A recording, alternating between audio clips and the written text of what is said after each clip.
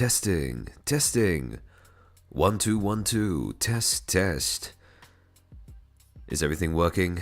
Are we live? Just enough time to grab a hot cup of tea? Hey! I have warm water next to me. Now, those who saw the stream announcement, you will know. You can probably hear it in my voice. A bit of a case of the sniffles. I'm hoping that by the end of this stream, I will either feel better, or I'll wake up in the morning tomorrow feeling better, or knowing if I have to shift back the stream I have planned for 2 days after, back a little bit for sure. Conchair, hello Xanthopy, welcome. Zodekun, welcome to the stream. Hello Decato, hello Hiro Michimori, hello Krish Leo. Hello, Spas Plug Analyst. Nice name, nice name. Clocking in, Chairman, ready for the Guerilla lesson, Alameth? Welcome in, welcome in. I wouldn't call this a lesson so much. So, again, for those who haven't tuned into a Guerilla stream of mine before, this is basically me taking a moment to talk through something that I plan to do a more structured stream on later on. So, for those who've been keeping up with what I've been scheduling for the channel, I have a stream scheduled at the moment 2 weeks from now, basically talking about a whole bunch of things that have been going down in the small corpo scene of the past month or so. So this includes the pixeling thing, the V Reverie thing, the Globy thing, and now finally the VNU thing. And there were just a few details about the VNU situation that I wanted to sort of talk through with you guys, if only for the sake of collating the material, or sort of not rehearsing, but working it out via articulating it aloud to an audience. For those who are tuning in, again, it's not going to be as structured as my usual streams are talking about this kind of stuff. I do have slides, but not nearly as many as I usually have.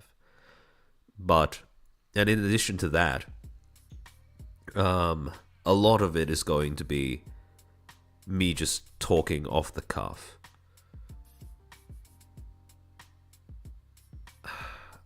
I'm trying to figure out how I can articulate this, because this is a topic that I had been planning to talk about it about a week ago, or even about a week ago. I know this isn't a very, it's not a very timely commentary on the events, but that's mostly because I wanted to wait until the dust had settled a little bit, because it became touchy very quickly with a whole lot of different things happening. It just kept spiraling, so. Mercurius, thank you for the 5 gifted memberships. Thank you, thank you. Welcome to the 5 new Footstools. I hope you enjoyed those emotes. And yeah, if this is the first time that you're tuning into my channel, welcome. We talk about media theory, although usually in a manner that is a bit more put together than this, but we work with what we have. Maybe Nishi Sister's trying to take you out. Yeah, maybe someone slipped me some anthrax or something. The evolution of the chair. Chair to golden throne. Yes. Thank you for sticking by me for so long, Mercurius. I still remember when you were showing out to my earliest streams. It's nice to see the same names, the same faces cropping up in my chat, even all this time later. Alright, so even though this is a slightly more informal stream, I still want to go through exact same disclaimers, especially for this situation where it's been quite tense for quite a while for a lot of people. Again, usual disclaimers whenever I'm talking about anything of this nature. Do not attempt to harass or contact any of the people or entities mentioned during this stream in any way, shape, or form.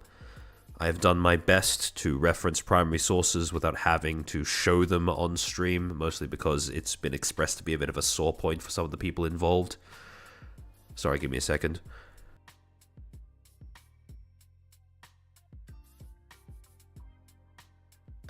As usual, all text, videos, and images shown during the stream are included for the purposes of critique and or commentary, and are thus protected under fair use. Third, all information/material shown over the course of this stream were posted and or publicly addressed by the subjects of this stream on a public platform and or remains publicly available/traceable.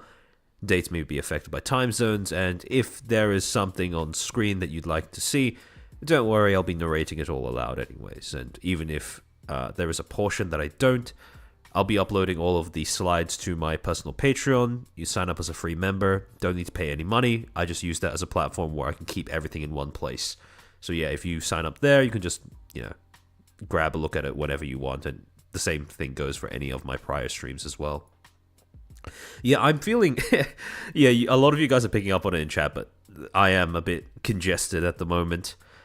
It feels... I'm having a hard time telling whether I'm coming down with another cold or whether it's just, it's just allergies cropping up again. It's moments like this where I do kind of... there are times when I despise my body, and this is one of them. But in any case, how are you going to catch the VOD? No problem at all. I am a fan. Yeah, slightly congested. Just a little bit. Again, hopefully in the morning it gets better, but if not, at least I'll know.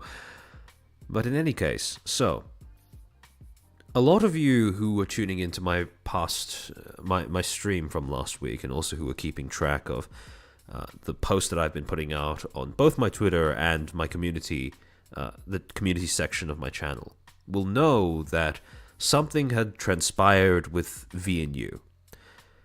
And for those who don't have, who either are not caught up with what exactly happened over the past 2 weeks, because I am talking about this very late compared to the time frame that this was discussed among other content creators who share my niche. For those who don't know what VNU is, for those who don't quite remember what VNU is, I want to start off with one of the first, I suppose, big controversies that brought VNU onto the map for quite a few people. And this starts all the way back in February of last year. A lot of people who, combination of VNU fans and perhaps even some of the VNU talents, they may be a little disoriented when it comes to why people seem to be so quick to be suspicious of the company, why people are, I suppose, quick to jump on the possibility of something being shady behind the scenes. So again, for context, I'm not doing a great job of explaining this, but mostly because I'm just riffing off the cuff, just yapping. But essentially what's been happening is VNU has recently had a string of 5 graduations all announced and taking place within the span of the last month. And that raised a few eyebrows among quite a few people. And what was leaked about these graduations was the fact that they were taking place on a very set schedule. And again, we'll get into this in more detail later on in the stream. But the manner in which that was leaked has given rise to quite a bit of controversy. However, to start off with, I want to go all the way back to February 8th of 2024, when VNU first made their way into a lot of people's news feeds because of this. The VNU official Twitter account on February 8, 2024 would release a tweet stating the following: "Hello, this is VNU Entertainment. We would like to inform the community regarding the temporary hiatus of Solstice's Amano Serafi. Thank you." Now, for context, I believe Amano Serafi was if I remember correctly, a VNU Gen 2 talent, one of 2 talents that released that debuted during that wave. And at this particular point in time, she just finished a birthday subathon, and since then she had gone radio silent, and this was the agency formally acknowledging her absence to her audience. Hello, this is VNU Entertainment. We have an announcement to make regarding the temporary hiatus of Solstice's Amano Serafi due to personal circumstances. The company and the talent, Amano Serafi, have agreed that she will be going on a hiatus. Amano Serafi's activities on social media, Twitter, X, TikTok, and YouTube will be on hold, and other projects will continue as scheduled. We ask for everyone's understanding of the circumstances. Thank you. And for a while, this would be the last that people would hear of Amano Serafi. Until about a month later, when on March 17th, 2024, a Twitter account under the name Alien Mixture, now a member of SOC's VTubing agency, would end up tweeting out a screenshot of the Amano Serafi Twitter account with the caption, "You did good, kid, you did good." This was pretty much the talent behind Amano Serafi now acknowledging the fact that they were linked with that account, that talent under VNU. And on the same day, AJ Shell, somebody whose post we've referenced before on this channel, made a thread on r/virtual YouTubers documenting a whole bunch of details provided by Alien Mixture regarding her time as Amano Serafi, because she was talking about this on stream, I think about one day or a few days prior. So, some of the highlights of this post. First, something that was a passage that was allegedly posted in the VNU Discord on March 6th by somebody claiming to be Amano Serafi's moderator. Quote, "Hello sinners, this is the funny man. Some of you may know me as Serafi's mod, but I am also her best friend outside of VNU. Sorry, give me a second.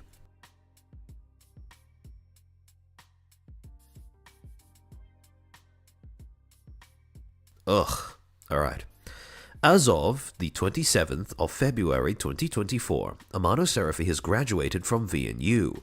She is sorry that it took so long for you all to find out, and is saddened that no announcement has been made, and that it took so long. I do have a letter for you all from her in hopes that it will bring you comfort." And then, quote directly from the letter by Amano Serafi, "Hello, my sinners. I'm so sorry that I have been away from you for so long. I'm not good with words and conveying my feelings, but I will try my best, and I hope you can all understand. I've been struggling mentally for some time, and haven't been happy for a while. After much time and consideration, I've decided to leave VNU to find my love for streaming again, and to find my own happiness. I'm sorry if this brings you discomfort and saddens you, and I'm also sorry that you had to find out this way. I wish I could see you all and stream for you all one last time. But the way my departure happened, I sadly won't be able to." Sorry.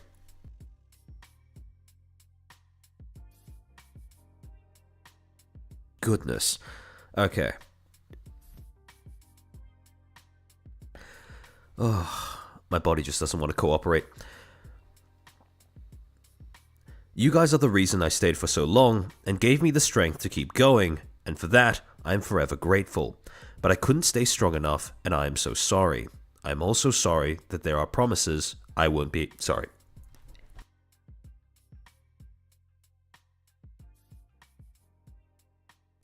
Holy shit. I'm starting to think this might be a cold. And pretty soon after my last one as well, because it's kicking my ass. Oh, fuck. Sorry that you guys have to you have to tune in such an interrupted listening experience, but it is what it is. Let me start over from the last sentence. "I'm also sorry that there are promises that I won't be able to keep, and I hope in the future I can make it up to you all. Please be kind and respectful to the other girls, and love them lots, and support them. Thank you all so much for changing my life and giving me a future to look forward to. Go kick ass and touch some grass. Amano Serafi." And on top of that, there was also a little summary of the VOD where Alien Mixture disclosed her time, or described her time, under VNU. And the following dot points were part of the summary that was provided as part of this Reddit post.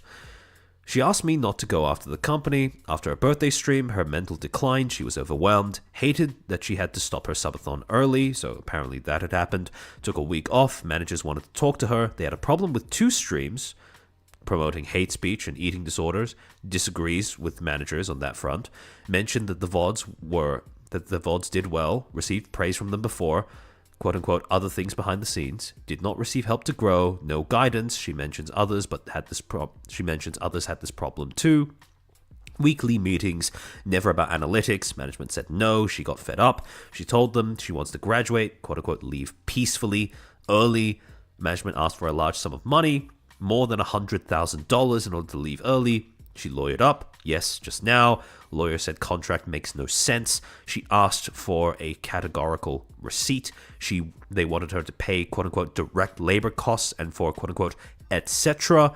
Etc. was $22,000. Lawyer suggested that she lose all contact since they need to come to the USA to press charges. She didn't get a graduation announcement or graduation. One of her mods posted in the Discord about her absence. She only lurked. Quote-unquote, I know how little I mattered. Other talents had struggles too, which was left quite vague. Somebody in the chat has active membership of Serafi. She suggests to cancel it. She raised $4,000 in the subathon. She never received any of it. She was not paid in December and January. She graduated 28th of February. Still no announcement. Her contract was void, unenforceable by law, according to the lawyer that she hired. Yeah. A lot of people in chat are noticing that, yes, this does not sound like a company that is operating by the books. This was not exactly a shining example of good corporate practice. However, at this particular point in time, this was all just hearsay. Granted, it was a little weird that VNU announced that she had been on hiatus since February 8th and just never seemed to have followed up since, because now it's Serafi herself, Alien Mixture, breaking the news in person to her fan base, who had still been under the illusion that she would return. But things were now starting to happen. 2 days later, on March 19th, the same year, Legal Mindset would host a stream on his channel talking about some of the elements of the relationship between Alien Mixture and VNU, and he would reveal that she had reached out to him and sent him screenshots as well as some documentation about her contract with VNU and about her communications with VNU. And he would just go through all of that, basically condemning VNU as a company for allegedly attempting to extort Amano Serafi for an inordinate sum of money in order for her to essentially graduate before her contract was formally up. Then, in light of this stream happening, 2 days later, March 21st, VNU's official Twitter account would put out the following announcement. Hello, this is VNU Entertainment. We would like to inform the community regarding Solstice's Amano Serafi. Thank you. And this was a bit of an odd announcement for a lot of people to read because, well, especially in early 2024, people looked at this, they read what was contained in this statement by the company, and alarm bells instantly started ringing off in people's heads. Alan, thank you for being a Footstool for 8 months. Sorry, I'm 17 minutes late, but I'm here. No problem at all. Sorry, give me a second.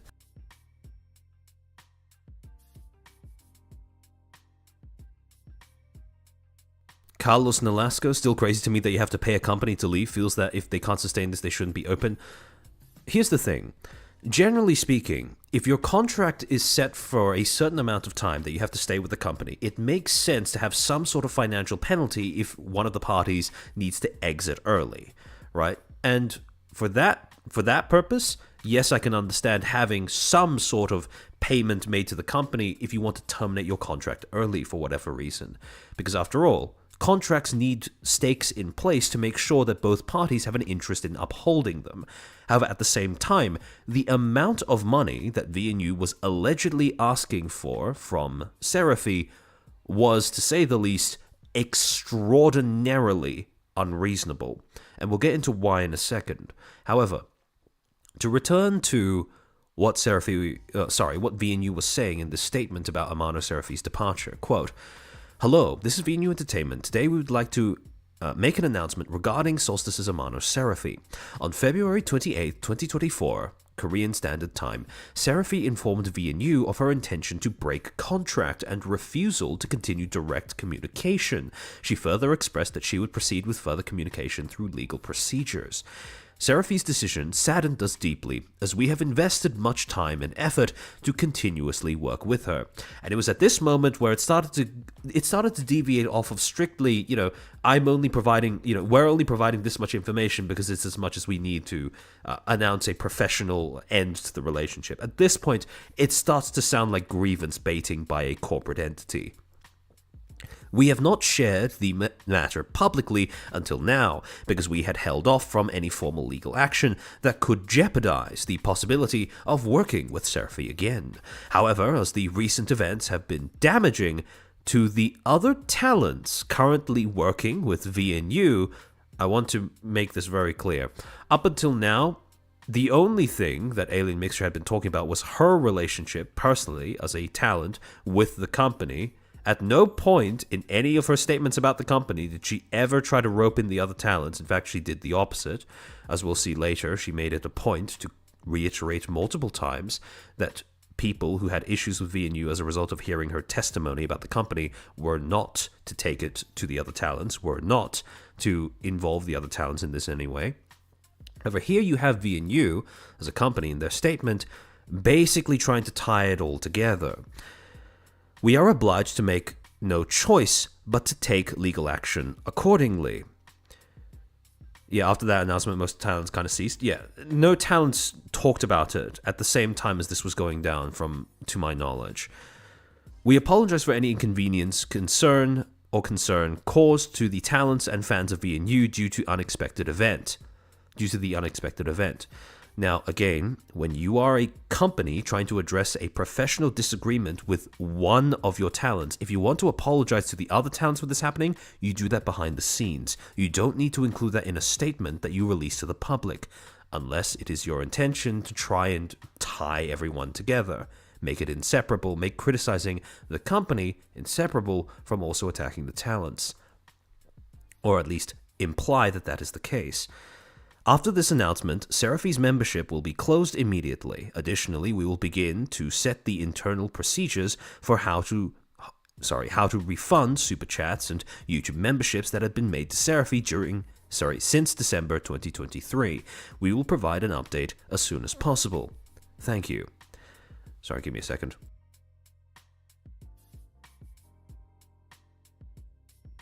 Yeah, as a lot of people in chat are saying, this very much does come off as a company trying to play victim, right? This corporate entity is basically trying to claim that this ex-talent of theirs has gone out of their way to slander the company, injure the other talents in doing so, and as a result, they are now going to have to pursue legal action, as they, supposedly threatened initially when Amano Serafi asked to break things off. Then, 4 days later, on March 25th, VNU would put out a formal notice of contract termination with Amano Serafi. Quote, "We would like to announce the termination of our talent contract with Amano Serafi as of March 16th, 2024, and share with you the sequence of events that led to this decision." It also works the other way around. If a company wants to break contract early, they have to give severance pay to the person. Exactly. 450k is rather excessive. Yes. And we'll get to that in a second. In January 2023, a 3-year exclusive contract was signed by mutual consent between VNU and Serafi. In March of the same year, she made her debut as a member of VNU's Gen 2 Solstice. Serafi had since been a valued talent and member of VNU. She was paid considerable support money for 10 months, including her training period. She was also provided time off on request and was offered continuous support with her activities as a content creator. Looking back, it has not always been easy for us to work with her. At this point, it has thoroughly strayed from expressing a professional disagreement with somebody, and it starts to lean into sort of personal grievance territory, or it starts to sound that way. Looking back, it has not always been easy for us to work with her, as we had to change and reassign her a new manager 4 times to meet her needs, but we believed it was all part of the process. However, on February 2nd, 2024, Serafi requested the early termination of her contract by compensation. Basically, it means terminating the contract early and in return having to pay a sum of money as a result. Evo, welcome to the stream. Valued, they say. Yeah, that was not exactly the impression that they left either on Serafi or on people watching the situation either by the end of it. In response to Serafi's request, we brought up concerns about the financial burden that could be put on her when offering compensation for the early termination. We asked if she was open to negotiation, but she was firm with her decision. Basically, what that means is she asked to leave early. We told her there was going to be a cost to it, and if possible, we'd like to, work around that, make it so that she found some way of staying with us. And then she said no. After that, Serafi asked us to give an estimate of the amount she may have to pay to terminate the contract. In compensation for our loss and damages, we accordingly gave her a calculated amount with a full breakdown. Despite voluntarily requesting the procedure for termination by compensation on February 28th, Serafi informed that she would stop communicating with us. She added that she was not obligated to pay the amount and that future communication should be made through legal action. Now, some of you may notice something a bit interesting with this announcement, this notice of termination. They were perfectly willing to share behind-the-scenes details regarding, for example, how many times they supposedly switched her managers for her benefit, how they had, upon reflection, looking back, found that Amano Serafi was not the easiest person to work with, according to them, and they were also quite forthcoming with the idea that she had to pay a sum of money in order to leave earlier than what was specified in her contract. What's missing from this notice, though, in light of all the information that they have been willing to share with the public? Because again, this was a public statement put out by the company.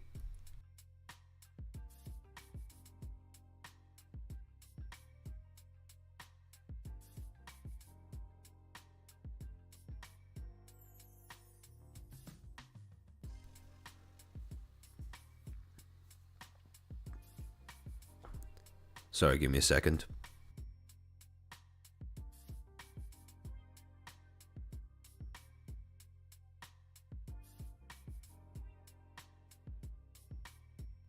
Eddie, the bill?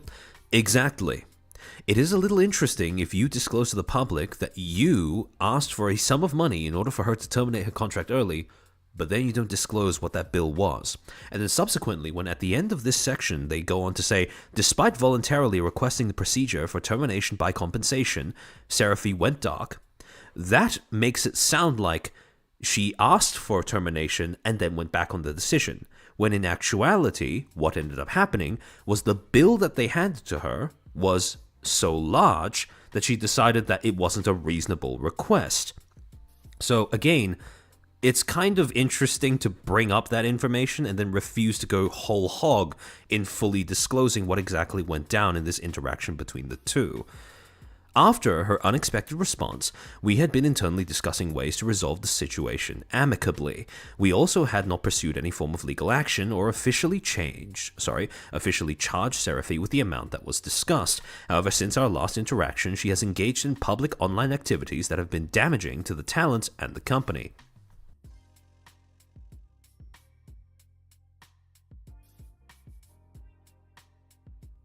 I'm dying. I don't think the exact number is required, but listing what you demand she pay for is pretty important. Yes, because if you are going to say she requested this termination by compensation, and then in the very next part say, oh, despite requesting it herself, she decided not to go through with it, that's kind of important context that you're missing there.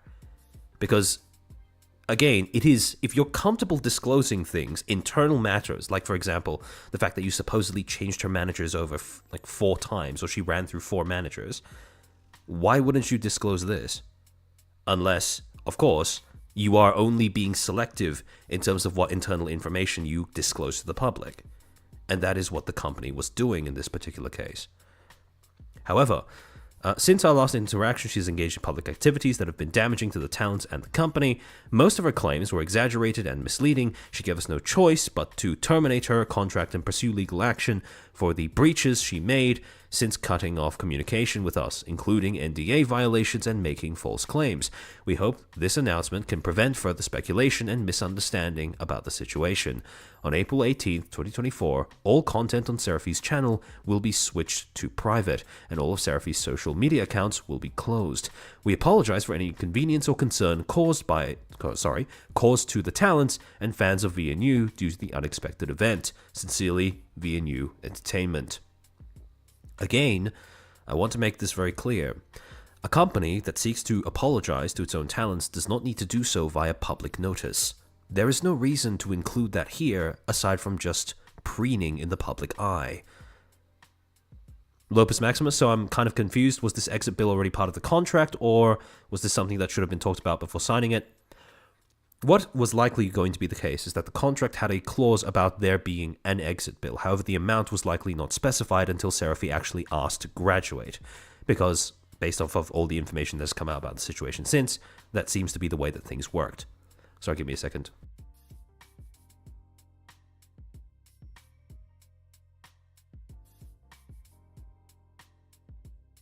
Yeah, Gilthon, a good point. It's the idea that damaging the company image attracts quote-unquote unwanted attention, which thus further damages the talents. It's true, but it's not the talents at fault at all, it's the company itself. Exactly. And the thing that I want to point out is that what this notice is doing is something very deliberate, and it's something that a lot of other companies have been criticized for doing in the past. Bond Live EN, Niji Sanji, all of the, to some extent, Production Kawaii as well, while that was still active.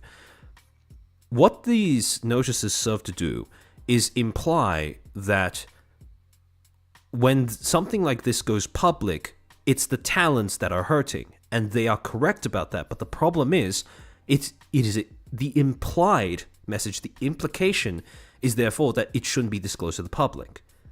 Well, what's the alternative then? Because the person who committed whatever wrongdoing is now being talked about was not the company that has now been terminated, or the talents that are still at the company. It is the company. And that's the problem. Because if you're going to if you're going to essentially use your talents as meat shields to protect yourself from criticism, even from the talent that you have supposedly just wronged, something's going wrong in terms of your PR strategy. It's kind of underhanded if you're going to do that as a company. Yeah, overall they did, but it's on the company. Exactly. It avoids placing blame or allocating blame on the company itself, and it's, acknowledging that its prior actions led to this breakdown of communication, and that's the problem. Now, in response to this, Serafi herself would end up putting out yet another full, complete statement, this time in the form of a Google document, kind of similar to the document made by Sayu when she was terminated by Niji, where I would assume that this had been written in conjunction with her lawyer as a way of trying to put this to rest. And the reason why I say that is because the way that it is laid out, it reads a lot more professionally than even VNU's statement that they put out about the termination. So I'm just going to go through a few sections of it, namely the opening and then the ending of the document. So the document opens, quote, "My experiences with VNU. I addressed the initial statement, released March 20th, 2024 by VNU Entertainment, only on my stream as I did not want to put further energy into this situation, and I wanted to move on and focus on the future. Originally, I did not include specific information and details at the time as I wanted to preserve some semblance of privacy for myself. However, with the release of their most recent statement, released March 25th, 2024, I feel the need to address this situation one final time to refute the multiple incorrect and inaccurate statements by my previous agency about me and my graduation/termination. I will be responding to this statement following the order of their statements before including a final paragraph with any remaining thoughts. Again, I will not be naming any names, and I still ask that no slander or hate go out to the talents or the company. I just want my full story to be heard. First thing, I want to note that what we will see as a bit of a recurring theme is whenever you have any sort of controversy involving a company, even if it is a case of interpersonal conflict between a talent, even if it is a professional disagreement between a talent and a company, even if the company has supposedly done something wrong, very often the rhetoric that you will hear from the talent involved in the situation is, I'm tired, I want to move on.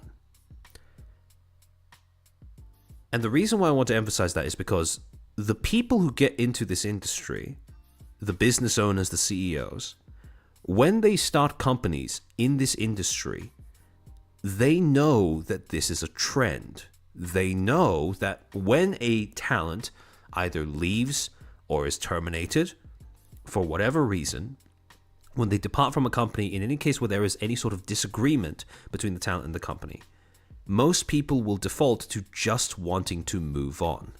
Most people are simply too tired or too, well, again, this is a very blunt and cruel way of putting it, but by the time most people have a disagreement with their company and end up leaving, they are some combination of too tired, too scared, or too poor in order to retaliate in any meaningful way. And most companies know this. So whenever you see something like, a talent saying, I did not want to put further energy into the situation, I just wanted to move on, this is the norm and companies know it. However, essentially what goes on in the rest of the document is she addresses the points that were made in the termination notice one by one. First, addressing the claim that she'd somehow managed to cycle through 4 managers at once. In actuality, in her own words, according to her own words, what had happened was that she had essentially received a revolving door of managers that were not allocated to her specifically, but were just managers that were operating under VNU and happened to have some combination of not possessing managerial experience or not even speaking fluent English.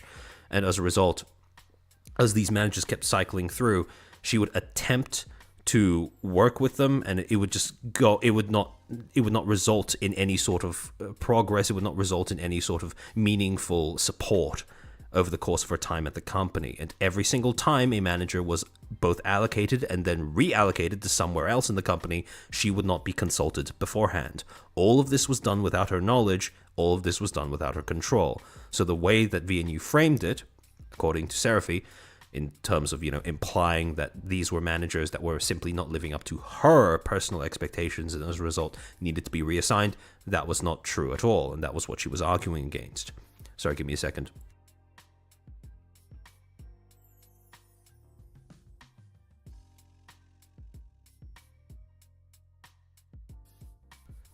D suffers. The corpos note that talents are alone and don't have enough resources to contend them with. Yeah.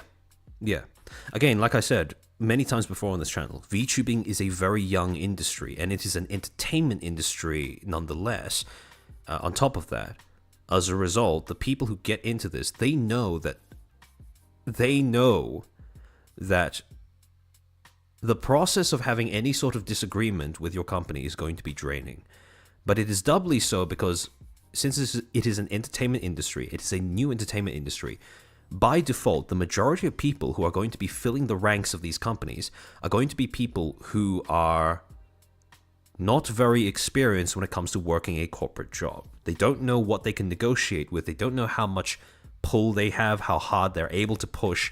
And for the most part, they will probably be willing to put up with quite a bit because this is an industry that trades and treads on dreams. That's how it works.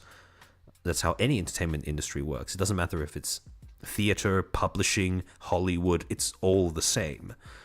Javero Bogado, thank you for the 125 pesos. So they could just emotionally beat down on the talent so they would be too tired to speak out? Yeah, exactly.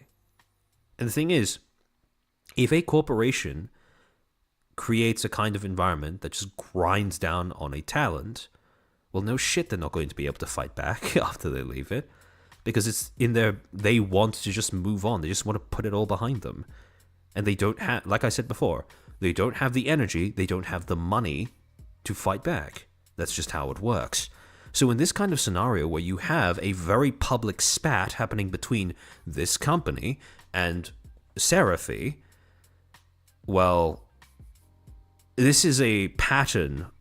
This is an interaction that we have in this industry seen play out many times before. By the way, some of those managers didn't even speak English. Yeah, exactly. What did I miss? We're basically going through a rundown of the initial 2024 VNU scandal with Amano Serafi.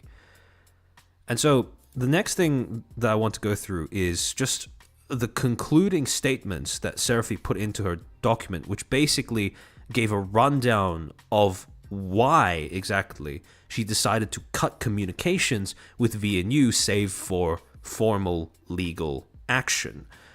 Quote, I decided to get a lawyer to look into everything as I felt that I was being taken advantage of. After sending my lawyer all of the documents, he told me that the quote-unquote itemized list was in fact illegal in the United States and not actionable. So basically, this was a list of all of the bills that she had supposedly racked up during her time at VNU, and this was supposedly all of the stuff that the company was expecting her to pay them, to compensate them for as a result of terminating her contract early.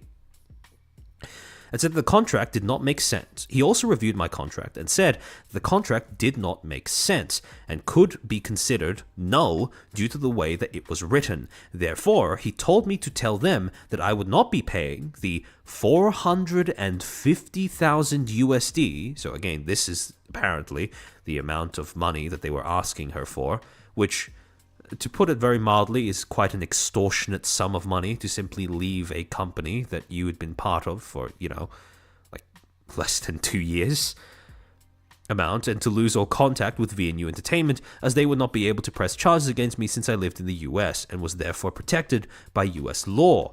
Additionally, they could not force me to go to Korea to pay either.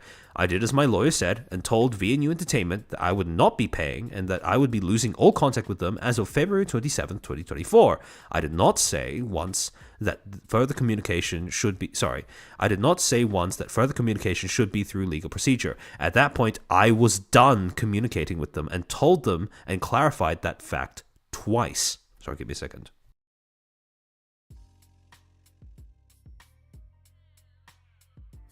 Yeah, that is a jaw-dropping amount of money, almost $500,000 USD.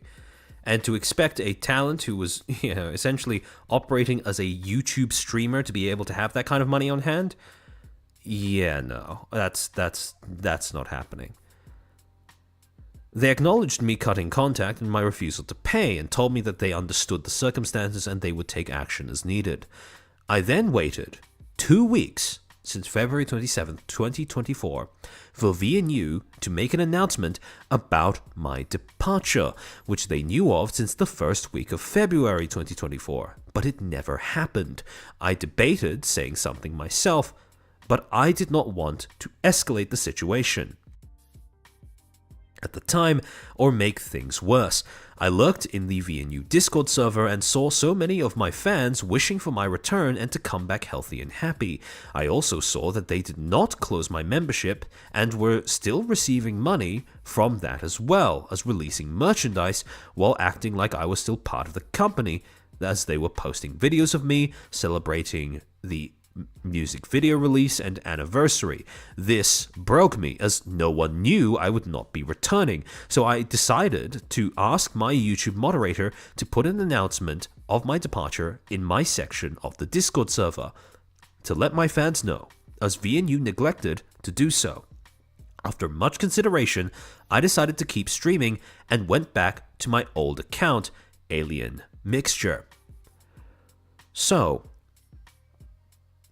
here we have a very specific claim that despite coming to what seemed like an agreement that they would be terminating their contract, their professional relationship with a talent, they had held off on announcing it publicly especially to the talent's fan base, for quite a while. And all that time, this talent was sitting there, knowing that they were terminated, and then basically watching and waiting for an announcement that didn't seem to ever come. And so she decided to pull the trigger on her own by talking about it on her stream and putting out, social media posts on Twitter, etc., basically disclosing the fact that she was Serafi. And then finally, closing remarks. Sorry, give me a second.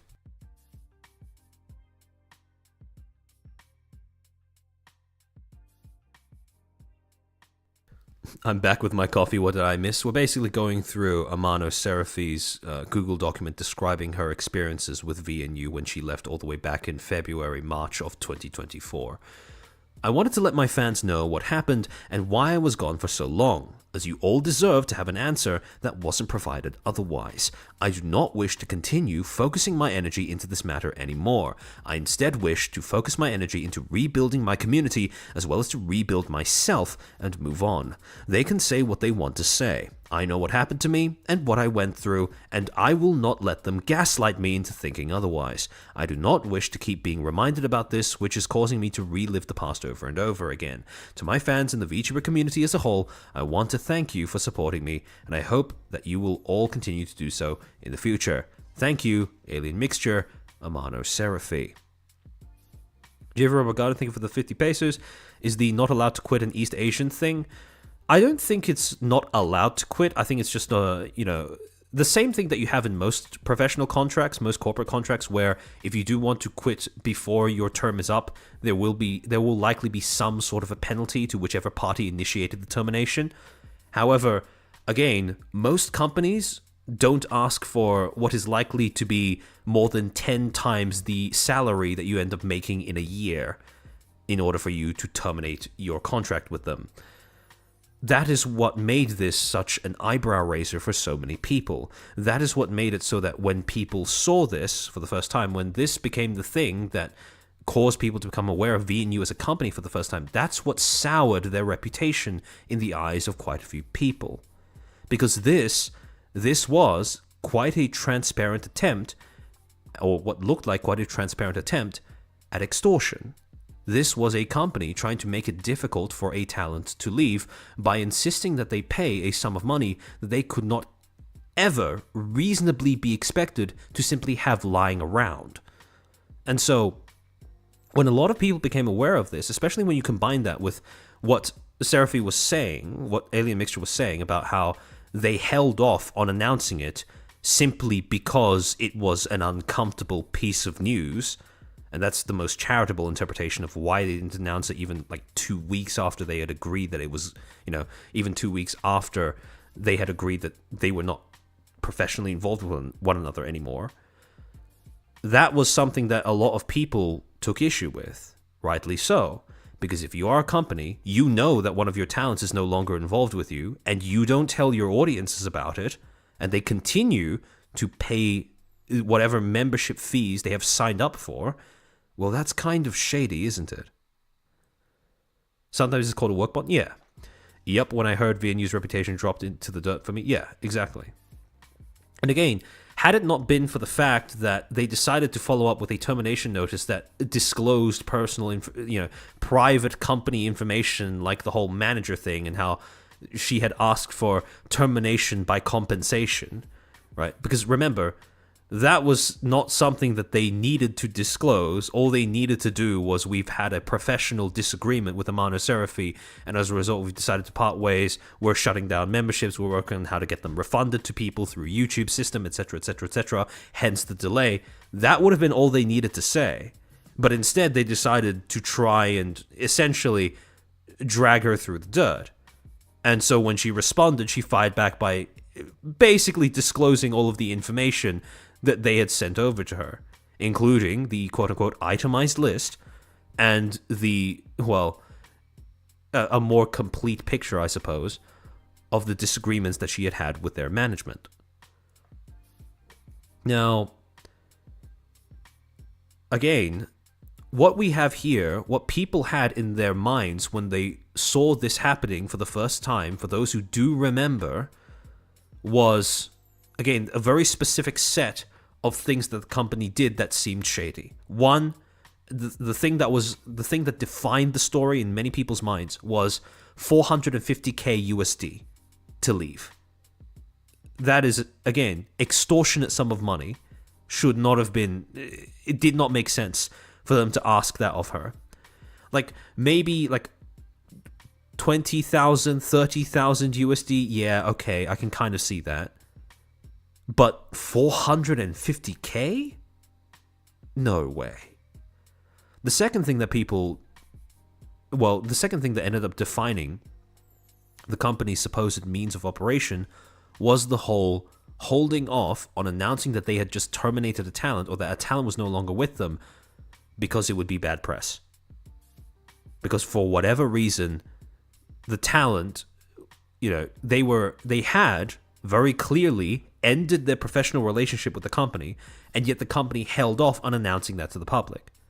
And so you ended up in this awkward situation where the talent had to take that over themselves and essentially break NDA in order to tell their fan base that they were no longer with VNU.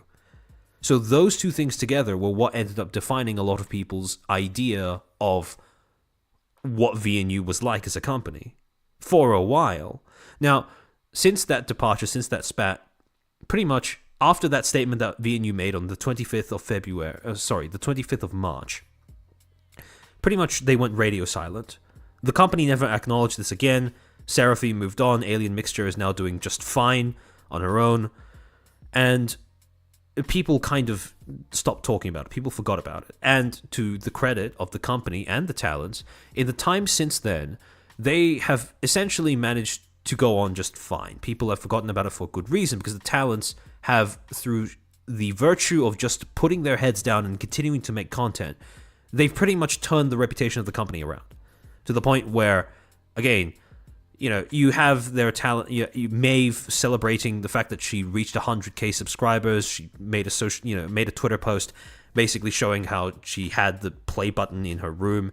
A lot of people took that as an opportunity to dunk on Niji because, lol Lamau, look at what happens when you get your talent to 100k and you actually let them have their play buttons, etc., etc.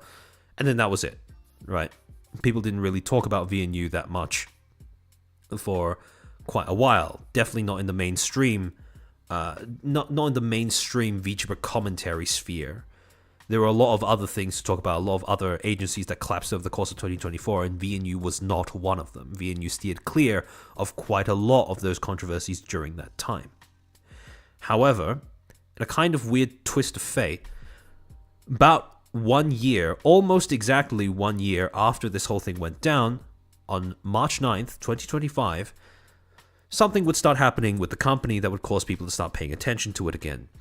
Or at least people outside of the communities of the talent starting to pay attention to it again. March 9th, 2025, Spectra Libertina, I believe member of VNU's Gen 3, if I remember correctly, would put out the following Twitter post. Announcement: I have something important to share tomorrow at 11 p.m. GMT, 3 p.m. PST. If you have a moment to attend, I would be very grateful. Now, any VTuber fan who sees this, they already know what it's going to be. Sorry, give me a second.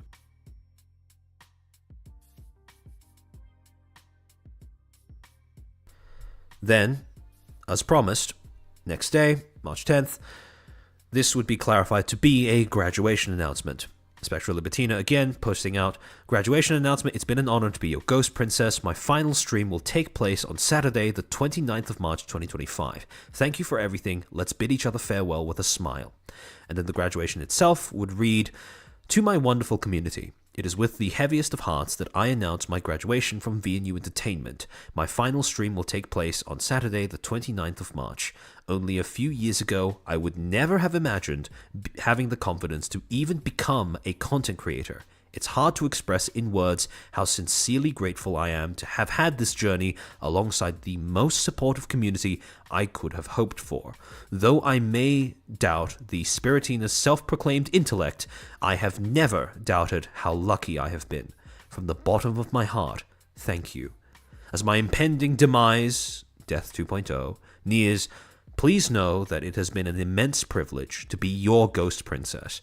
I'm truly so grateful to have lived my dream, if only for a short time. Please remember to drink tea, play Redacted, and take care. I wish you all nothing but the very best. With appropriately restrained platitudes, Spectra Libertina. And this, on its own, probably wouldn't have been that much of a big deal, right? Because obviously, if you have a company that operates over the course of, 3 years, 4 years, you're going to have at least one graduation. However, what got people starting to talk about this a little bit more was the fact that the very same day that Spectra put out her formal graduation announcement, another talent from VNU, Suri Solari, would also put out an announcement of her own. Announcement: an emperor always attends to her business. Let's talk about important stuff. March 11th, 4 p.m. PST. Please be there if you can. Your Sun Dragon Emperor, Sui Sama. And then she would make a waiting room, and then, again, very next day, it would be revealed that this was a graduation announcement. Announcement: Suri Solari's graduation. Thank you for letting me be your sleepiest Sun Dragon Emperor. My last stream will be on March 22nd, 2025. Thank you for being my Sun Covenant. Announcement regarding Suri Solari's graduation. Hello everyone, I hope you're all doing lovely. After thoroughly debating, I, Suri Solari of VNU Gen 3 Oracle, will be graduating on March 22nd, 2025 at 2 p.m. PST. It is so difficult to say this after all the hard work and dedication put in from me and my community. It was not an easy choice to make, but I believe this is what is best for me and my health. While amazed that I even got the opportunity to be your emperor, being here with you all has taught me so much as a person and content creator. From just enjoying FPS games and fancy... sorry, give me a second to just... Ugh.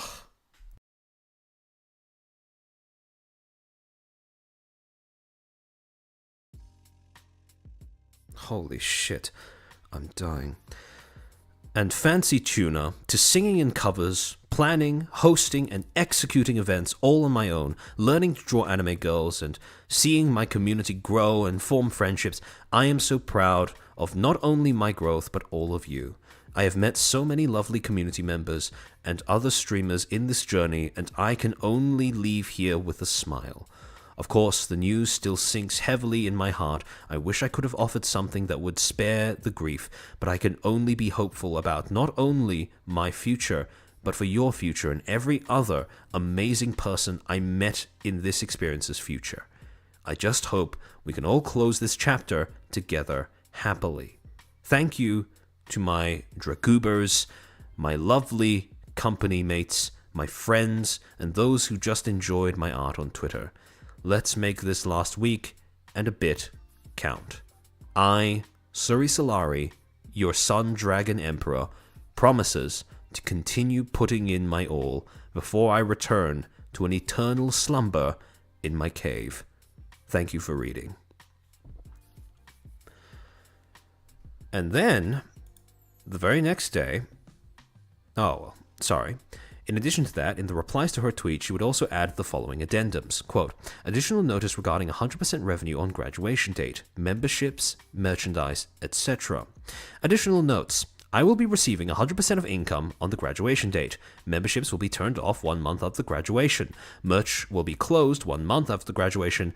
I may appear in more VN Universe episodes after graduation, as they are pre-recorded. Please do not bother other talents or friends regarding my graduation. And then, additionally, also, as a general request, since I assumed I wouldn't need to say it, I clearly stated my health issues and grievances. Please don't speculate beyond that just to respect my feelings as I close this chapter. Then, same day, Maeve Kakakiri, VNU. Important announcement stream. My time has come to share something very important with you all that has... Sorry, I read that out weirdly. My time has come to share something very important with you all that has been weighing heavily upon my heart for a long time. I hope you'll all be able to attend and listen to a piece of my story. March 12th, 4 p.m. PST. And then she would again make a waiting room on her stream, and the very next day, like clockwork, it would be revealed that this was yet another graduation announcement. I'm here for Scarf. Thank you for being a Footstool for 4 months. Sorry I'm late, Sir Chair. No problem at all. Guerilla stream after all. Quote, graduation announcement. Thank you guys for everything. I hope we can laugh and smile until the end. Graduation announcement. Maidens, it is with great sadness that I share with you something that has been weighing on my heart heavily for quite some time. On March 24th, 4 p.m. PST, I will be your silly, brute force ninja for the final time before I hang up my gamer headphones and return to my ninja clan in the forest. Leaving Maeve, my community, and the VNU talents was one of the hardest decisions I have ever had to make, and was not made lightly. I told myself that no matter what happened, I would stay strong and remain Maeve forever, because I love her and my community that much. But sometimes you have to learn to prioritize yourself and your well-being in order to do that. Leaving was my answer. Despite these circumstances, I will never regret my time here, and that's thanks to my community. I will treasure each and every one of you forever. You've changed my life, reignited a fire in me, and made me believe I deserve to pursue my passion of creating content. You've not only done so much for me, but also for each other as a community. I hope that even after Maeve ceases to exist, you will all continue to find each other and remain friends. Thank you for bringing me joy I didn't believe I was capable of nor deserved. Please look forward to the many happy announcements and events lined up until we part ways. Otsu Eve. And then, same day, Scion Heart, VNU. Announcement. I guess it's my time to share something important now. I regret my choice of thumbnail, but while it might be heavy, I do hope you'll be there. Followed by another waiting room. Now, at this particular point in time, a pattern had emerged, right? People, VNU talents were releasing announcements one after the other, and each of these announcements, 3 of them so far, had been graduation announcements. I don't think it's unreasonable to assume that when people saw this post, they would have instantly assumed, okay, she's about to announce her graduation. At this point, there has been too much precedent within too short a time beforehand to assume otherwise. That being said, though, one day after Scion posted that announcement, Legal Mindset would end up posting out the following tweet. Leaked VNU graduation schedule looking very Niji-Sanji. And as part of this leak, what had been disclosed were a dot point list of a bunch of dates in March, one after another, where supposedly this outlined the order in which the various graduation announcements would happen, followed by the order in which the graduation streams would happen, followed by the actual, the departures of the towns, as well as other key dates involved. Now, you may notice that in addition to blurring the times at which the graduations would take place, albeit, rather shoddily, whoever leaked this to Legal, and in the way that he published this himself, they also didn't blur the names of the people, the talents who were about to announce their graduation. Now, sorry, give me a second.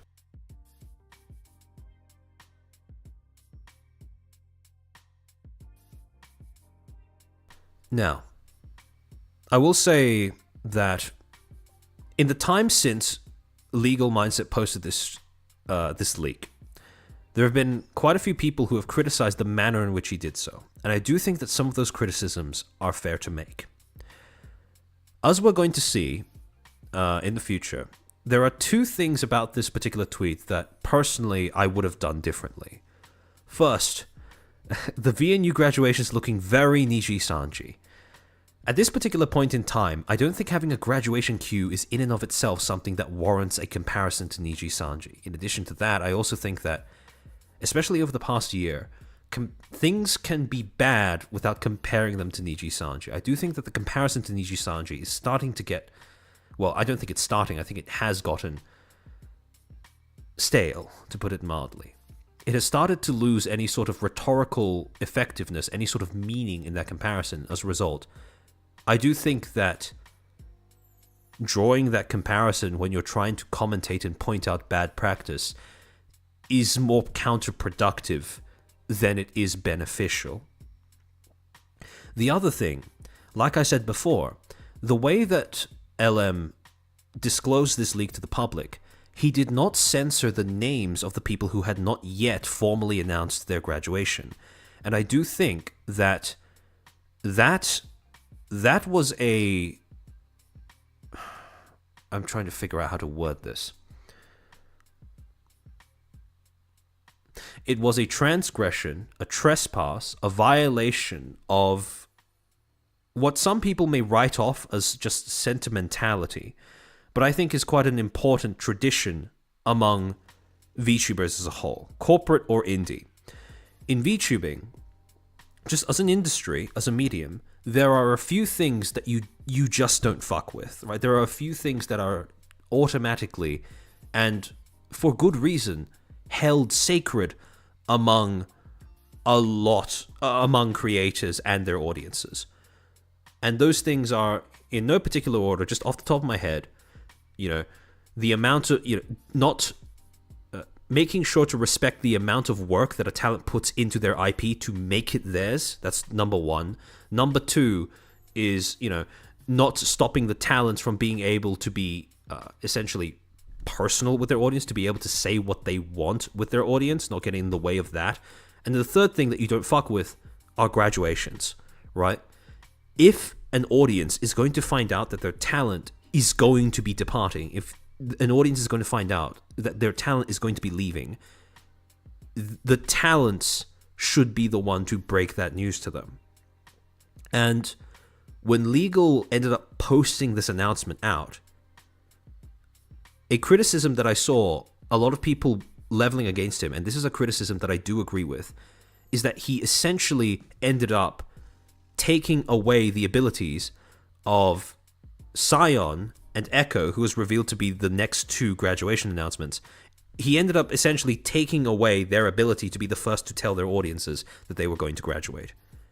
And that, there is a reason why that is a taboo. There is a reason why if you do something like that, it is accompanied by the cost of massive social stigma. Because that is a very personal kind of thing for a creator and for their audience. And so, while I don't think that Legal Mindset did this with any sort of malice, I do think that this is the first time that I think we've seen Legal Mindset leak something of this nature. So I am willing to put it down to things like just being inexperienced. I do think that this was a fuck up, because, as will be revealed later, essentially what this leak was supposed to do is create veracity, right? So essentially what Legal Mindset was announcing here, as we'll see in a bit, was that he had a leak inside of VNU that was feeding him information. And this was something that he posted out as a way of basically confirming that his source was good. Because essentially what this was supposed to do, what this leak was supposed to do, is show that the leak was accurate in terms of the graduation queue, the graduation announcement queue that people were now witnessing in real time.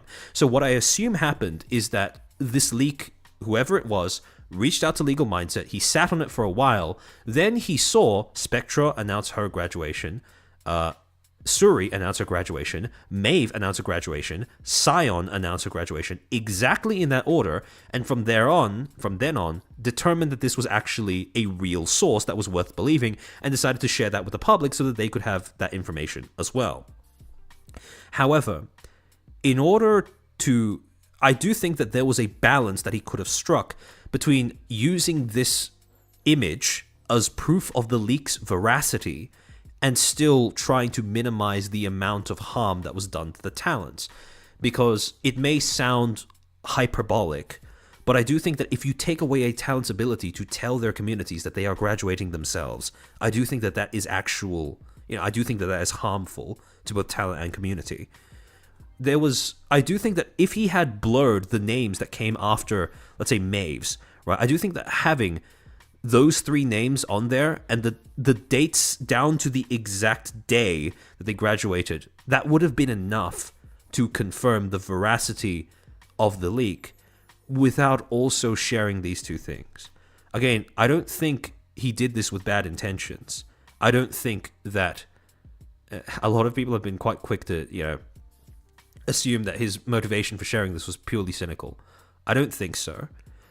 But at the same time, I do think that this was I think that this was a mistake. I think that this was a fuck up, because he could have censored, Scion's Echo's name from these two parts and also these two parts, and it would have still held up as a source. It would have still held up as proof of legitimacy to whoever the leak that was informing him of these things was. So, sorry, give me a second.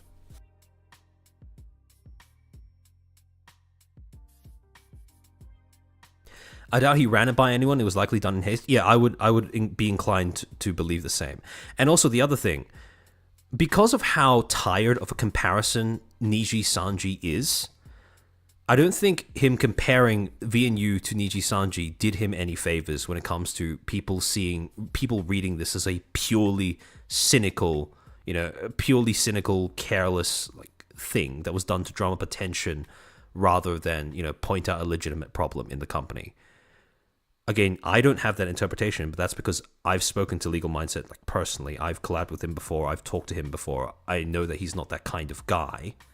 But when people see that, they are going to assume that this is purely cynical. They are going to assume that the comparison to Niji Sanji is, it was just done to drum up attention and nothing else, because Niji Sanji's SEO maxing, basically, at this point. And I will say that in the way that he posted the leaks, where he posted this first in isolation and compared it to Niji Sanji, it doesn't make a lot of sense. Because like I said before, just having a graduation queue doesn't add up to an actual, a valid comparison to Niji Sanji. Because there are plenty of other companies that have graduation queues. Okay, maybe they don't condense the graduation queue as densely as VNU has. But again, that is a comparison that at this stage in time doesn't seem to hold water. Now, eventually, we would get information from LM that would make the comparison make a bit more sense. But as he posted it initially, I don't think it didn't seem self-evident as to why he drew that comparison. So, yeah, people in chat are starting to get to that, right? So, essentially, after that happened, right, after he posted this, which got a lot of people starting to talk about what exactly was going on with VNU, and obviously the whole, the Niji Sanji thing got people on edge. Some of the VNU talents took to basically kind of referencing it, kind of not addressing it, because it was nothing as direct as that, but basically kind of vague tweeting or vague posting in response to that. One of them being DK Graves, which basically just posted a photo of herself with her, flipping the bird. Again, to be honest, I understand this reaction from the talents, because if you just had one of your co-workers essentially get their ability to announce their own graduation removed from them because of some guy that was posting about how, posting about something and comparing your company to Niji Sanji, I can understand being pissed. In addition to that, Maeve would also make a post that was basically a clip of her graduation announcement stream, asking that people refrain from, spreading drama surrounding the graduations. I just want to play this clip shortly so that we can get an idea of what she wanted people to take away from her stream. Sorry, give me a second.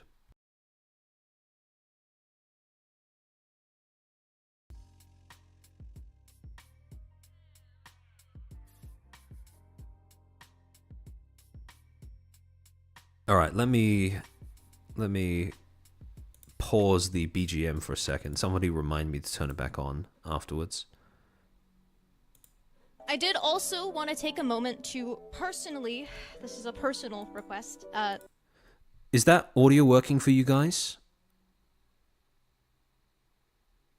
Is everything coming through all right? Good evening, Paul. Welcome to the stream. Here's where I get a bit salty. Yeah. Oh, yes, it's working? Okay, excellent.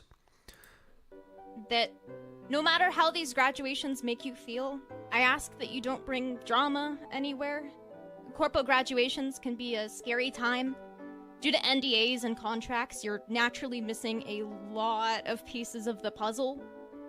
But the remaining talent are genuinely some of the kindest, most hardworking people that I have ever met. And the last thing I would want is for them to have to deal with any negatives from my departure. To be blunt, drama towards a company always affects the remaining talents, even if you don't intend it to do so. Please redirect those emotions towards being kind and supportive to the talent. Please also don't ask any of the remaining talent about the news of our graduations. Please try to keep things lighthearted and on topic when within their communities and chats. They're going through a lot as well, so please respect their individual spaces. Again, all things considered, I think that is a perfectly reasonable response to what had just happened. I think that is a perfectly reasonable response to the leak that LM ended up sharing with the public. Because, well,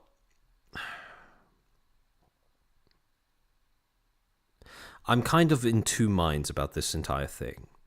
Because, hold on, let me turn the BGM back on. Essentially,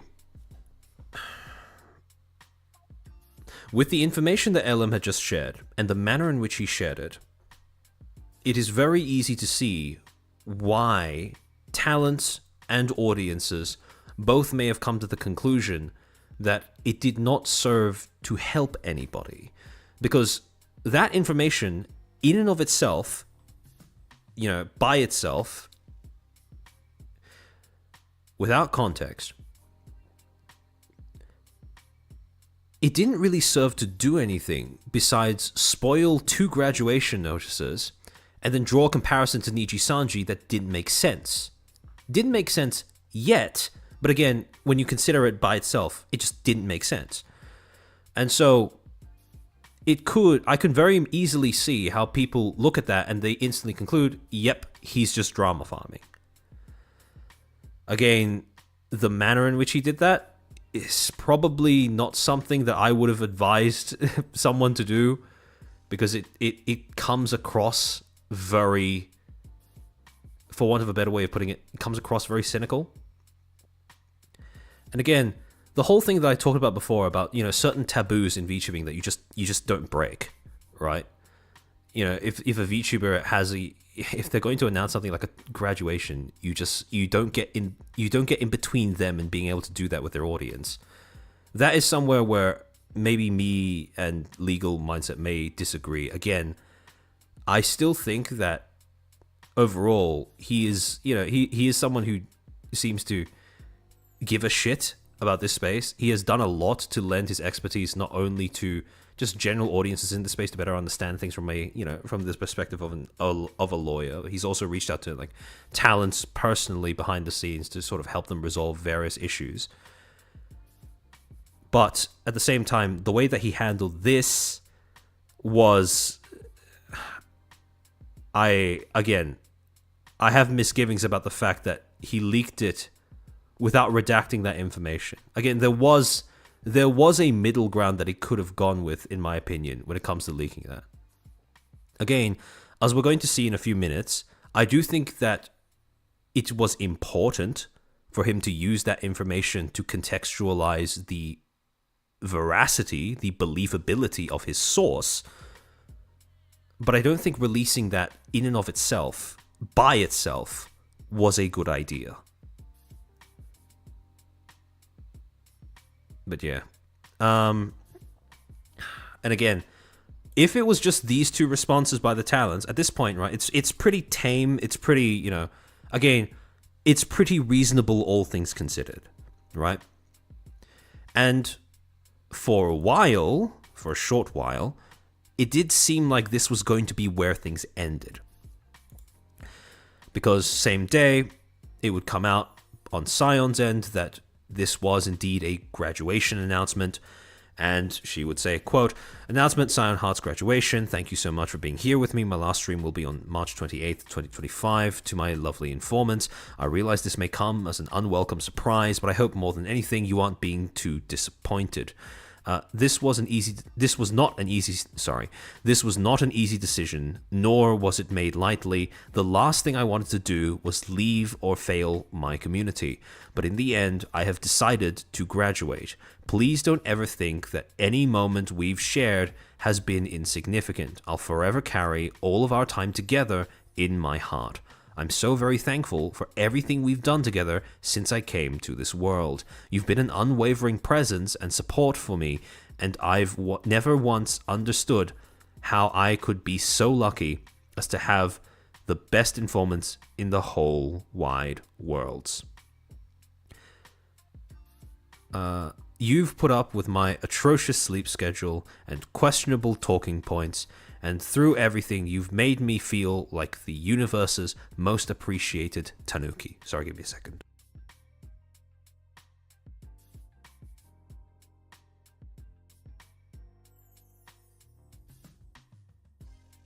Drac, calling everything drama will take away from the actual issues when they're all conflated as drama. That isn't healthy.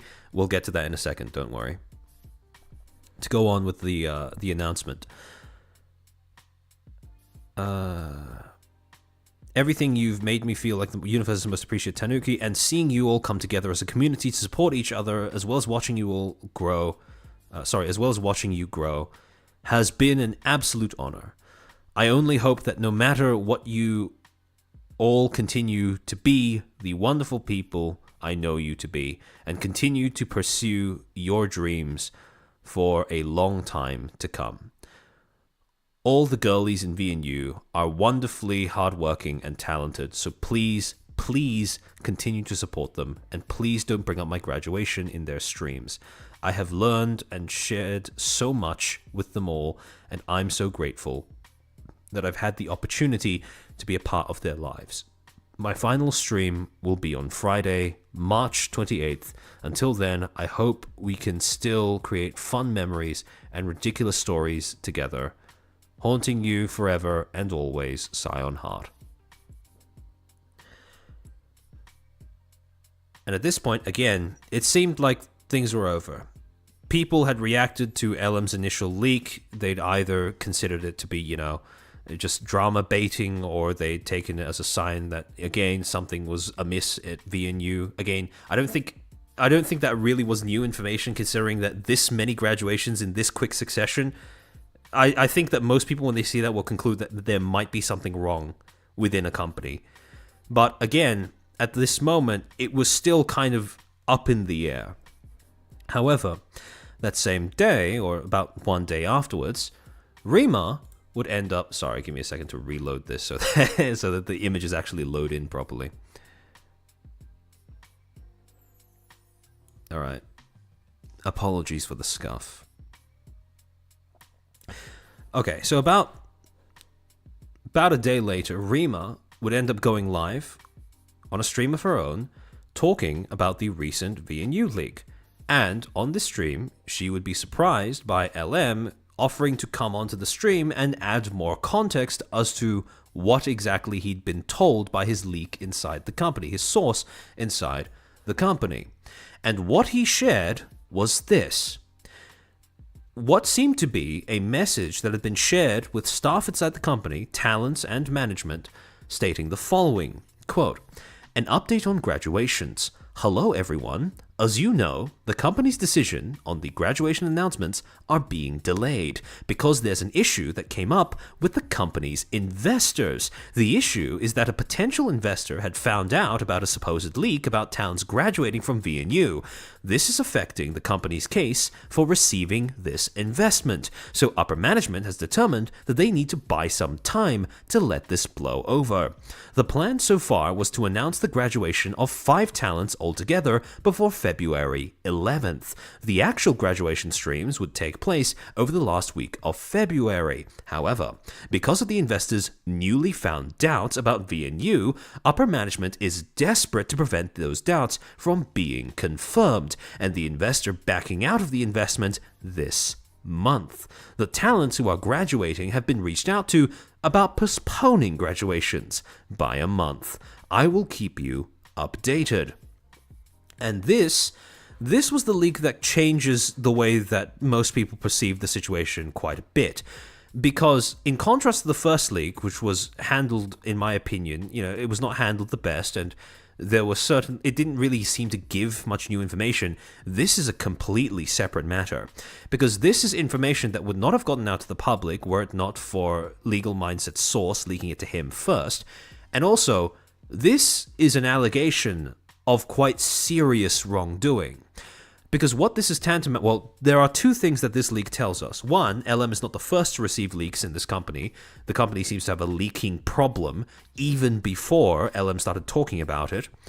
And then two, if true, this looks like a case of possible investor fraud.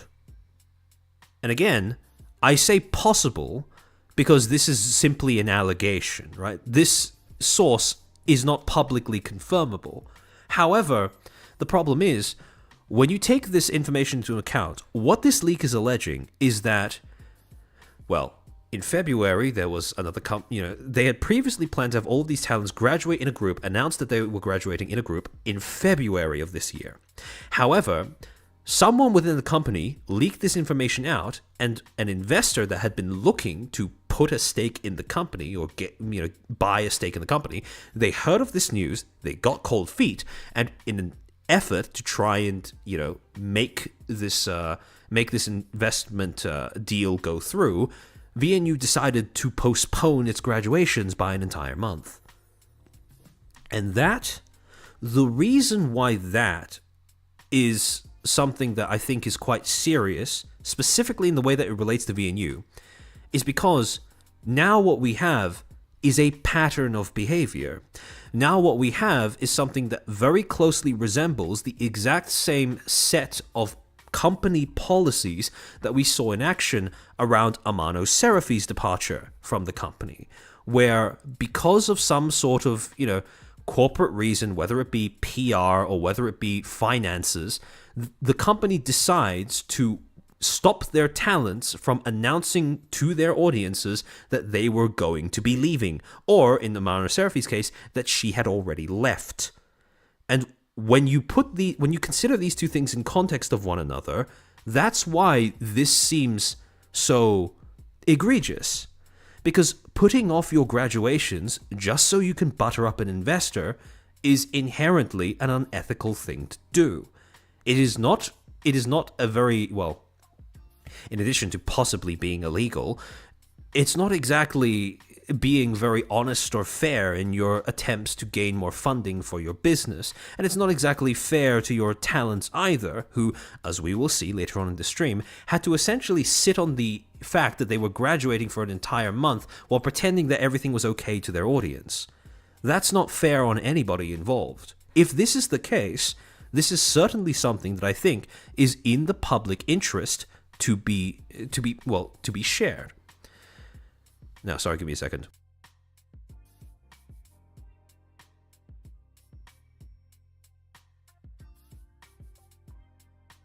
The other thing, again, when you look at these two leaks in context of one another, like together, right?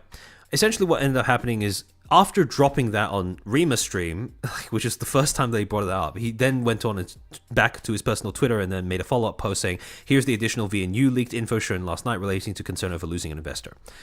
Personally, I would have either led with this, or I would have simply, actually, you know what? In hindsight, no, I wouldn't have led with that. I would have released the two together.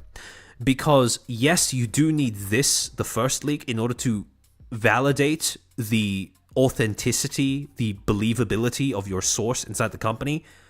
But what he said does not make sense unless you consider the two leaks together, which is why I would not have released them separately. I certainly would not have released the two not only separately, but on an entirely different medium, where instead of releasing it on his personal Twitter, the exact same way that he released the initial leak, he went onto Rima's stream and released it there instead.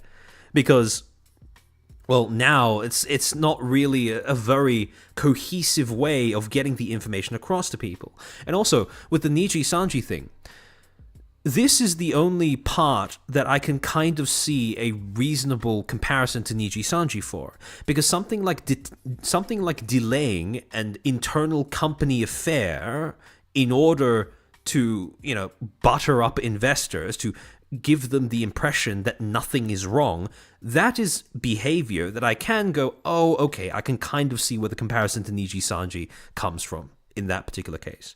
However, again, because of the fact that he didn't release those two leaks together, the Niji Sanji comparison came off as entirely superficial and entirely superfluous. So, again,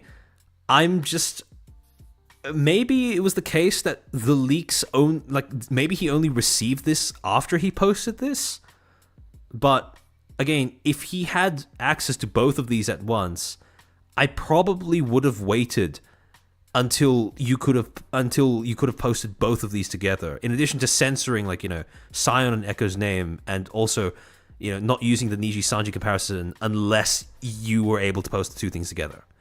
Because again, this is a serious allegation of misconduct. This is something that the public should know. Because, actually, this brings up something that we've talked about in prior streams, which is the difference between public curiosity and public interest. So, for those who are unaware, public curiosity refers to things that the public would probably want to know, but doesn't actually need to know, because the knowledge doesn't actually improve, general well-being, or it doesn't stand to, save people from harm in any sort of way. Public interest is the opposite, where the reason why you share that information with the public is because there is an actual vested interest in the public being aware of this information, because it could lead to better general social well-being, as well as saving people from harm. This information, the first leak that Legal Mindset posted, that is purely public curiosity, because this is not information that the public would not have had access to, since they just needed to wait 2 days and then people would understand, oh, okay, Sion and Echo are going to be announcing that they were graduating. So posting this leak by itself didn't really serve to give any information that fell within public interest. However, by contrast, the second leak, that is entirely public interest, because if you have a company that is willing to mislead investors in order to secure an investment, and in addition to that, in the interests of securing that investment, we're willing to postpone a bunch of talents' graduations, right? Basically stop them from being able to announce them on time to their audiences after they'd made that decision, in the interest of just securing an investor under false pretenses. That's a pretty serious thing. I don't think a lot of people would argue against at least conceptually, the idea that this is information that the public should be able to know. And again, these were very serious allegations. And the thing is,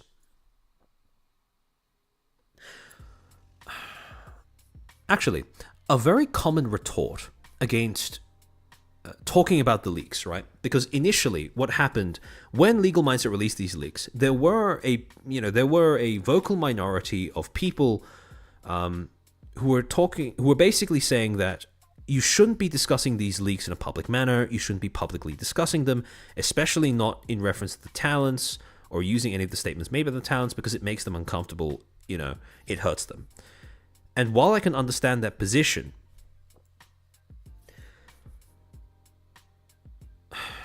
a very common retort against the idea of discussing the leaks publicly was, it should only be fair game for commentators to use publicly available information. Oh, sorry, not publicly available. Public information, publicly disclosed information when trying to, talk about a company and stuff like that. And the argument was, leaks are not publicly disclosed information because they have been disclosed through an alternate means that cannot be verified. And normally, I would be sympathetic to that argument, because I also agree, leaks do not count as publicly disclosed information, although they might be publicly available information. However, because of the nature of these leaks, because of the seriousness of what was being alleged, I do think that it is reasonable for people to try to, at the very minimum, attempt to verify how believable these leaks are, how seriously they should be taken. And when it comes to verifying the authenticity, the veracity of these claims, the question then becomes, where do you go to verify them? Where do you go in order to figure out, to try and find additional information, to figure out, to cross-reference and figure out whether they are actually accurate, whether they are actually worth believing? And to Rima's credit, this is exactly what she tried to do. Because once LM left the call, what Rima then proceeded to do, after that point in her stream, was attempt to cross-reference what Legal Mindset had claimed with the public statements that had been made by the talents in the form of their graduation announcement streams and their graduation announcement VODs. Now here's the thing. If you want people to not take leaks at face value, what are they going to use in order to either, disprove the leaks or confirm their validity? The answer, of course, is going to be statements that either your company or its representatives have felt comfortable, have autonomously decided to make public.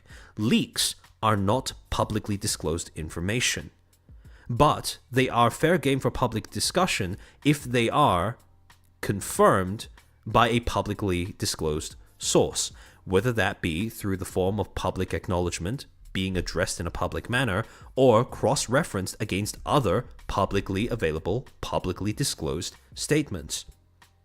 If you don't want people to take these leaks at face value, if you want a chance at shutting them down, it makes sense for people to try and cross-reference their claims against what was said by the talents themselves. Because LM may not be a primary source. His person on the inside cannot be confirmed either. Like, you can't verify their identity without exposing them to, the same company that allegedly tried to extort one of their terminated talents for $500,000 USD. So what do you have left when it comes to trying to orient yourself and gain an opinion on how accurate they are? The only answer that's left, short of trying to contact the talents themselves, which I think everyone can see is a bad idea, because the last thing that talents who are, put yourself in the position of these talents, right? They've been sitting on this news for like a month at least. They've been forced to hang on to it. They've just disclosed it to their audiences. They're going through a lot. It's a very emotional time for both them and their audiences. The last thing they want is a drama tuber showing up in their DMs asking them, hey, look, I saw this leak on Twitter. Is this true? Do you have any comment that you would like to provide? Because that's obnoxious. You don't want that. So contacting the talents privately is off the table. Contacting them directly is off the table. You don't want to enter their spaces because you'd be intruding. It's cynical. It's impolite. It's in poor taste. So the only thing that's left is to go to their public statements that are available to everyone and for general viewing. And this is where you run into a little bit of an ethical dilemma if you want to cover the leaks, right? And again, I'll get into why I think that not covering the leaks is a bit of a poor position to take. However, if your position is that, if you're going to cover the leaks, the bare minimum amount of due diligence that you would need to do as a commentator is try to verify their validity rather than just taking them at face value. And that's what Reem was trying to do. And here's where we get into, okay, it is understandable if the talents don't want to be approached during this time, because no shit, Sherlock. But then you get into the question of, once the streams, the actual announcement streams are done, as in no longer live, once they are just a VOD left on the channel, is that still something that shouldn't be referenced? Because I think that if you take that position, it's a little unreasonable. Because while the announcement, while it is a live stream, yes, I very much agree that is supposed to be, it's a very personal thing. It's supposed to be a very, essentially, and again, I know that quite a few people may roll their eyes at me phrasing it this way, but it's supposed to be a sacred space, right? Somewhere where the community and the creator they have to themselves in order to grieve, because they are essentially grappling with the fact that they are going to be separated from one another, at least for the moment. And when those streams are live, I understand not intruding in that, because for the same reason why I think spoiling Scion and Echo's graduation announcement was probably not something that I would have done, the same reason why I would have the opinion of, okay, while those streams are live, just leave them be. However, once those streams become VODs, that's where things change, because now they are publicly available information. Now, I understand not wanting people to reproduce. Okay, and again, this is something we'll get into in a second, but these VODs, a lot of these VODs had a line in their description that said, please do not reproduce or clip this without permission. Something along those lines. And the thing is, that is a very specific terminology, right? I understand not wanting people to just, essentially repost it somewhere else, or just essentially replicate it frame for frame, audio byte for audio byte, just for the sake of, spreading it among their audience or whatever. However, what Rima was doing here is essentially reviewing what was said in those grad announcements on stream for the sake of giving her audience context within which to interpret the leaks. Because the alternative, like I said before, would be to take the leaks at face value. This is bare minimum due diligence. Because you enter into a problem, right? Where, and this is, I don't want to, this isn't supposed to be like a moralistic thing, right? It's not one approach is better than the other. Because the thing is, different content creators will have different ways of trying to approach this kind of conundrum. Rima reviews the VODs, the clips on stream, because that is essentially the easiest, most verifiable way of giving your audience context as to what someone said.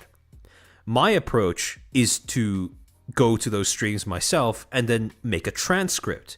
I listen to what is being said, I transcribe it word for word, and I include timestamps so that if people want, they can go back to that exact same video or VOD, go to that exact timestamp, and confirm for themselves whether my transcription is correct. In this particular case, the distance that I add between the VOD itself and my commentary on it, it has the benefit of kind of preserving a symbolic distance between what I'm talking about and what they were talking about, which kind of preserves that sort of sacred space a little bit more. But the cost of that is, in the immediacy of my stream, there is a little bit of an element of trust me, bro, where in between me talking about it on stream and the viewer actually going themselves to the VOD and confirming my transcription for themselves, they have to trust that I am capable and willing to transcribe the words of the people who I'm talking about, transcribe the words of my subjects accurately. Whereas with Rima, it's the opposite, where there is less of that preservation of symbolic distance, right? So it's easier for people to interpret that as being like, not respecting the sort of, the not privacy, but the personal nature of that announcement, while there is less of a problem with verification. Because, well, it's kind of hard for you to fuck up reporting what someone said when you're showing a clip of them saying it on your stream while you're commentating over it. So, in this particular case, right, what Rima did was she opted for the latter, where in the interests of making it easily verifiable, making sure that the accuracy is, again, very apparent, very, again, immediately confirmable, she decided to review portions of the talent's graduation announcements on her stream to give context to the information that LM had just unexpectedly dropped on her chat. And she went through Maeve's graduation announcement, she went through Suri's graduation announcement, and again, this pretty much held, right? Again, I want to stress, she didn't tune into any of the graduation announcements live, because, again, sacred space. Once they become VODs, bit more debatable. However, then she started reviewing Spectra's graduation announcement. And this is where things started to go a little wonky. Because about halfway through, when she was reviewing the section of Spectra's VOD where she was talking about why she was graduating, so this was right after she explained that the graduation had something to do with an internal change in direction at the company, the VOD got privated, live on stream. And at this particular moment, Rima kind of, there was a moment of confusion, etc. And then people went onto Twitter and they noticed that Spectra had just made the following tweet. Maybe read the caption next time. Please remember to be respectful to the talents. As they are, welcome to the stream. Why you stream at weird time? Because it's a Guerilla, my friend. So, this.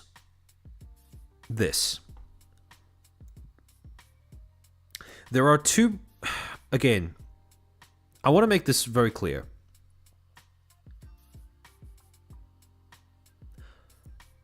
I understand why a talent would want to do this, right? Because, again, you feel like there is an intrusion happening. People are reviewing something that you intended to just be a special space for you and your community to grieve together about the fact that you were going to be lost to one another. But at the same time, optically speaking, and I get that most people won't care about, a lot of people may not care about this. Optically speaking, this was quite literally, and this may sound hyperbolic to a few people, but this was quite literally the worst thing that you could do for two reasons. One, this makes it look like you're hiding something, right? Because before, what was essentially happening is you had somebody who was not willing to take the leaks at face value, who wanted to get additional context directly from a primary source without harassing that source, through private DMs or whatever. And in the middle of her trying to review it on stream, which again, like I said, reduces the necessity of trust me, bro, in favor of trying to give an immediate way of verifying the authenticity of what you're, of the way that you're representing your subject. You took down the video. And again, while I can understand it that way, the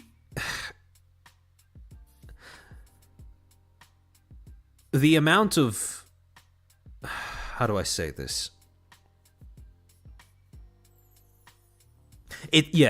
People in chat are basically summing it up. It's Streisand's the problem.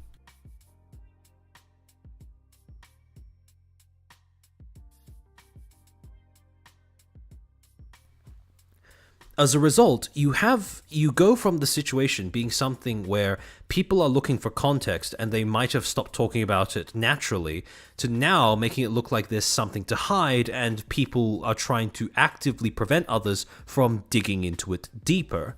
And that's a problem. But on top of that, and this is where it gets a little bit, I would say a little bit more subjective. Professionally speaking, this is probably not the most diplomatic way of trying to communicate your displeasure with something that somebody has done.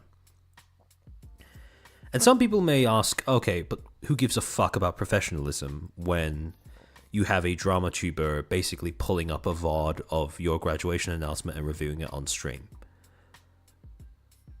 Two things. First, the accusation that Rima was trying to get context for was quite serious against the company. And again, if you want people to continue supporting your company, probably in the best interest to, make sure that at the very minimum, people who are covering the leaks at least try to verify them against information that the company and its representatives have felt comfortable putting out publicly. But two, you can't expect the industry to raise professional standards if you don't view it as a two-way street. You can't expect professional conduct from companies if, as a talent, you are not willing to kind of... And again, it sounds unnatural, it's definitely unfair, but if you are going to work... If you're going to do this in a corporate setting, at some point, there will be times when you're going to have to put on a kind of veneer of professionalism. And this came off as if it was just, Spectra thumbing her nose at Rima. And just again, to some extent, I understand it. So I want to break this. It sounds kind of stupid because, I understand that if people are watching this, they may think that I'm overanalyzing this a little bit. Perhaps I am, but you can break this tweet down into two parts. Connotation, denotation. Denotation is the actual literal meaning of what the words there say, right? Connotation is the implied meaning that you rely on audience interpretation and familiarity with you as a person in order to, understand. I agree with the denotation of what Spectra is saying. So again, to interpret this charitably, basically what Spectra is saying boils down to a combination of do your due diligence and give us space, right? Both of which, 100% I get it. However, the connotation is what I disagree with, because the connotation is that this publicly posted video is not something that should be involved in discussion. Because two reasons. First, reading the caption doesn't change that, because reproduce the stream without permission is very specific language. Reproducing means replicating it, word for, frame for frame, byte for byte, posting it somewhere else without permission. It does not, reproduction does not encompass fair use. And so if your retort to Rima reviewing it on stream is read the caption, that doesn't really make a lot of sense. Because if that was the case, if you just didn't want her to watch it on stream, probably should have worded the caption a little bit differently, right? However, on top of that, I don't agree with, but I understand the request for people not to review your graduation announcement on stream.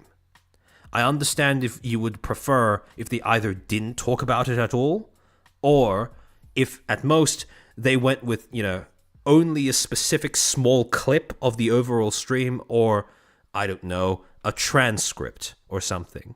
I understand that. But at the same time, the implication of this post is that it shouldn't be used in the discussion at all. And the problem is, okay, let's say that all of the public statements made by the VNU talents were, how do I say?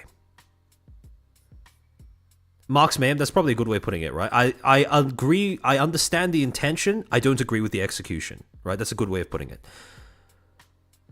If you're going to go with the position that all of the talent's public statements are off limits for discussion, that then leaves everyone who has seen the leaks with one of two options. Either they don't talk about the leaks at all, and again, we'll get into later on in the stream why that's probably not a good idea, and two, they have to just take the leaks at face value. And the problem is, yes, it is possible to take the leaks at face value, but that's kind of reckless, and that goes against the implication of what Spectra was... That goes against the denotation of what Spectra was saying with basically, do your due diligence. Because doing your due diligence would mean not taking the leaks at face value, not just parroting what they say as if their validity has been taken for granted, because they haven't been. Like I said before, leaks are not publicly disclosed information, and they only become valid components of public discussion when they can be corroborated by something that has been publicly disclosed. That's my personal stance when it comes to leaks. Some others may view it slightly differently, but in that following that logic, right? And I do think that a lot of other, a lot of other people who try to, stick to some degree of due diligence when they make this kind of content, I do think that is usually a standard they will try to meet themselves as well, right? And so part of what makes the execution of this so painful to watch from an optics perspective is that it is a message that is completely counterproductive. It contradicts itself in terms of what it's saying, and also it makes the situation that it's trying to fix worse, because now you've invoked the Streisand effect. Now people will assume that it's not the fact that there isn't information out there, it's the fact that you're trying to hide the information that might be out there. And that unfailingly gets people to start amplifying the degree of scrutiny.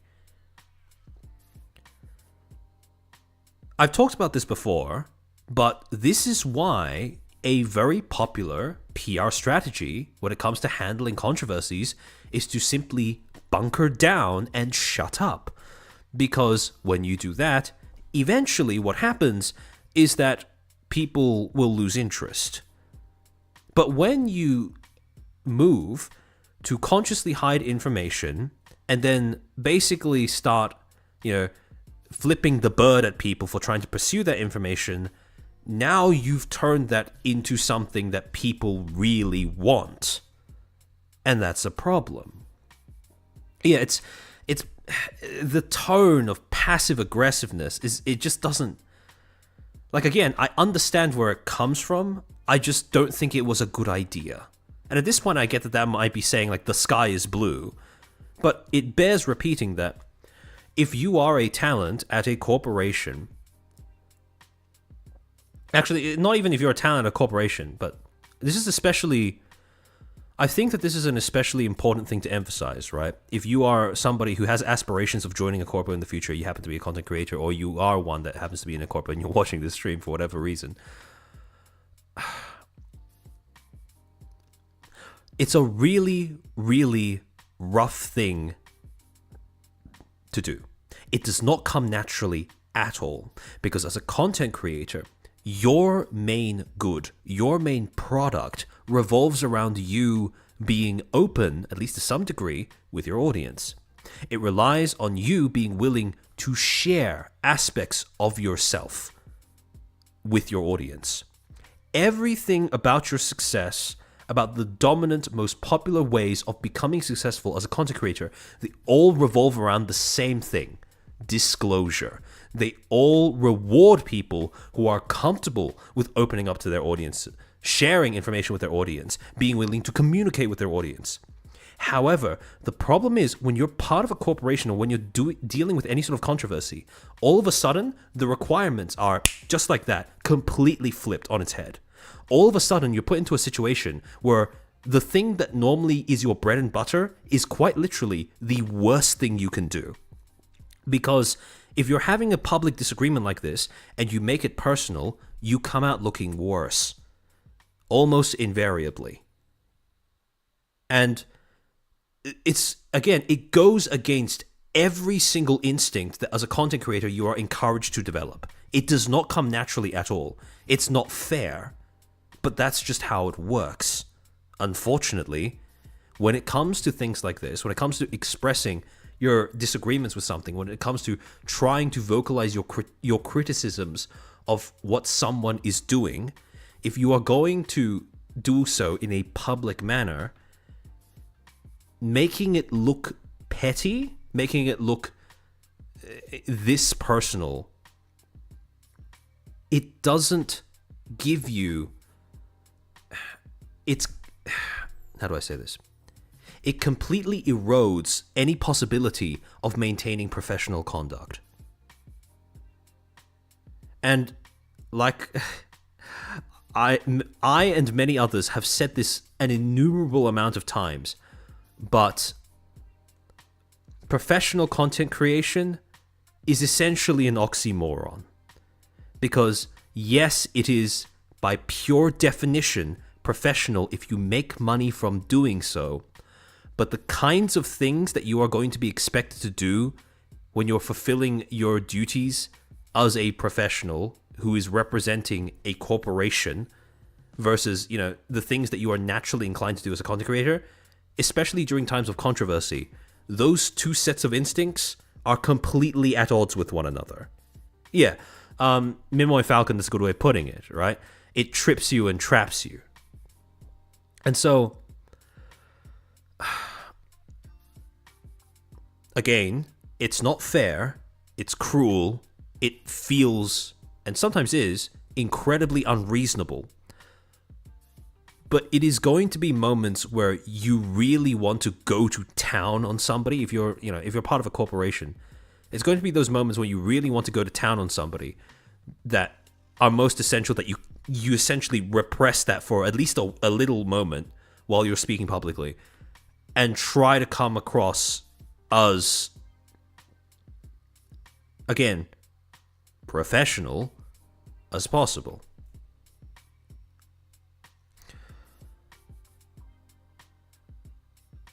There are many ways that I would have reworded this tweet, because while I don't think that... How could you have done a better? Talk to Rima directly? That would have been the best way of doing it. However, let's assume that the constraints are she needs to say this publicly, right? The problem is that if you're going to tell Rima that she can't reference your announcement stream on stream... Actually, I'm going to go through a bit more of what ended up happening after this particular tweet went down, and then it'll make more sense in regards to, like, you know, my primary criticism of the way that this was handled. So, sorry, give me a second.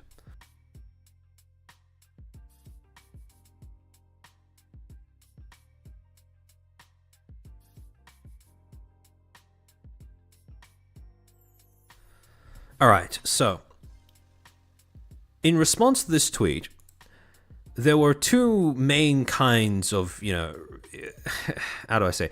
There were two main kinds of responses that were elicited by the other VNU talents when they saw this tweet. Some of them, like for example, Suri Solari, ended up kind of feeding into the general snarkiness of the entire thing. You know, vultures like eating dead bodies, try repellent. Whereas others tried to go for a more professional sort of request, right? Like Sion, for example, who said, please just give us and our communities a bit of space and basic respect. The problem is, when Spectra made this the caption, she essentially set the tone for the entire thing, and the other talents started taking it as a sign that they should start escalating, or that they could start escalating. And that's exactly what happened, because people started getting into a Yas Queen spiral about dunking on drama tubers. Because after that, you had... the problem is you had other talents, like for example, Misma Reesing, tweeting out, just landed the craziest stream snipe of my life, was it 10s? Somebody else replies, and then she specifies, horse down. So, this is the first time that... Well, this is now makes it twice that one of the VNU talents has specifically targeted Rima for the call out. And then you had, you know, DK posting out a quote tweet of her previous picture of her flipping the bird, right, going, having two hands is so useful, it's perfect for flipping off two people at the same time. And then finally you had Tomomi tweeting out, why do quote unquote journalists never do the bare fucking minimum anymore, hanging and quartering all drama tourists? And this was a problem for two main reasons. One, if you're going to set the tone with snark, the problem is, in this space, that gets interpreted as a green flag for more of that stuff. And that's why, when it comes to rewording it, right? When it comes to rewording it, I probably wouldn't have made it as obviously snarky because, again... people are going to interpret this as a signal that they can go harder, and people did go harder. The second thing, though, is once the conversation, something that is a bit of a, well, I view it as a problem, but most people, a lot of people might not. One problem that tends to crop up when people start discussing, especially the subject of drama tubers, right, is when people start talking about drama tubers, when people start criticizing drama tubers, drama tubing, as a content niche or as creators, the criticism very often lacks any sort of specificity. It just ends up boiling down to drama tuber bad. And the problem with this is that there was no specificity. It was just all snark. And the problem is, when there was specificity, people specifically referenced Rima. And then you had, Tomomi with the with this. Now, in the aftermath of this tweet being posted and people starting to notice that she posted this, a lot of people took issue with the second bit, right? Hanging and quartering all drama tourists. Personally, I didn't really think this was a big deal, mostly because, to me, that just registers as kill yourself. Which I've made that joke many times in private as well. So it doesn't, to me, I don't really think that this is that big of a deal. Mostly because my sense of humor means that saying to somebody, you should be hung, doesn't register any differently to kill yourself. However, again, this is very much, while I don't think that it was meant seriously, it was a joke, it is not a joke that is good to make. To put it very, very mildly. If you're going to make a joke like that from a corporate account, I'm sorry, but that's... To put it again very euphemistically, that is a very stupid decision, right? It makes it very easy for people to fuck you with it if they choose to take it seriously. And I'm not saying that people who did take it seriously were doing so in bad faith, because especially for someone like Rima, who I was talking to her about this as well. This was happening, and she very much did interpret that seriously. I'd put that down to being ESL. But again, it's not exactly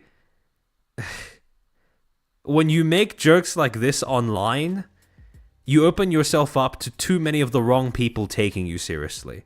And I both mean the people who you are making the joke at the expense of and the people that you are making the joke for. However, the thing that I personally took more issue with was this. Why do journalists, quote unquote, never do the bare fucking minimum anymore? Because now we have an actual talent contradiction here, where you have on one side talents who are saying, okay, don't use my public statements in your attempts to cover the situation. And you have other talents that are saying, why don't you do the bare fucking minimum? Now, to interpret this as charitably as possible, right? I would assume that Tomomi's also saying a combination of do your due diligence and leave us alone, both of which I can understand, especially given all the circumstances surrounding this situation. However, again, if you don't want people to simply take the leaks at face value, then they have two options. Either they use your public statements or the company's public statements to try to orient themselves and either confirm or disprove the validity of the leaks, or they just don't talk about the leaks entirely. And if your message is going to be, don't talk about this, that's just never going to work. Oh, Cecilia, welcome. Welcome to the stream. I haven't seen you around in a while. It's nice to have you back. So, if you're going to talk about how, journalists never do the bare fucking minimum, the problem is that runs completely counter to the logic of don't use any of our public statements in your attempts to cover the situation.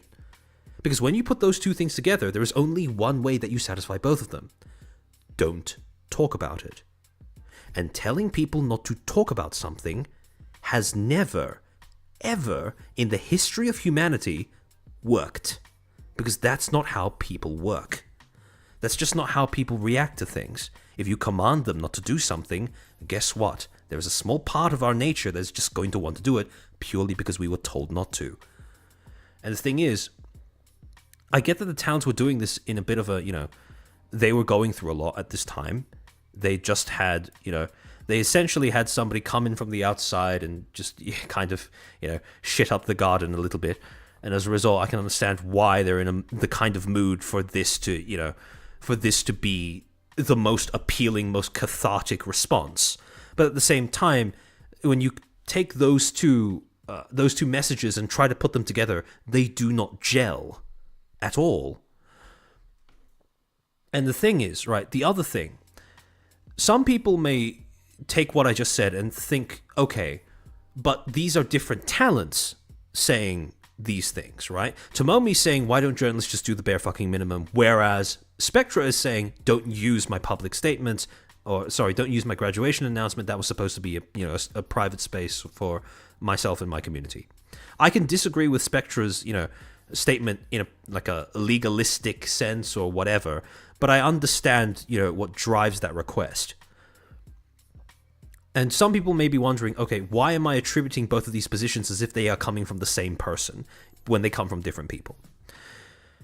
And the reason is because when you're trying to consider, okay, as a commentator, right, if you have to, because this all ties in with fundamental journalistic principles, right?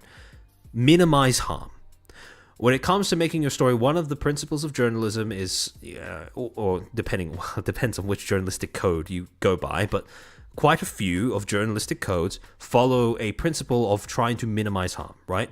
The problem is when you have two different perspectives on how best to minimize harm, you, as a commentator, then need to start juggling. You need to start weighing up the individual perspectives and start figuring out which one you cater to.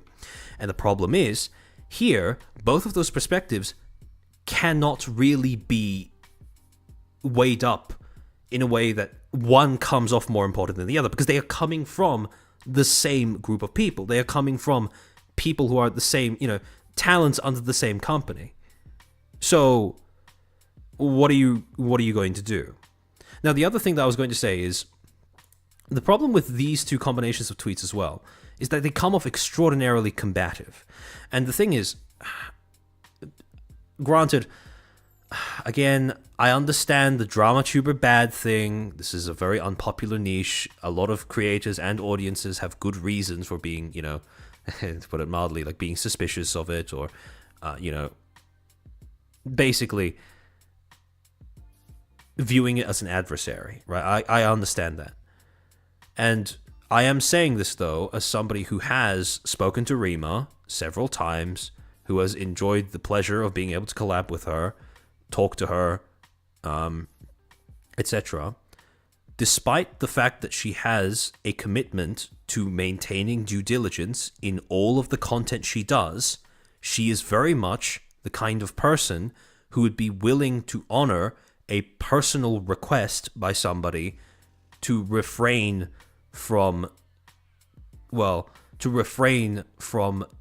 using a statement, public or not, as part of her commentary. Rima is the kind of person who would be willing to... She is aware of the fair use thing, but she's not the kind of person to essentially turn that into a hill to die on. So, part of the thing that makes this grate on me so much is the fact that, one, it was such a how do I say, a waste of one of the few cases where a quote-unquote drama tuber would have been willing to hear out a talent's request, even if it went against the principle of fair use or whatever. But the other thing that bothers me, and this ties into what I was talking about before, about why I consider these two perspectives as if they're coming from the same source, even though they're coming from different people. When it comes to criticizing drama tubing, because again, like I said, I very much do agree that there are valid criticisms of both the conduct of individual actors and of the content niche in general. The problem is when people do criticize drama tubers, they rarely ever bother being specific. And that's where we get into a bit of a problem. Because when you look at the responses that people have started making in regards to when it comes to the negative sentiment, the vitriol against drama tubers, right? And how specifically drama tubers are talking about the VNU situation.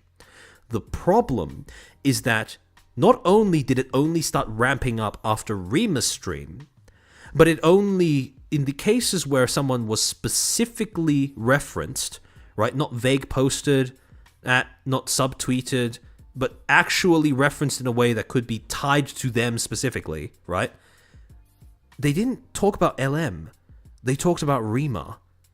They threw shade at Rima, not LM. Despite the fact that LM was the one who spoiled the graduations, and the fact that all Rima basically did was have LM drop the second leak on her stream and then try to verify the veracity of those herself. And not only did that come off as a disproportionate response to what she was trying to do, because in that moment she was trying to do her due diligence, that also came off as if Rima was being picked on. Not because she did the more egregious taboo, not because she committed the more egregious taboo, but just because she was the easier target.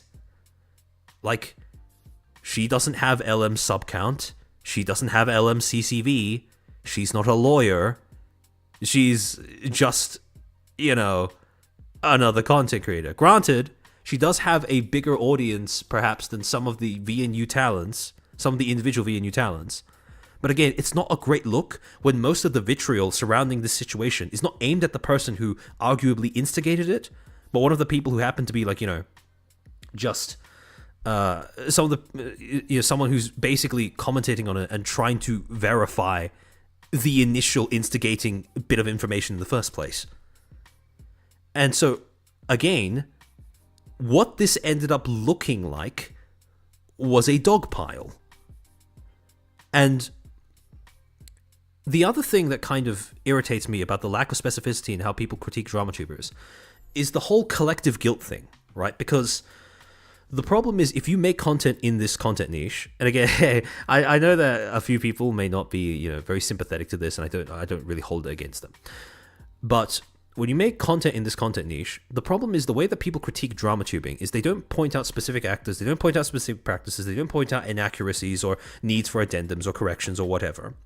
Instead, it just all devolves into, like I said, drama tuber bad. And as a result, what happens is individual transgressions get attributed to the entire collective content niche and people in that content niche.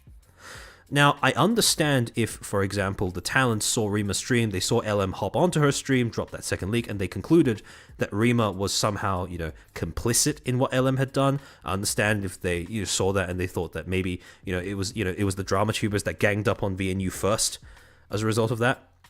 But at the same time, that's not the case. That wasn't what happened. Because, like I said, rather than just taking the leaks at face value after, moving on to a different topic after LM left the call, what Rima did was try to verify, do her due diligence. And the problem is, now what the talents ended up doing was establish the precedent that collective guilt is okay. And the problem is, okay, if you're going to attribute collective guilt to a bunch of content creators who share nothing besides their content niche, and maybe because they're friends with one another, right? Well, what happens when people look at you doing that, and then they then assume that that is an appropriate avenue of critique when it comes to you? And that's what people ended up doing. Because in the responses to the VNU talents essentially looking like they were dogpiling on Rima specifically, drama tubers, right? The drama tubers and their audiences started essentially firing back using the same kind of bullets. And the problem is, and this is just general advice for any talents in particular, and again, aspiring corpo VTubers or corpo VTubers, if you walk into a fight with a weapon you best make sure you have a tight grip on that thing. Because if you don't, that's going to be turned against you sometime during that fight. And if you're going to engage in a throwdown in the mud with a drama tuber, generally speaking, one of you is going to come out looking a lot browner than you went into that situation. And it's not going to be the drama tuber. So, if you're going to critique, which you are very much in your rights to do, and you can very much do, don't make it personal. Because if it is perceived as personal, if you're using collective guilt as a method of critique, what happens when that exact same frame of reference is then flipped on its head and used against you? Because the problem is, what happened with the VNU girls is, unlike drama tubers, they're not just a bunch of individual content creators. They literally had branding that tied them all together. And as a result, when people looked at this, they interpreted it as dogpiling, which I think is not unreasonable, just as it's not unreasonable for the town to be upset in the first place. They then started concluding that, okay, it's not just a bunch of individual talents at VNU maybe saying some things that were a bit in poor taste. It was the entire company.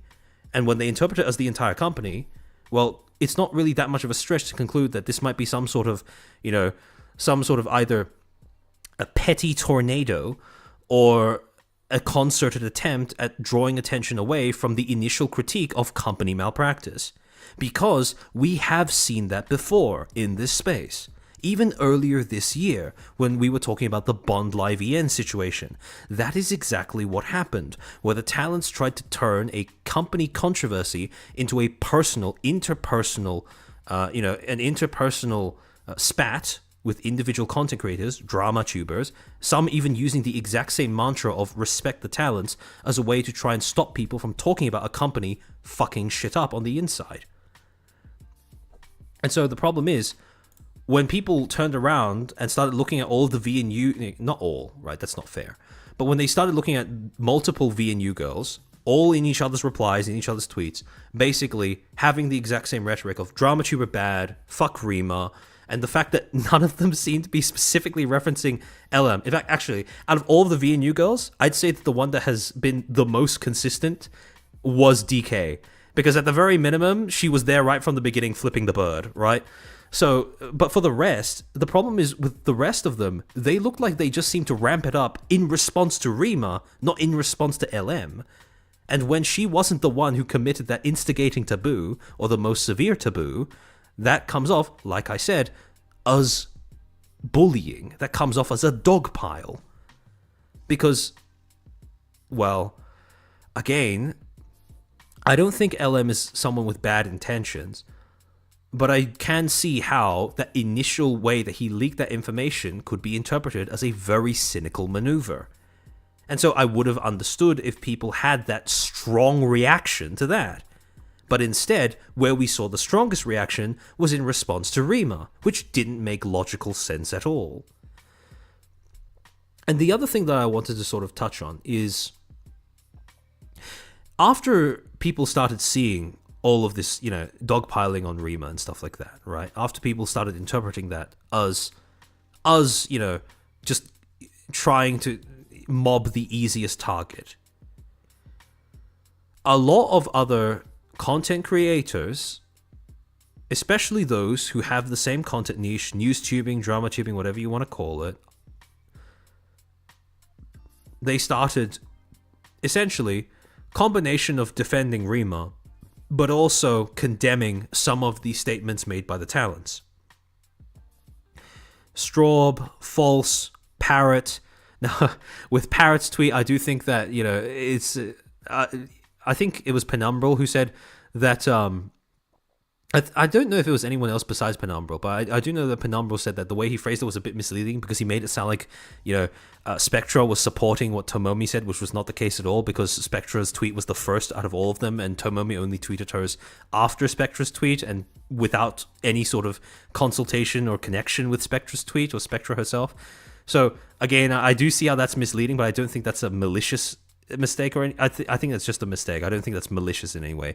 But the thing is, when people saw this, right, they interpreted it as very similar to how how journalists would like circle the wagons and stuff like that, right? How people were kind of, circling the wagons around Rima specifically because she was a drama tuber, right? Drama tubers are like, they're banding together, they're defending their own. And the thing is, again, I understand why people may see it that way, but I think something that gets overlooked quite a bit, or got overlooked quite a bit, when people were looking at the way that other content creators were defending Rima and condemning what the VNU girls were saying, the thing that they don't seem to register is that Parrot, Straub, False, Rev, they are all like friends with Rima. This wasn't, oh, I'm defending a drama tuber because I'd make the same content as them and therefore I don't like it when people don't like my content niche. Like, this was a friend of theirs sticking up for a friend. Like, Straub doesn't even do drama content. She very often gets like, blasted as collateral when people take issue with Rev. But yeah, like, they're just sticking up for Rima, who is their friend. And the thing is that I find to be quite interesting is when it comes to, drama tubers, when other drama tubers, when other content creators, drama tubers, stick up for their friend, people look at that as if it's this cynical kind of, I'm sticking up for my content niche, not this person who I'm friends with. Whereas if this was literally any other group of content creators, people would not have that same interpretation of it, right? People would interpret this as just friends sticking up for one of their friends who they see is being dogpiled on. And the thing is, even though that's what's happening here, because again, like I said, these are all Rima's friends, like, people just don't interpret it that way for some reason. And what this all ended up doing was, again, like I alluded to before, instead of keeping the lens focused, laser focused on this rather serious allegation of malpractice by VNU, again, putting off graduations as a way of trying to mislead investors, I'd say that's pretty major of an accusation. Instead of that being the main focus of discussions, it started shifting over to, drama tubers, and etc., etc., and it started falling into the exact same loops of drama tuber bad. Which, again, if that's your position, fair enough. But, I mean, if you ever wanted to progress beyond impotent seething, then probably try be a bit more specific with your critiques. And also, if you don't want to come off looking like, if you don't want to come off looking like you're just dogpiling and nothing else, probably make sure that when you do express your displeasure at something, probably direct it at the correct source.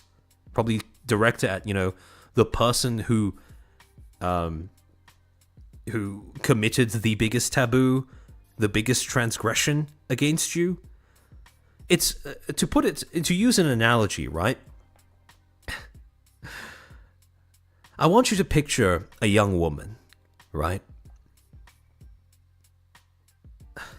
I want you to picture a young woman, hardworking, smart, just got into her first corporate job, right? And she works at this corporate job for 5 years, puts in the sweat, puts in the effort, earns herself promotions, really doubles down on making this her career. And then one day, let's call this young woman Jenny, right? And one day, Jenny, is called into the office with a whole bunch of her co-workers. And unceremoniously, they are told, you're going to be laid off by the end of the month. Pack your things, leave. You'll receive severance pay in a few days. And so, this is a pretty major shock, right? This is a job that Jenny's put her heart and mind and, blood and sweat into for years. She's built up a career for herself. She's built up friendships with her co-workers. And all of that is suddenly just pulled out from under her. And so, understandably, dejected, frustrated, all she wants to do in that moment is yell at the human resources officer telling her the news. She wants to scream at him, She wants to, chuck the coffee she's currently holding squarely at his shirt. She wants to, tear the house down around her. But she doesn't. She can't. Because she's a professional. So she hangs on to that. She packs her things, walks out the door, and in an attempt to blow off some steam, she goes to a coffee shop, local coffee shop, makes an order, a latte. We'll keep it stereotypical here. And then when her name is called out, she goes to pick up her latte. She finds that instead, she got the wrong order. The barista fucked it up. And Jenny explodes. Calls him out for giving her the wrong order, blasts him for fucking it up, says, "What the fuck are you doing? If you're going to work at a dead-end job like being a barista, at the very minimum what you can do is make people's orders right." And technically, she is within her rights to say that. Right? He did fuck up her order. He did do something, wrong. His job is kind of a dead-end job. It is an accurate description of the situation. It is especially considering the context, it is an understandable response. But all of a sudden, Jenny's a lot less sympathetic. Because when she blew up, she didn't blow up at the source of her problems. She blew up at the easiest target. The one who couldn't fight back. Or the one who was disinclined to fight back.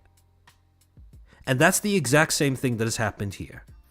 Because when the VNU talent started blowing up about drama tubers, the problem is the only one that they really named was Rima. And because of that, their position becomes a lot less sympathetic. Because, well, okay, I get you being mad, for sure, especially if somebody spoils your graduation, or, your coworker's graduation. I understand that.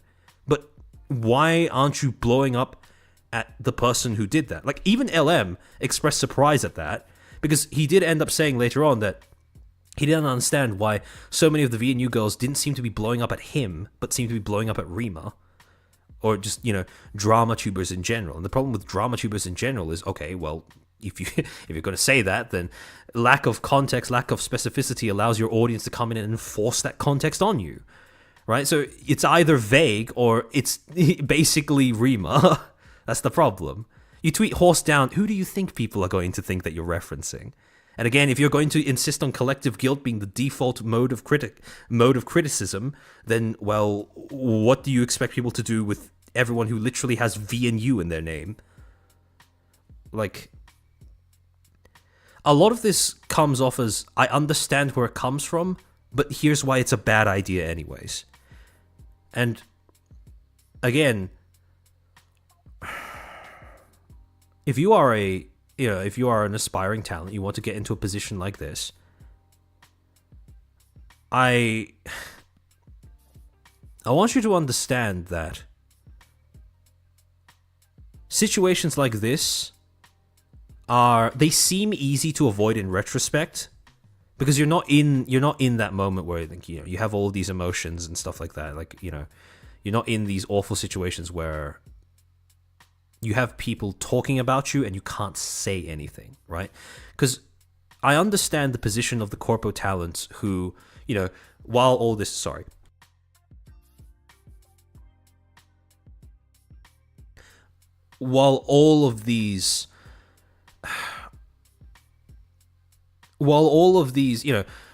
speculations are flying around because of something that's going on with your company, and all these speculations threaten, they may pose a threat to people who you care about who are still at the company. And as a talent, because of NDAs and stuff like that, you just can't say anything, right?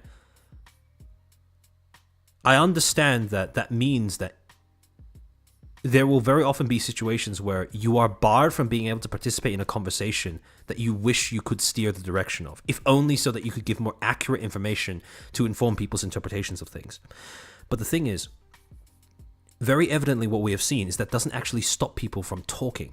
They will, in spite of everything, express themselves at least in some way, if only to blow off a bit of steam by, letting off a little bit of cathartic snark. And again, I understand that, but the problem is, if you are in the middle of a situation like that, everybody's going to be scrutinizing what you're saying. Through no fault of your own, because you weren't the one who, you're not the one who's accused of misleading investors, right? Talent and company, despite the efforts of a lot of companies, they are not complicit in one another's wrongdoings. Or at least it doesn't go both ways, I would say. If your company is misleading investors, that's no skin off your teeth. That's no sin that you have to bear as a talent. But people are going to be talking about that because that is a very serious sin to be accused of. And as a result, anything you say is going to be held up to an incredibly high degree of scrutiny in that moment. So the thing I want to impress on any aspiring talents who are watching this is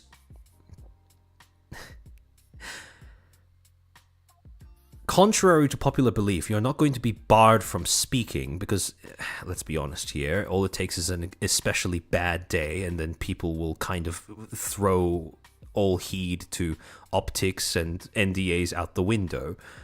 But you have very limited opportunities to guide the narrative, to set it straight, if that is your intention. And it's, again, and I say this very often, it's cruel, it's unfair, it's unreasonable, but you don't have second chances when it comes to setting that narrative straight.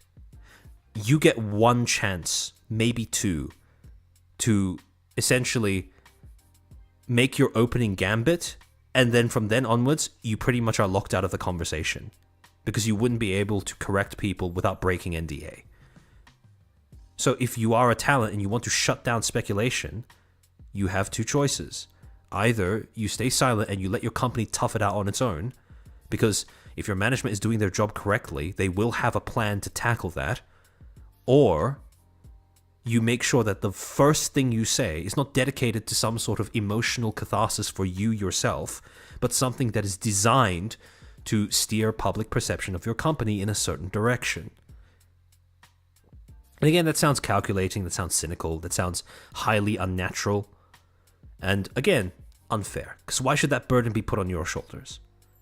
Why can't people just stop speculating? Why can't people just not make content out of it? But that's the reality of the thing. And there is one other thing that I want to touch on. And that is being a feature was like being the Joker. All it takes is one bad day.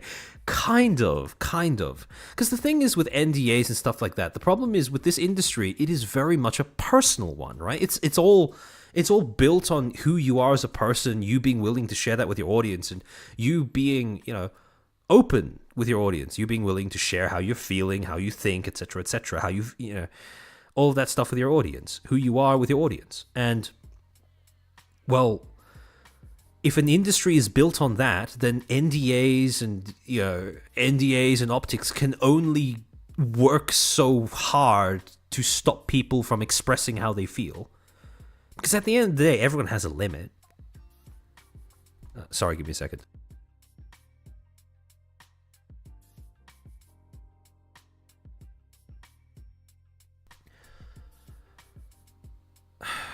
A lot of people have said that, okay, if something like this happens, why do you make content out of it besides just, cynical gain, right?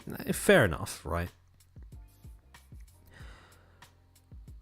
But this is a medium thing, pretty much, right? And I get that not a lot of people will be willing to take this at face value, which I don't blame them. But unfortunately, with the world we live in, the mediums we use, the platforms we use, you don't generate publicity, you don't get attention without also being able to make money. The two go hand in hand. They are inseparable from one another. You know this, I know this. Everybody knows this. If something doesn't make money, YouTube doesn't care about it. Same thing with Twitter, same thing with Twitch, same thing with literally every other social media platform. And here's where you get into a little bit of a bind. What do these companies care about? They care about money. And where does the money come from? How people feel about them. This is an industry built on feelings and dreams. So what happens when you have a company that has practices that may be shady, maybe, detrimental to their talents? Where does the motivation come from to actually fix any of those problems? I'll tell you where it doesn't come from. It's not going to come from people seething on Twitter alts. It's not going to come from people ranting anonymously on 4chan. It's going to come from negative publicity. It's going to come from people boycotting, refusing to support the company until things change. And, okay, some people may say, okay, but you can't do that without hurting the talents. Well, now you're in a little bit of a bind, right? Because if the companies have no sort of consequence, right, for adopting bad practice, well, then you're left with the Hollywood conundrum. This is just how things are. Don't bother trying to change it. If you don't like it, well, sorry. Show yourself out the door that way. You won't be missed. Because there are going to be other people with the same dreams as you, but more tolerance than you, who are going to put up with the way things are. And if that is the rhetoric that people are okay with, there's not really much that I can say to sway them, right? If your stance on the industry is just, well, sorry, honey, tough, that's pretty much it. There's nothing left to say. There is no argument that you could possibly make, because it's just the state of the industry. But the thing that annoys me, personally, and this is a personal pet peeve, right, is a lot of the same people who will complain about drama tubers, who will complain about making content out of, something bad happening in the VTubing industry, will also proceed to make content about it themselves, but instead of videos and live streams, they'll make tweets. And I want to make this very clear, right? Just as a drama tuber myself. I will never, ever, and I have never, ever, held it against a talent for not becoming a whistleblower. Everybody in this space understands the cost of whistleblowing. This is an entertainment industry. And in an entertainment industry, it doesn't matter whether it's Hollywood, whether it's publishing, whether it's theater.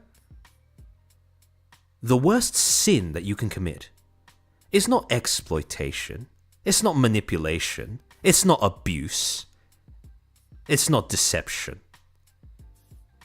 It's whistleblowing. And so for that reason, if a talent refuses to blow the whistle on something that's going wrong in a company that they work with, that's perfectly fine. What I will hold against people, however, is when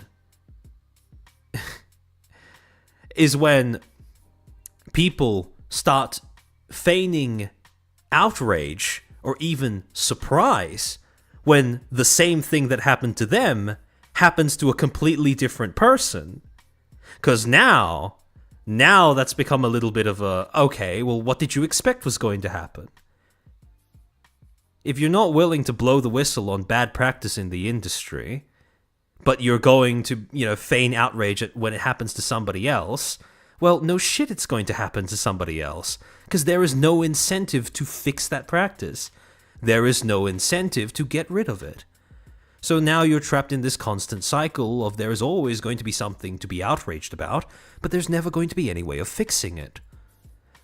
And in a broader sense, and this is something that I will probably end up touching on more in the more structured version of this stream. So apologies to everyone who's tuning into this Guerilla version where I'm just speaking off the cuff, because there is a chance that there will be quite a bit of information between this stream and that stream that may overlap with one another. However, the main thing that I find to be quite irritating is, well,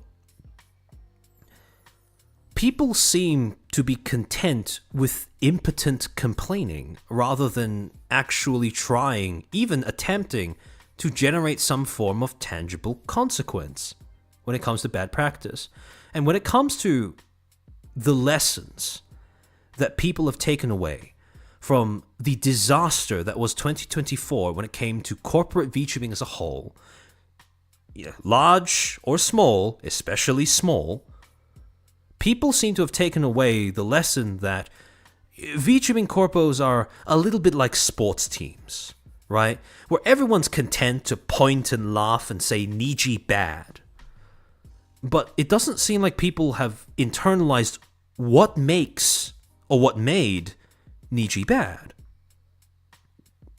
Bad companies do not crop up overnight. A company isn't bad just because the right people say so. Bad companies are a product of bad practices. And so, what I fear people have taken away from the entire Niji debacle and every small company collapse that has followed since is that, those companies are bad because they died, or because they are dying, or because, they hurt these talents. Well, okay. How did they hurt those talents? What did they do? What could the same practices do to other talents if practiced by different corporations? And so what a kind of weird trend that I've observed when it comes to, in a kind of ironic way, and this is people who've been watching my content since the start of this channel may find this especially poetic.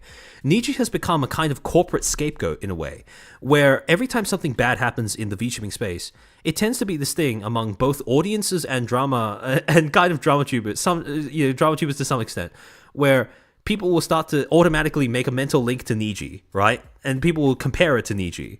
That's become like a meme in this industry.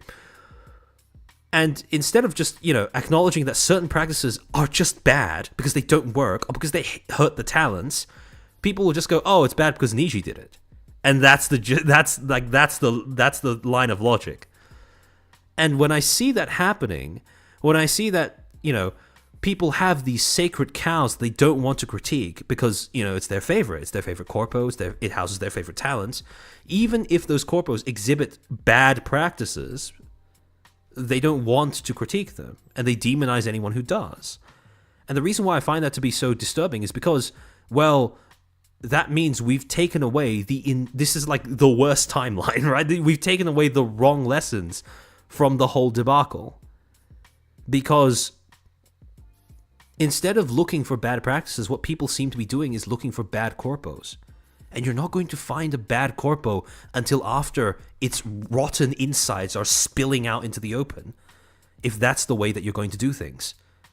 If that's the way you're going to do things, you can only ever critique corporations that are already socially acceptable targets of critique, which almost exclusively includes dead corporations, because dead corporations don't have any talents left to hide their shitty practices behind. And that's the problem. Because people seem to have learned to critique corpos, not practices, people, not practices, what ends up happening is even if you do see a practice that seems shady, that seems detrimental, but it's attached to a corporation that is not widely socially accepted as being bad, all of a sudden that becomes off-limit critique. And I don't know if there's a solution to this. Because people who do fall into that kind of mindset, that kind of sports fan-esque approach to corpo VTubing, I think it's quite difficult to try and get that idea through to them, right? Where, yeah, Vane, that's a pretty good way of putting it, right? Niji Sanji has become the boogeyman of VTubers, right? Where, at best, it's a tired metaphor, at worst, it's just SEO maxing. Again, I do think that, especially in terms of commentary, like VTubing commentary and stuff like that, I do think that it is about time we took off the Niji Sanji goggles and started trying to, I would avoid making those comparisons if at all possible, because like I said, right, things can be bad without needing them to be tied to Niji Sanji. Not least because again, Nishi Sanji is a comparison that has completely lost all meaning. And if your aim is to inform, then generally speaking, you want to avoid tired tropes as much as possible, right? But instead of critiquing practices and stuff like that, what I've observed is the rise of people who I have termed, Niji's, in a weird way, Niji's has become the folk devil of Corpo VTubing, where undeniably they exhibit, a significant number of flaws, but dogpiling on them is not going to fix anything in this industry, right? How do I say this? What I've observed are the rise of a group of people that I've termed talent right activists, where they will not have any critiques of a company that have not been pre-approved by a talent from that company beforehand, right? Where if a talent expresses that they are uncomfortable with something, that is a sign that everybody who is discussing that something who may even risk making a talent uncomfortable is inherently evil and should be, denounced, etc., etc. Again, I view that as a kind of, maybe perhaps a more autistic flavor of Oshi culture, maybe.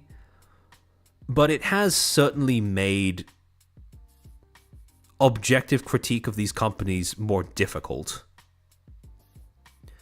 Because if a company can simply rely on their audiences being dedicated to their talents enough to the point where they can keep hiding their fuck-ups behind their talents, then, again, there's never going to be any reason to fix those practices, because that's just the nature of the industry.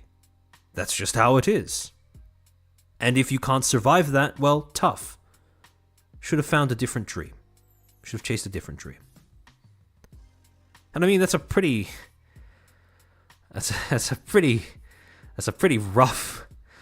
rough thing to have to tell someone, or for someone to come to terms with. Personally, and again, this may be a little bit of unrealistic idealism, but I don't think that should be the way that things go. Because what you invariably observe with these entertainment industries, and you see this with the older ones, like theater, publishing, and Hollywood, is that as those industries age and develop, as they start collapsing in on themselves and becoming more concentrated, where the barrier to entry goes higher and higher, as that happens, those industries invariably begin to start prioritizing respectability, especially mainstream respectability, which, despite watering down the niche in some ways, it means that the corporate actors in that industry start to care more about the possibility of stigma. And while now, at the moment, I can very much see people concluding that, oh, okay, well, VTubing is just fucked as an industry. The corpos don't give a shit what anyone says. It doesn't matter how much negative attention you try to drum up. It all doesn't matter at all. Well, yeah, that might be the way it is now, but it's not going to be the way that it's going to be forever. You can already start seeing this when it comes to the bigger entities in the corporate space, how sensitive they seem to be to things like news publications who are starting to take an interest in VTubing as an industry and stuff like that. And so, again, at some point in the future, when VTubing as an industry develops, if you want to pursue a career here, these corporations are going to start caring about their image a bit more. There's going to be less of a, oh, well, it's just a few drama tubers, whatever, right?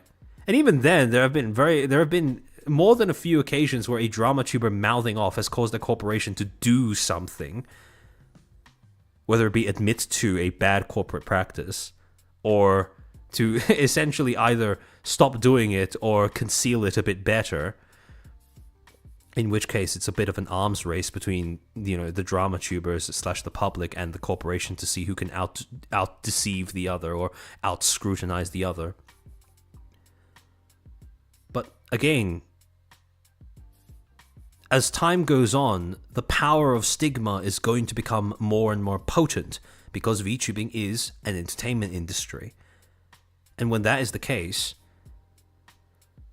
it's going to become more and more important for corporate actors on both sides of the spectrum, both people who are talents who, hate drama tubing and don't want to give them a dime, don't want to give them any give, and people who, see drama tubing as having a valid niche in the space.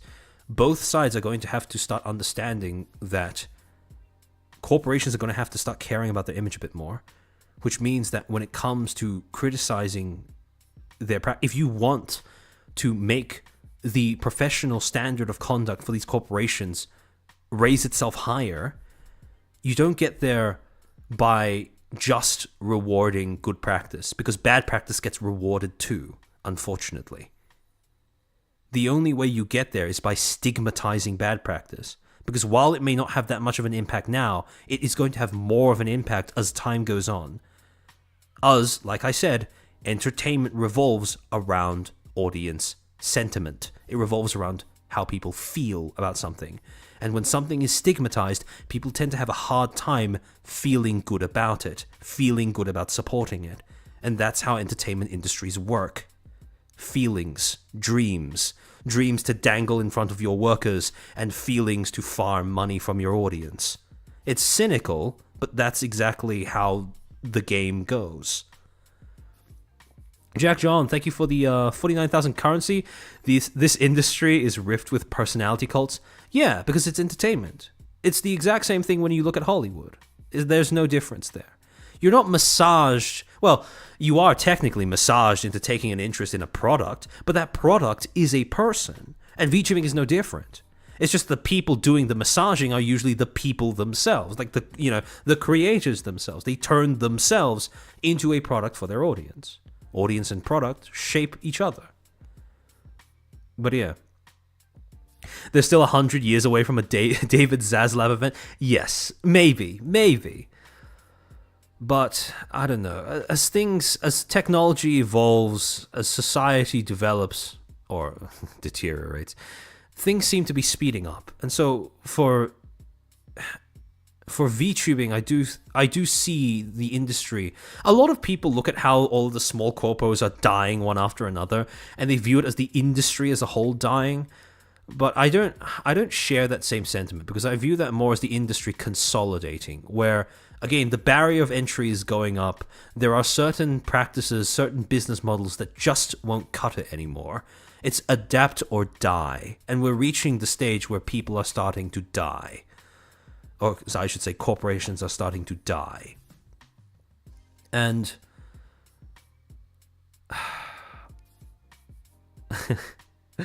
a lot of people are like doomsaying about the industry, which I can see why, but I don't think VTubing is dead by any means. I don't even think corpo VTubing is dead.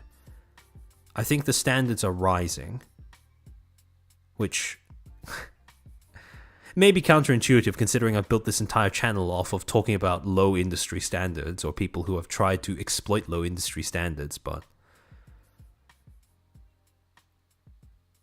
Again,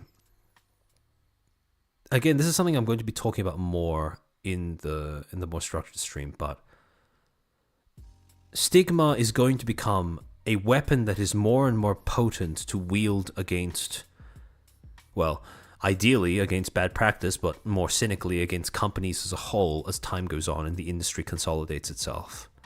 So, if you are a talent, I highly recommend at least trying to develop some sort of a understanding hold on the power of stigma.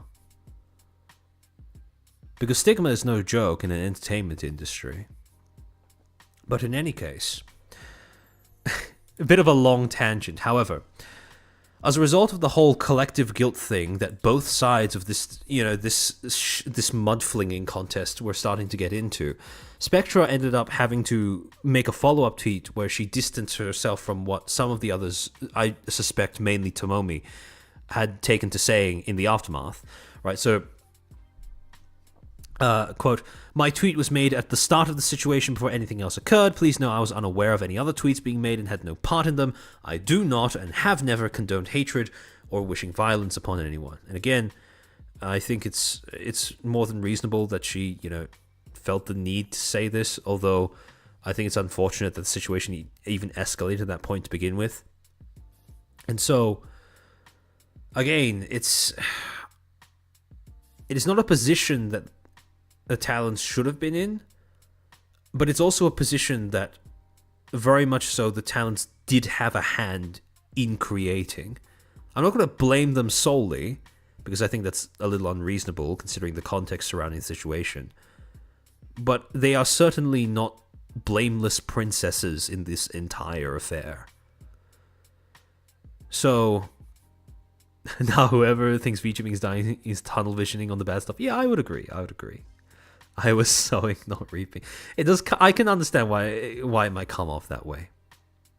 However, again, the reason why I point all of this out is because I want to highlight how much of a bad idea it is to allow your own personal need for emotional catharsis to overwhelm your commitment to professionalism.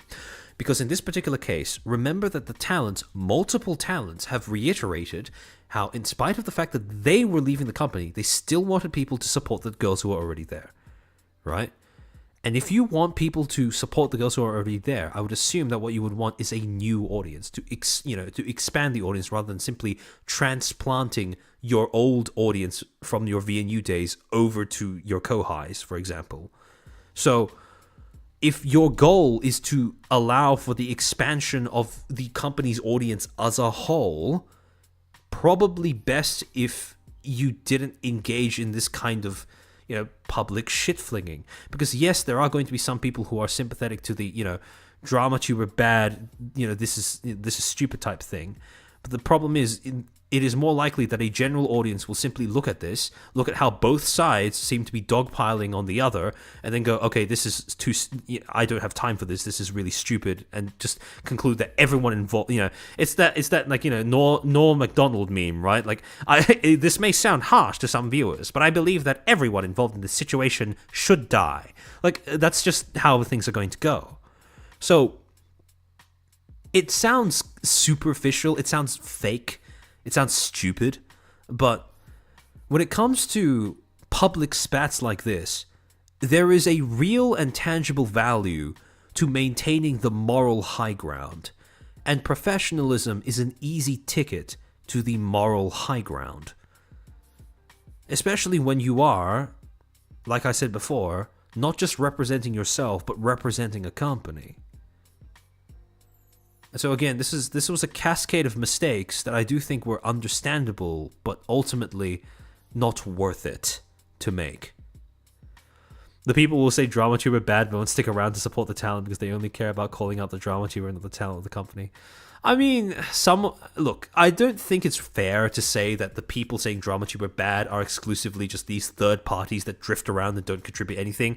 I do think that there is a significant portion of the people saying drama tuber bad who are part of the talent's audiences and communities, and fair enough, right? If somebody is doing something to make your favorite talent uncomfortable, yeah, of course you're gonna say, like, they're being a shithead. That's understandable.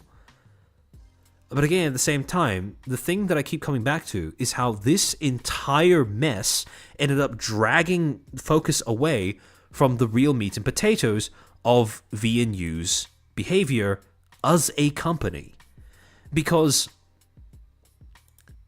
what I said before about how VNU's... If the allegations are true, right, that VNU did delay their talents graduations, multiple talents graduations, just so they could secure an investment deal under false pretenses, that is very disturbingly reminiscent of the same kind of company policy that they adopted when it came to the Amano Serafi termination, when they refused to tell her fanbase that she was gone for whatever reason. Now, the investment thing itself is a little interesting because my personal rat about the situation... Actually, this is something that we'll probably get into after the next section, but the reason why... So, one of the things that I want to come back to is what Maeve said, right? About how drama around a company will always hurt the talents. The problem is, while that is objectively true, the implication of that is that you should avoid anything that may cause drama because it affects the talents. And the thing is, these dramas were not created by the drama tubers. What ends up spawning these dramas are, more often than not, cases of malpractice, misconduct by the companies themselves. And when it comes to the level of vitriol that people aim, very often they aim it at drama tubers, but there isn't nearly so much vitriol directed at either the leaker of the information, the person who broke the NDA, or the company that committed an action that required a whistleblower to talk about it. Like, when it comes to these discussions, people almost always start, condemning drama tubers for talking about it, for making content about, out of it, etc., because, it's suffering, right? Why are you making content out of suffering? But there never seems to be the same amount of vitriol directed at the people who, caused that in the first place. Whether it be, the company doing a bad thing behind the scenes, or the leaker that blew the whistle on the company doing those bad things behind the scenes.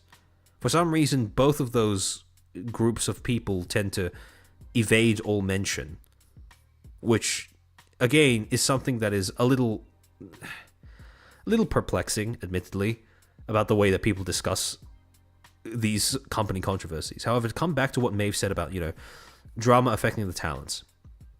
The problem is, the reason why drama affects the talents is not just because, bad perception of the company will end up impacting the talents potentially financially. Like, that is a very major reason, but that's not the only reason. The other reason why drama affects the talents, more often than not, and certainly more depressingly, is because that is exactly what the companies are trying to achieve. That is what they are trying to do. That is what they are designed to do. When it comes to a company controversy, you can bet your ass that most companies are going to look for ways to put their talents in front of the line of fire so that management doesn't have to face any scrutiny themselves. And the thing is, in cases like, for example, Bond Live EN, the reason why people can't simply take what talents say at face value in this industry without, any sort of skepticism is because we have proven established precedents of companies including clauses in their contract that compel their talents to defend the company. When a company, I shouldn't say it as if it's a confirmed fact with VNU because it's not. When a company is proven to be willing to use its own talents as mouthpieces for its management or as replacements for its management to say something, it's at that point that people, as a general rule, have to start being a bit more skeptical about what the talents are saying. Because you have to start playing this game of, is this the talent saying this, or is this the company saying this through the talent? And those two things are not even close to being the same thing. Now, interesting thing about this note about investors, right? If it is true that, because, again, multiple talents, as we will end up seeing, actually, one of the reasons why, in the case of VNU specifically, it triggers a lot of alarm bells in my head, as somebody who has been actively trying to keep track of all of these individual instances of these various small shitter corpos trying to puppeteer their talents as a way of making up for the fact that they either didn't bother or didn't have the money for an actual PR strategy. What I've realized is that there are quite a lot of elements of the way that these graduations were announced and handled that trip off a few of my... Well, I mean, like I've said this before, right? I don't do prophecy, I do prejudice. And when it comes to prejudice, there are a lot of things about the way that this wave of graduations was handled by VNU that has tripped off my prejudice. My pattern recognition is working overtime. Because when you look at the individual talent graduation announcements, you start to pick up on a pattern. And it starts by looking at what some of the things the talents said during their graduation announcements as well. For example, Atari, thank you for becoming a Footstool. Welcome to the club. I swear you had a membership before, but welcome back. For example, Suri Solari's graduation announcement. At 10 minutes 33 in the VOD, she opens her graduation announcement not by addressing why she's graduated, but with an apology directed at her kohai. Quote, "I'd like to open with an apology to DK, my kohai. If you're not familiar with her, if anyone has been around my channel for long enough, they're aware of how much I opposed overlapping important events that other girls have planned for a really long time. So there's a lot of guilt in my heart about this. So, please make sure to show your support." She said that she might possibly be doing an after party of sorts to continue or extend her donathon a bit. So please make sure to attend her streams, share your love, and wish her at least a happy belated birthday if you haven't yet. Since I didn't really have much leniency as to when all this would occur. Two things. This isn't her fault. So what she's referencing is basically the fact that her graduation announcement overlaps with DK's birthday celebration, birthday donathon, who is, another talent at VNU.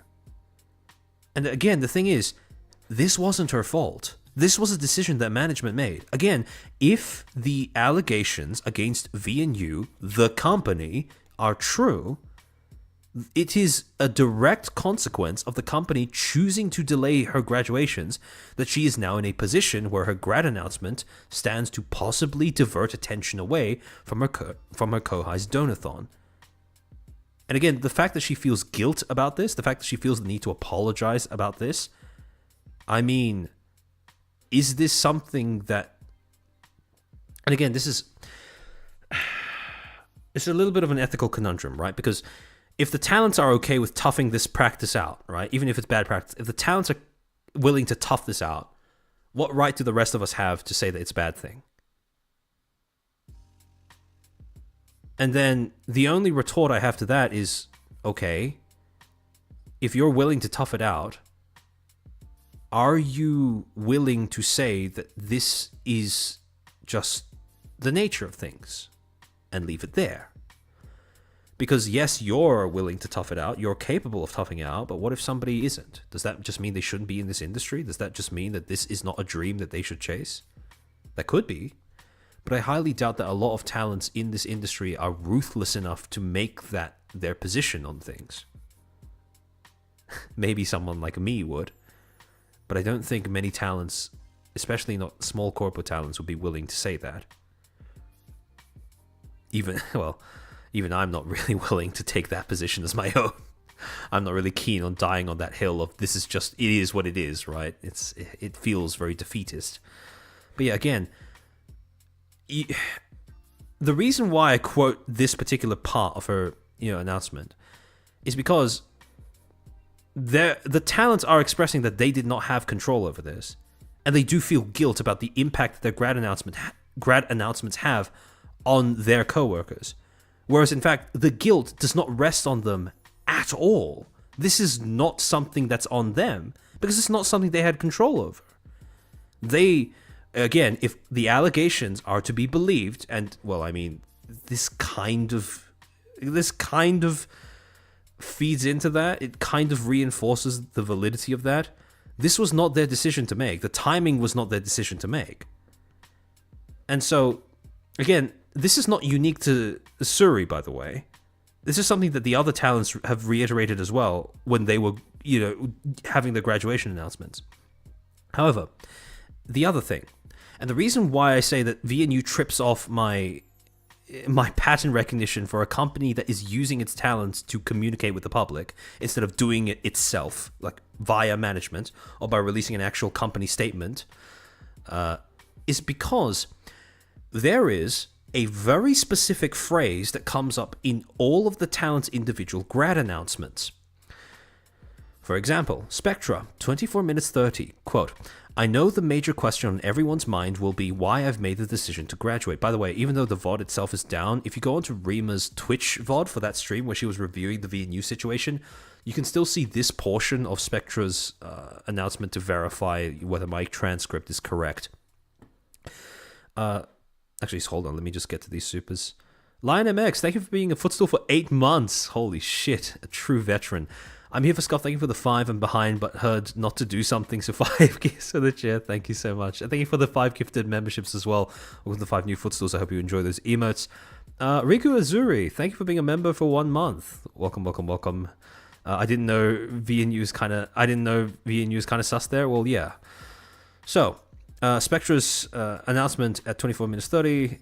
Ultimately, I hope that nobody can doubt that I'm sincerely grateful for everything I've been able to achieve at VNU over the past year and a half, and I understand how lucky I am to have been in my position. VNU has planned to take the company in a new direction very shortly, which provided the opportunity for us to part ways. Then Suri's graduation notice, 20 minutes 4 seconds. Although I cannot disclose everything, I can share what I'm allowed to and what is personal to me. And then she describes some of her personal circumstances that ended up influencing her decision to graduate. Eventually, I was informed that VNU was having new plans for the future, and the change in direction granted a choice to part ways. Again, this is a very specific way of saying change in company direction leads to an opportunity or a choice or a chance to graduate. I didn't have many quarrels about the future direction. If anything, it's adjacent to things that I've been waiting to happen long ago. But still I respectfully decided to part ways, given that I could not see how staying would improve my health. Maeve, 9 minutes 6 seconds. I realize how upsetting it can be, not fully understanding the reasoning behind it, by which she means graduation. To touch base on what I can regarding my decision to leave VNU, harshly put, there are plans to rebrand certain things within the company. Knowing that these are big changes, VNU offered talents interested an opportunity to amicably part ways, and I'm a part of said group of departing talents. The decision was one made mutually and respectfully, and I think that's the main point that I really want to emphasize during today's announcement. Scion, 6 minutes 17 seconds. Sometimes there's situations or places that we just have to leave, even if we don't want to leave behind the people that we found, just for our own health and happiness. This was not an easy decision for me to make at all, and I want you to know that it was not one made at all lightly. I thought long and hard for months, and the last I wanted to do was leave or fail my community or the other girls around me. When VNU presented us with an opportunity to part ways, with the decision to change their direction in the future, I took that opportunity. The reason why this trips me off is because, again, it's not just the fact that they are saying the same things, it's the fact that they are using the same phrase as well. 3 out of 4 of them phrase it as an opportunity to part ways. And again, when I start seeing that level of similarity between individual talent statements, it makes me wonder whether this was a mandated statement that had to be included per the instructions of the company. And then, some people may ask, okay, but isn't this just a normal part of making it clear to your audience that you are parting ways with your talent in an amicable fashion? And ordinarily, yes, I would agree with you. However, something else that's quite interesting is that this phrase, this justification that they are leaving because of an opportunity presented by the company having a change in direction, is not mentioned at all in any of their graduation announcements that they ended up posting to Twitter. It is exclusively something that they have mentioned on their announcement streams. And to me, the reason why I view that as being a little weird is because if you wanted to signal to your audience that the decision is amicable, it's mutual, and it's related to a professional disagreement, not a personal one, why wouldn't you include it in your grad announcements in addition to the streams where you're announcing your graduation? Why not include that in the actual written statements that the talents are posting onto their social medias?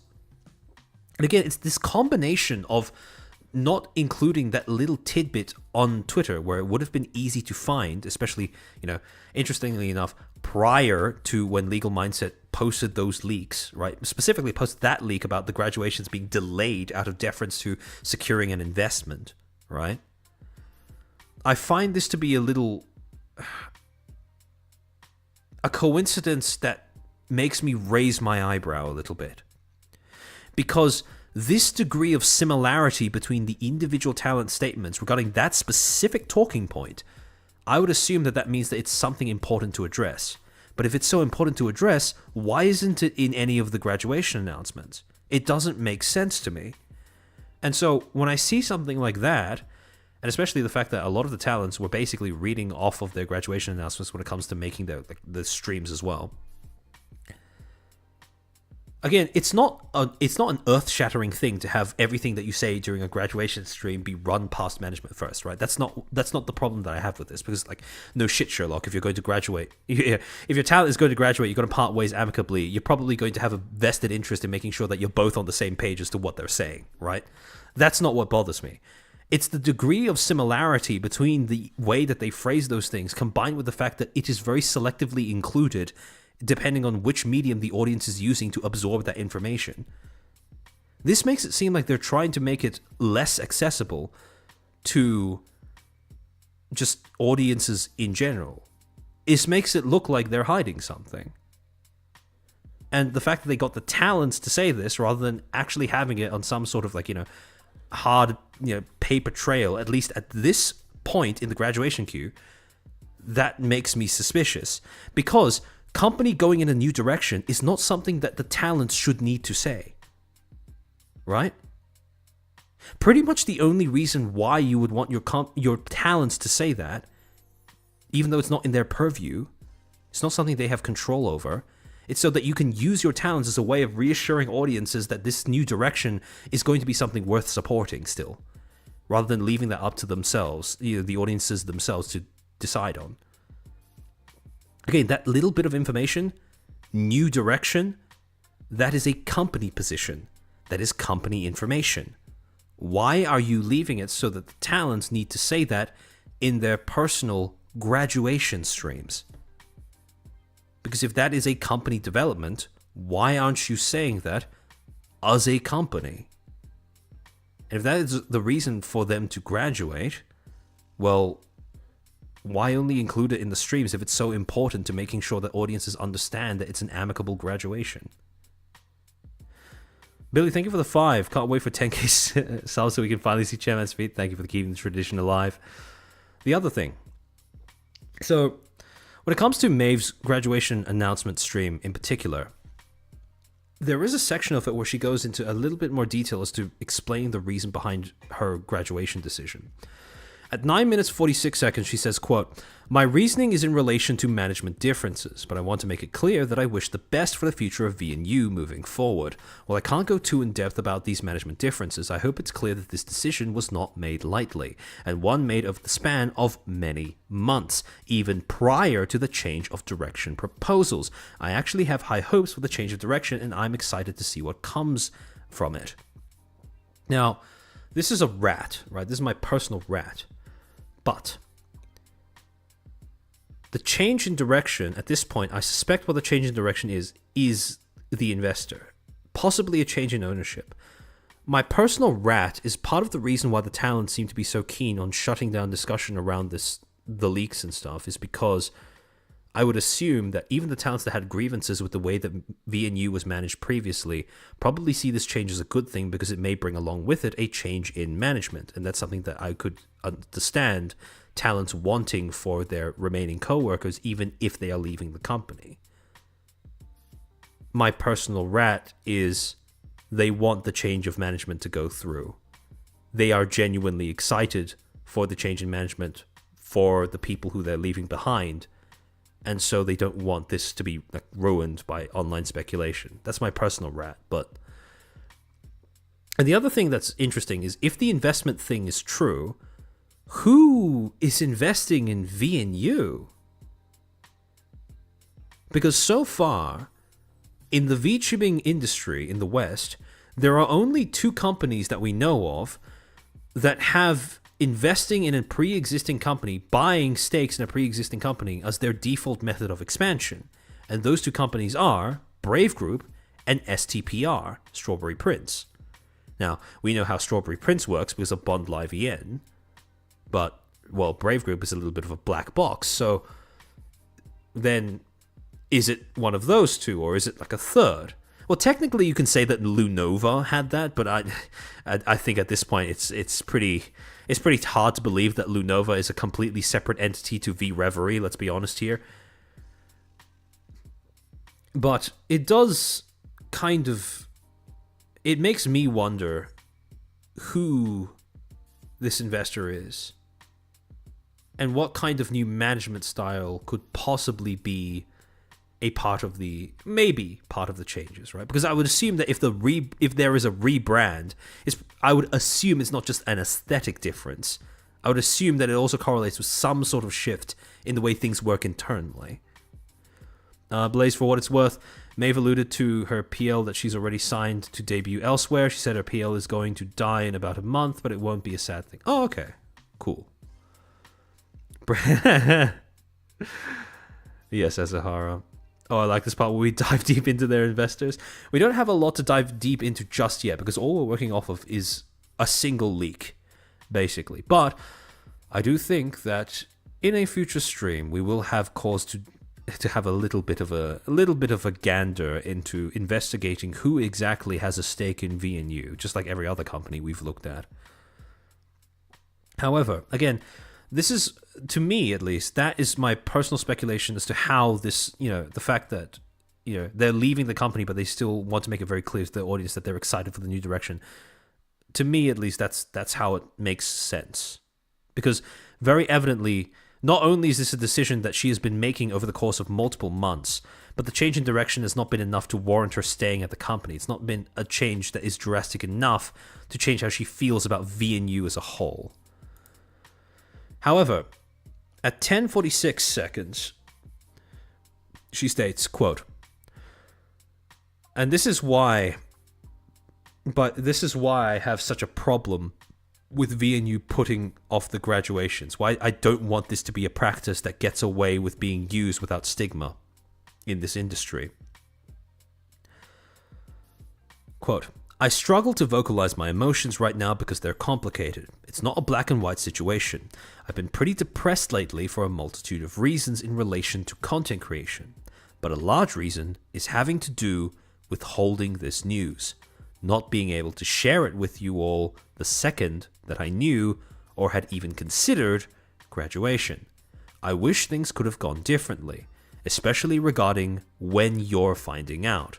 I wish I had more time, and I wish I had more time with you all knowing the truth. Because it's been killing me inside. Truly.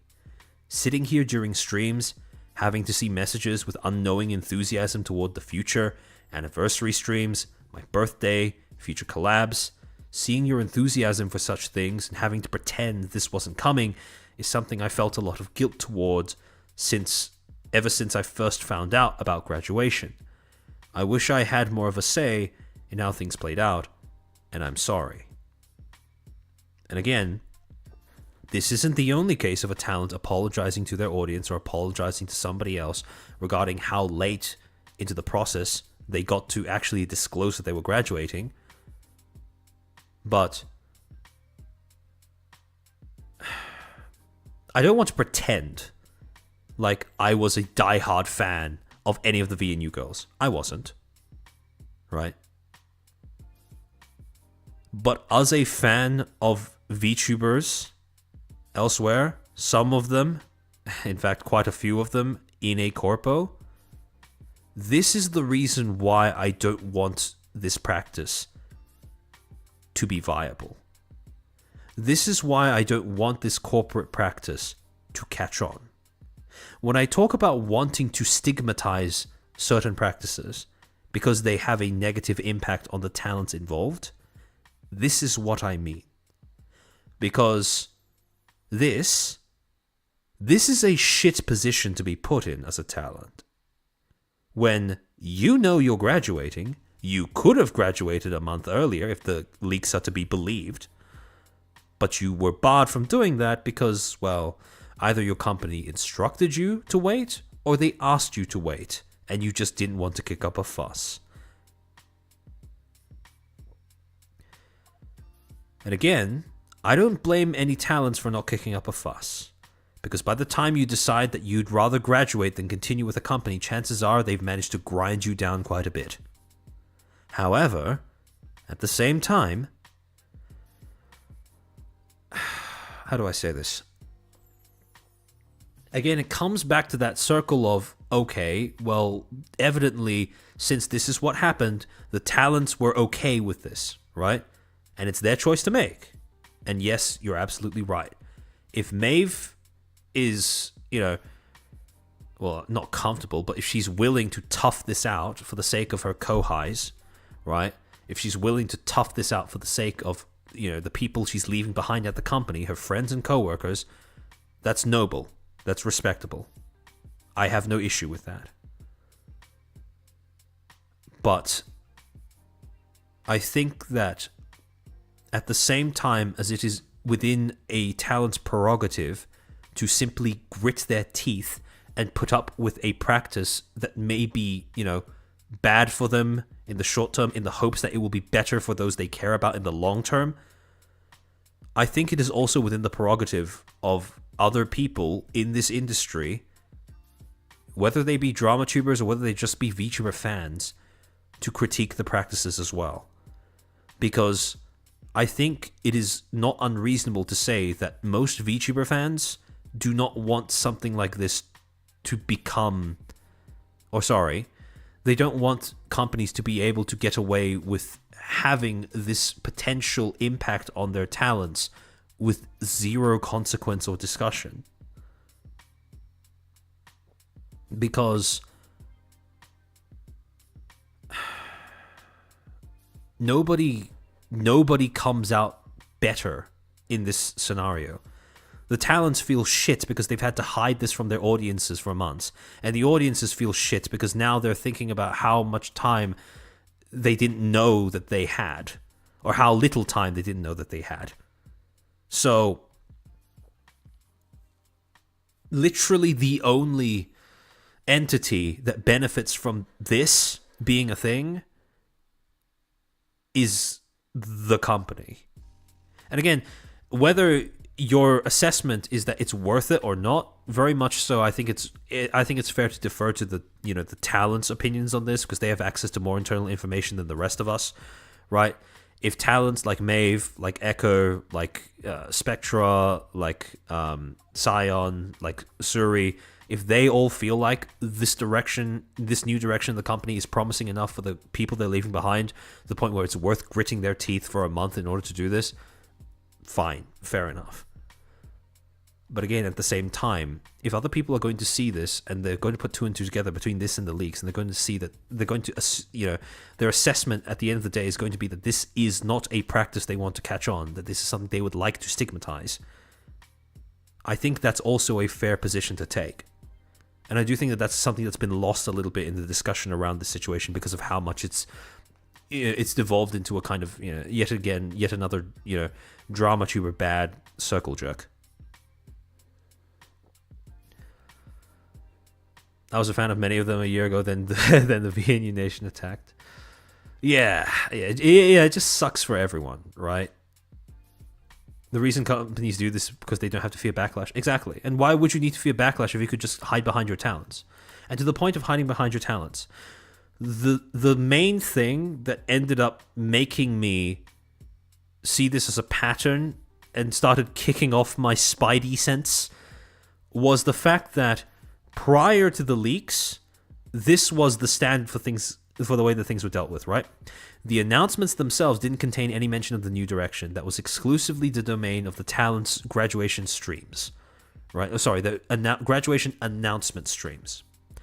And then, after the leaks had become this big hullabaloo, Echo, on March 14th, had her graduation announcement on Twitter. Announcement: got some time to talk to boss tomorrow. It's important, so I hope you can make it. March 15th, 2 p.m. EDT, 6 p.m. GMT. March 16th, 3 a.m. KST. and then she would make a waiting room. However, the reason why I'm not going to include a quote or a transcript is because her graduation stream announcement was basically a verbatim reading of the statement that would be posted onto her Twitter the day afterwards. And the statement reads, Echo Rams, I will be graduating from VNU Entertainment later this month on Tuesday, March 25th at 2 p.m. EDT. For those who have watched me for a while, this probably isn't too much of a surprise, and I want to assure you that this decision was not easy to make, nor was it taken lightly. After reflecting for months, I decided that it would be best for me to end my activities as Echo Line. One of my many reasons for graduating is that because of a change in direction within management, I was presented with an opportunity to part ways with the company. I think the change in direction is really cool, and I wish I could be a part of it. Please continue to support the talents who will continue to work with VNU. All memberships and merch will be closed 1 month after my graduation. Fan letters will also no longer be accepted 1 month after my graduation. Echo Line may also still make appearances in VNU's 3D animation episodes, VN Universe, in the future. There will also be no graduation announcements in the near future after this announcement. I ask that you do not ask questions about my graduation to the other talents in VNU, and to please not make any speculation about VNU and the talents. More times than not, speculations are not correct and only make saying goodbye tougher on everyone. If you have any questions or concerns, please feel free to send an email to vnuentertain@marrowstudio.net. With the time I have remaining, I'd like to make a couple more memories with you, so I hope we can spend some time together. Thank you for continuing to support me. From your fearless leader, Echo Line. Yeah. So, again, this could very well be the case that this was just the way that it was worded from the start when it was first drafted and nothing has changed.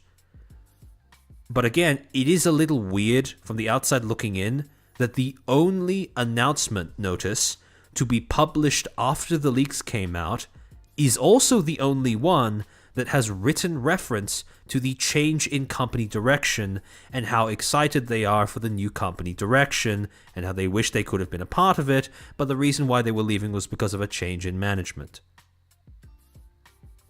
The other thing, there will also be no graduation announcements in the near future after this announcement. Why is a talent announcing that? Because what this is, whether intended or not, is a soft acknowledgement of the leaks. Because if you remember, according to the leaks, Echo's graduation announcement was the last one in the queue. And so, when this statement says there will be no graduation announcements in the near future after this announcement, that's basically that basically soft confirms the veracity of the leak. And in any case, why is this information that's included in a talent statement, why is this not something that the company would say? Because it turns out VNU, the company, would end up putting an announcement from their company Twitter profile, right, talking about the graduations, but let's see if you guys can see a few things that might be missing from this, this company statement.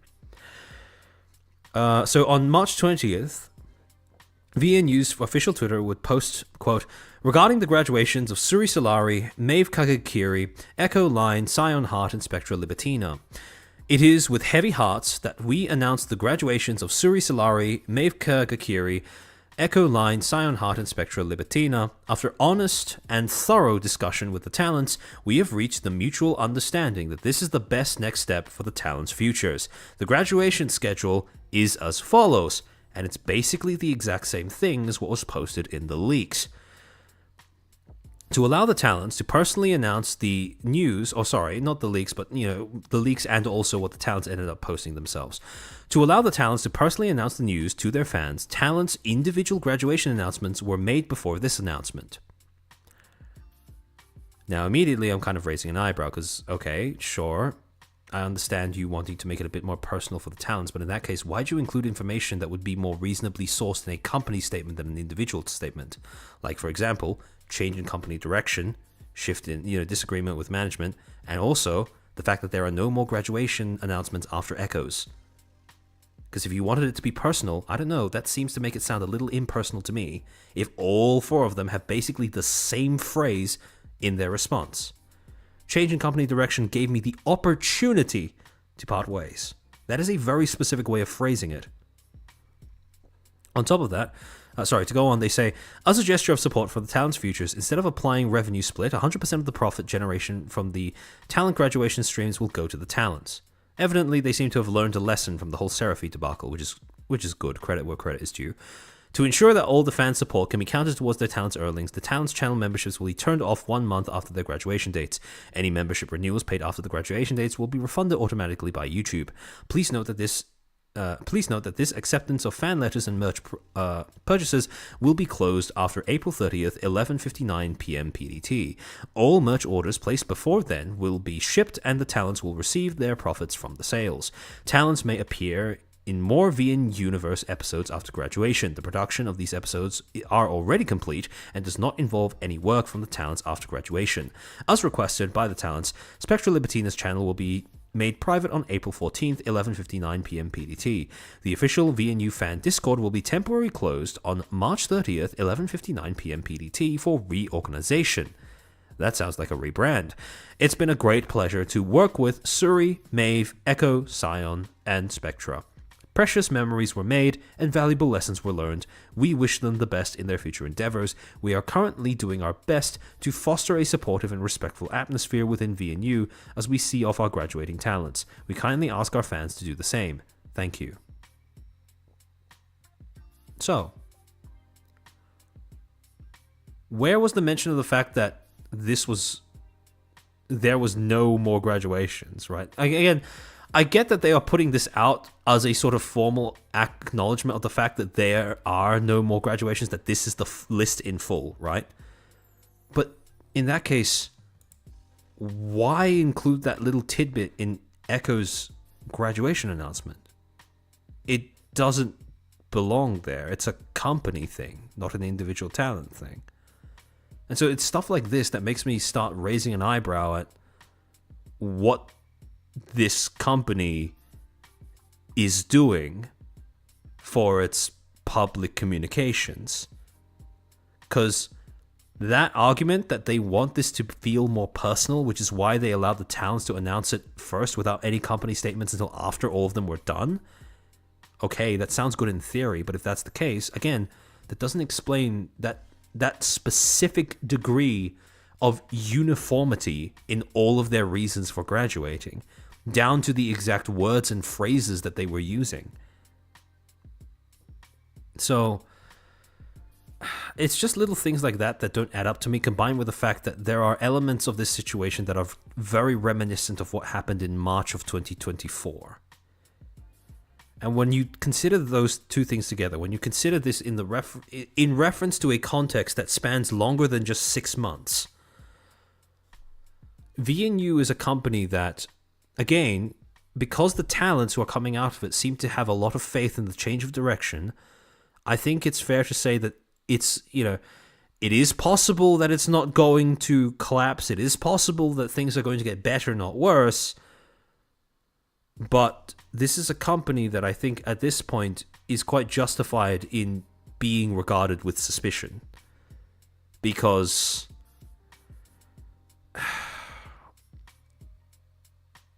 there are just elements of the way that this situation has been handled that don't quite add up to me. Actually, I have an interesting question. What if they had changed the date for the last 2 graduations? I think that would have made the leaks harder to believe, but also, I do think that if they changed the dates for the last 2, if they change the dates for the graduations,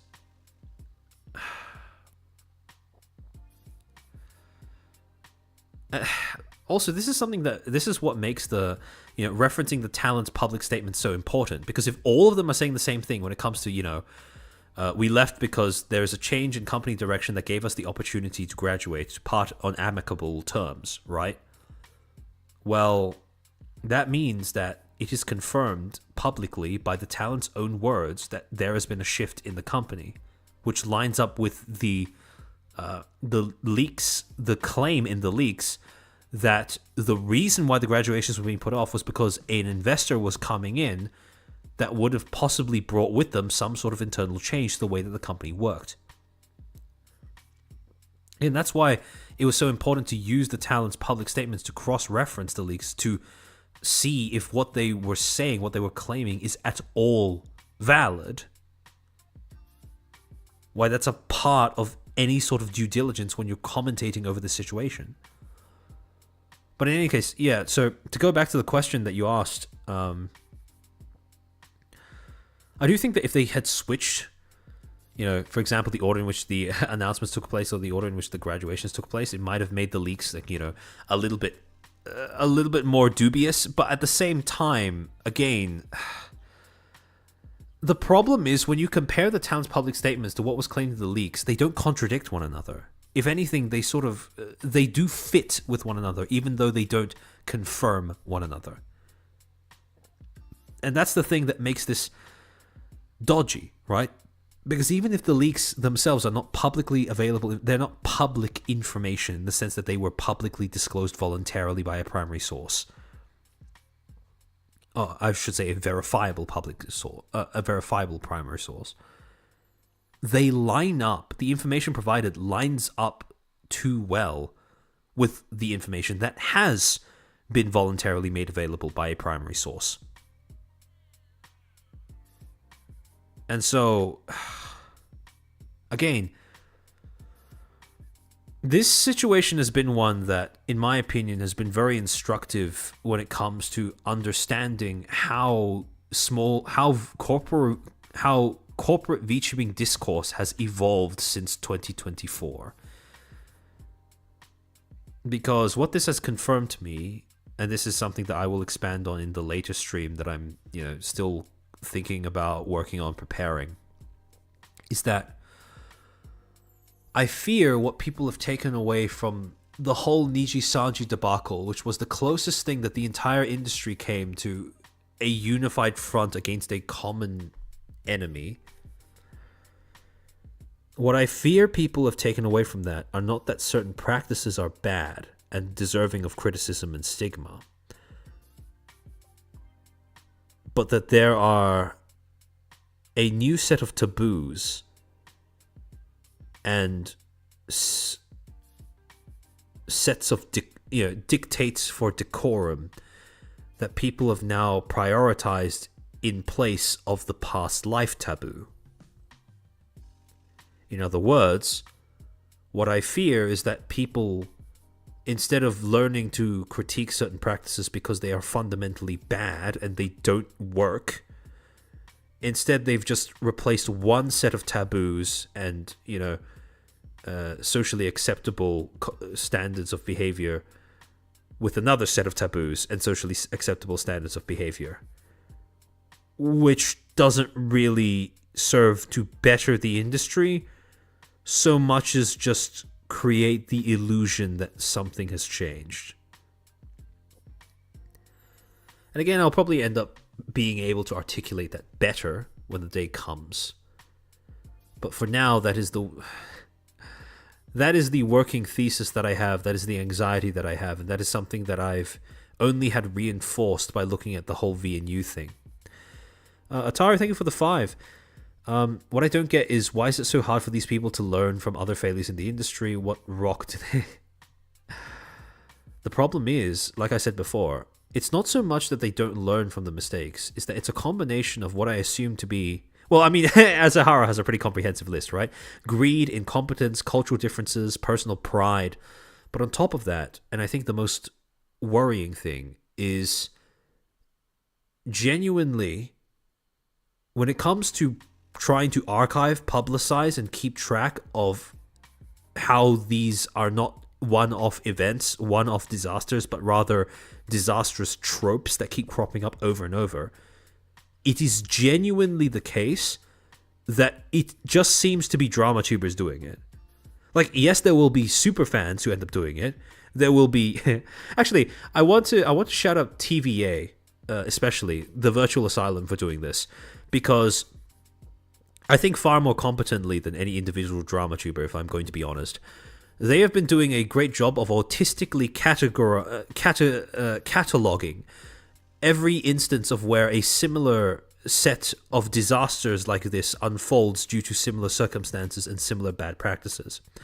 The problem is, though, every time either an autistic superfan does this or a drama tuber does this, people don't seem to pay attention, or at least they don't seem to draw connections between that and what they may or may not be observing happening in their own companies. Because either it's a case of, oh, it can't happen to me, or it's a case of, well, people who end up cataloging it in spaces like TVA and drama tubers are stigmatized for different reasons, but they are stigmatized nonetheless. So people seem to be less willing to take it seriously as a warning of what to avoid or what not to do, right? For example, with drama tubers, it's mostly, oh, it's a drama tuber talking about they're just farming it for content. Like, why is this worth paying attention to at all? Whereas with people who are just cataloging the stuff on forums because it's their personal pet obsession, like maybe they express themselves in ways that individual talents find to be disagreeable, and as a result, they're disinclined to believe anything that people on those forums end up saying or doing or cataloging or providing receipts to. Which, again, it's a bit of a shame, because if the information is useful, like, why does it matter if it's accompanied by disagreeable commentary, right? But on top of that, the biggest problem is not, who's cataloging it, how few people are cataloging it, how they're cataloging it, where they're cataloging it. It's more to do with, how do I put this? The way that the industry has been built up from the ground up. Because again, VTubing is an entertainment industry, and a young entertainment industry at that. And entertainment industries are built to keep secrets in. And not only that, they are built to make as many things secret as possible. The reason why, well, there are a combination of reasons as to why people don't spread knowledge as a generic thing in this industry. Well, actually, a few reasons. To start off with, VTubing is not this is not a friendly industry. If you give me a group of people who got into this industry to make friends, and you gave me another group of people who came into this industry with the intention to make content as individuals by themselves, right? Within the span of 3 years, that first group will be dejected, demoralized, and likely slashed in half, and the other will likely be thriving. The point is that VTubing is an industry where if you come into here to make friends, to be friendly, to operate as a group, you are very much going to be in the vulnerable minority. The people who succeed in this industry did so not by relying on other people, but by figuring out how to carve out a niche for themselves. And then, once they all get to a certain size, it becomes mutually beneficial to everyone involved to start associating with one another, etc., etc., etc. But before you get to that point, it is not like that at all. And the problem is, when you are in an industry where the norm is isolation, it becomes incredibly easy to lock down information. Because the other thing is, VTubing is, and this may sound, cruel, but it is reality. VTubing is an industry that is disproportionately populated by people who are disabled, people who are poor, people who have some form of mental/emotional disorder or condition, people who are basically NEETs that have never ever held a corporate job before in their life, or people who have just walked out of college with a degree that they don't know how to use just yet.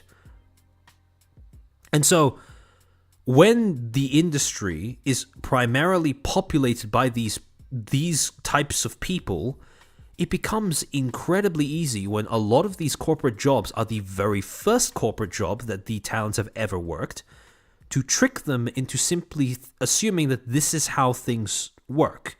This is how things should go.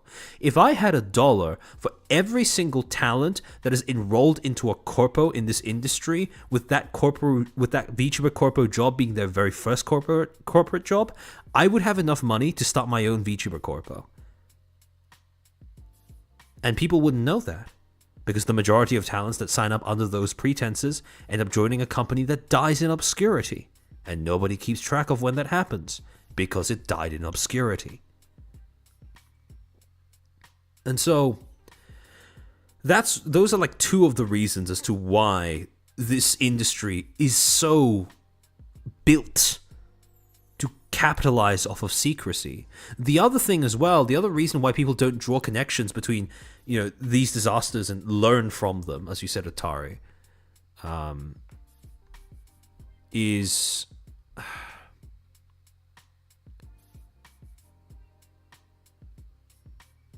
how do I say this without sounding like a schizo?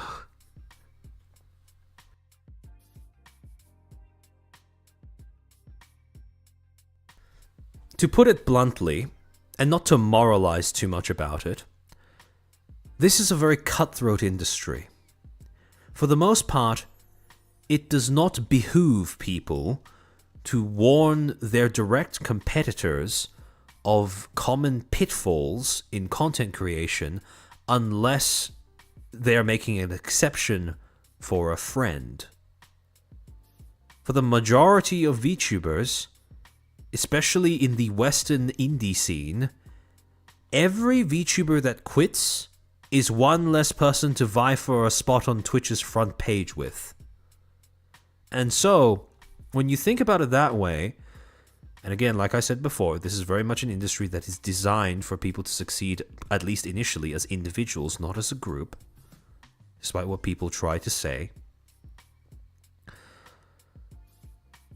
People are very much incentivized to only look out for themselves and their own.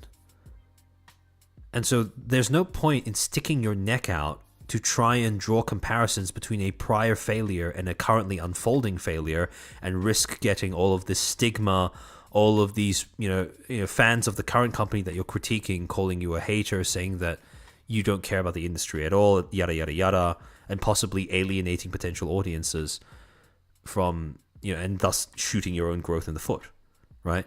Again, there's kind of a reason why drama tubers who end up talking about this either end up hating this niche or becoming ruthless in this niche, because you need a certain type of detachment from the industry, a certain willingness to be stigmatized in order to do this. Because the average person that tries to do this always has the risk of catching shit. They always bear the risk of being called out for criticizing something that other people love. And when you're an individual creator, you're trying to carve out a niche for yourself, that's scary.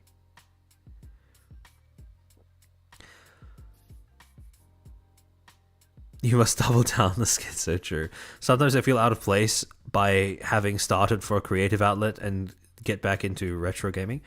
I don't think, again, I can understand feeling out of place, right? Because, I swear, every single attempt by a bunch of creators in this space to say, oh, let's form a group around XYZ aspect of our identity, or because I just want friends, or whatever, invariably, those turn out to be honeypots.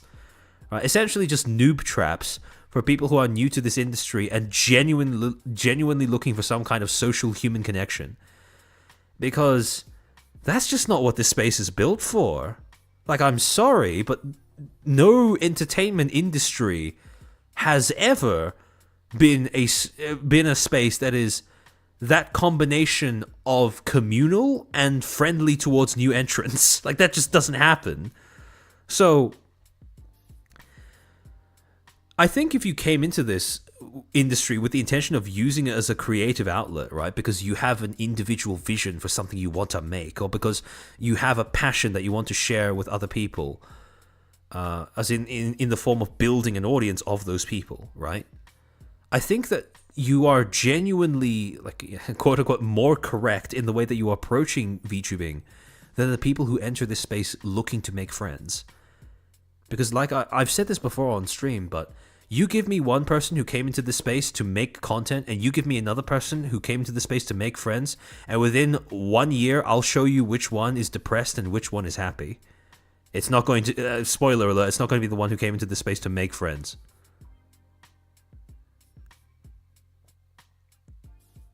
I got into VTubing to make friends. I ended up getting modded by Rima. Is that winning? I think that is. That might just be. I mean, I also, you know, I it's no secret, I am also a clopper. So, I mean, Rima's community has been...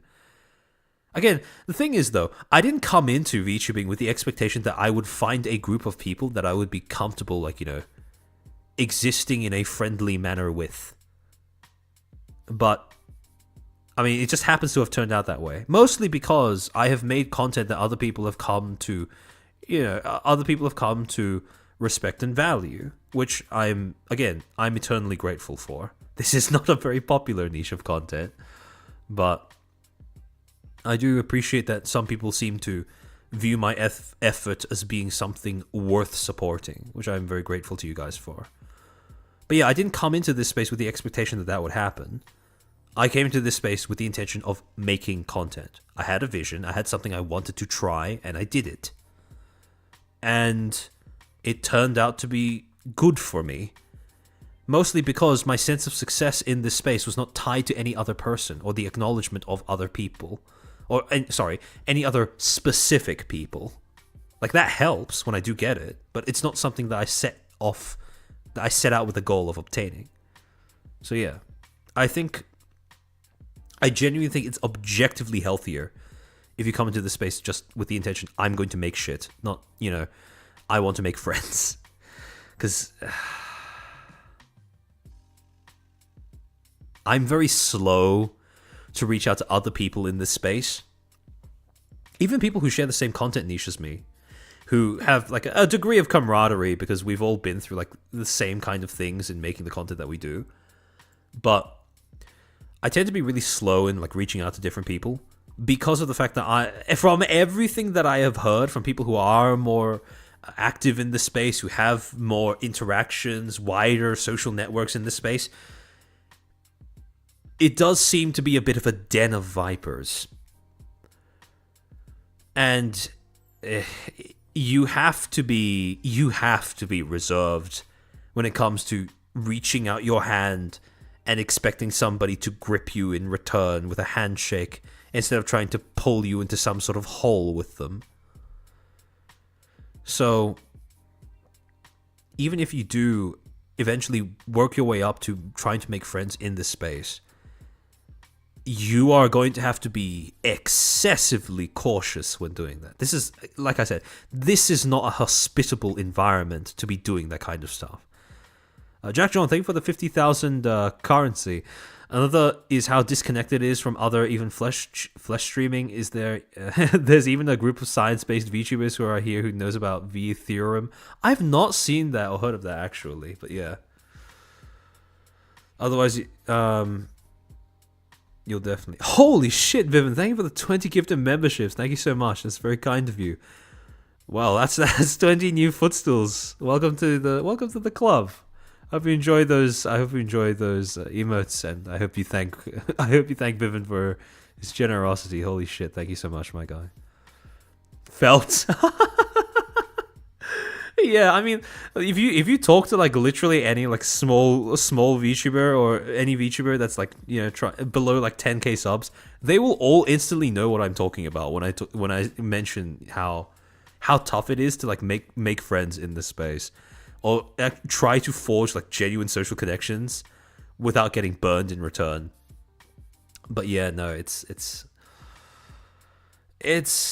not easy. It's not easy. And again, that isolated nature, because VTubing is an entertainment industry, cliques they're just part and parcel of how things work. And when cliques are part and parcel of how things work, people don't really have a reason to try and make some sort of publicly available resource to make sure that as many people as possible can learn from mistakes made by other people. Because at most, maybe you'll get into your Discord or something, and then you point and laugh at how a group of how this corporation is fucking shit up, right? But it doesn't really go beyond that. There's like no takeaway. There's no like general lesson that can be learned. There's no sort of guidebook that you can extract from that helps to prevent the same thing from happening again. There's none of that. It's just, oh, this is something that happened. Isn't that funny? Isn't that weird? Isn't that cringe? And that's about it. But yeah. Is this a toxic environment? Well, it depends, right? There are certainly elements of it that can be toxic, that are toxic, but I don't think in general VTubing is like inherently toxic. Bimu, just to let you know, Iron Mouse got into VTubing to make friends because of the fact that she can't go outside. Yeah, no. And again, I want to make it very clear, right? One of the things that I want people to understand, especially when they're viewing my content, is that when I say things as a general rule, exceptions do not disprove the rule, right? There will always be exceptions to every rule, but they don't end up making the rule invalid through their existence. Iron Mouse did enter this space with the intention of making friends because of the limitations that imposed on her by her health condition. She is a veritable success story. She is one of the modern day paragons of VTubing, whether people like it or not. However, at the same time, she is the exception, not the rule. A lot of things had to go right for Iron Mouse to get to where she is. Instead of, like, in the proverbial ditch somewhere after getting backstabbed by a bunch of VTubers who claim to be her friends. Oh, Rima, welcome to the stream. What the fuck, I just woke up and looks like this party has been going on for a while. Yeah, I've just been doing a bit of guerrilla yapping. Because there have been thoughts about the VNU situation that I've needed a while to kind of think about, and I've been able to use the footstools and backseaters as a sort of sounding board to get a better grip on what I've been trying to, the thoughts I've been trying to form in my head for a while. But yeah.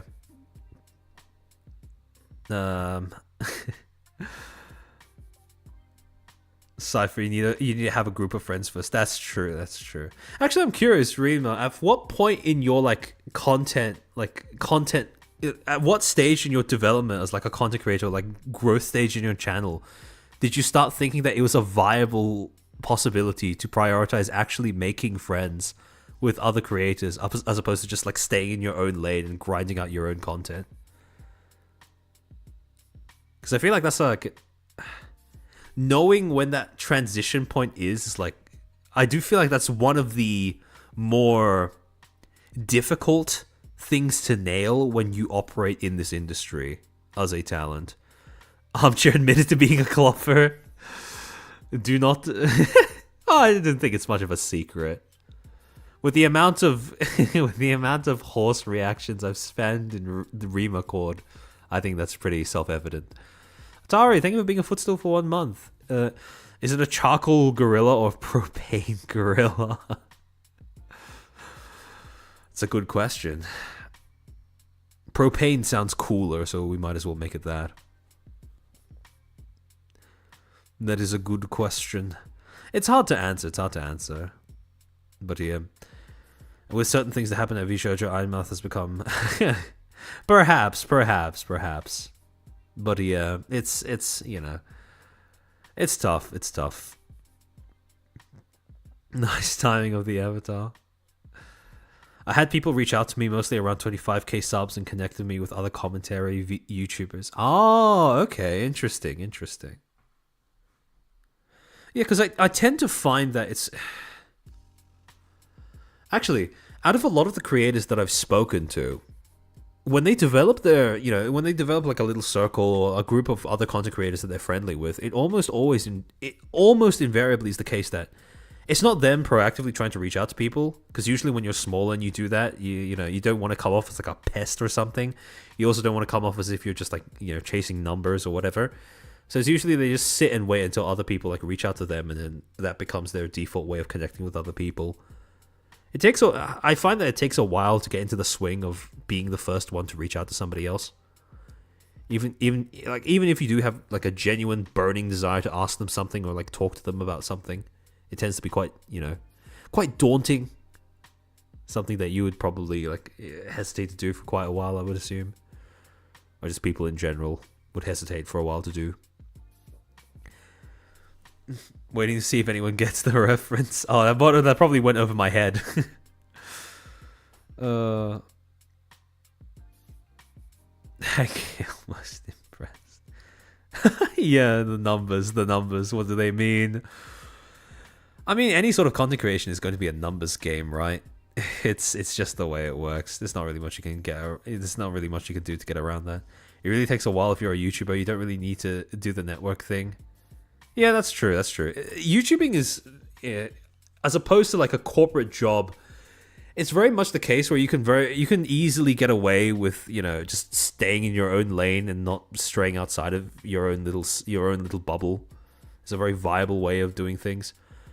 I'm extremely sociable in general, and even then it felt daunting. Yeah.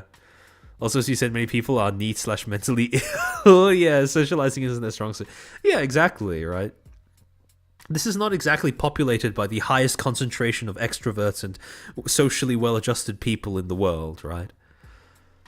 People don't generally get into VTubing unless there's something that compels them towards some kind of escapism, or needing a high degree of control over how they are seen by other people.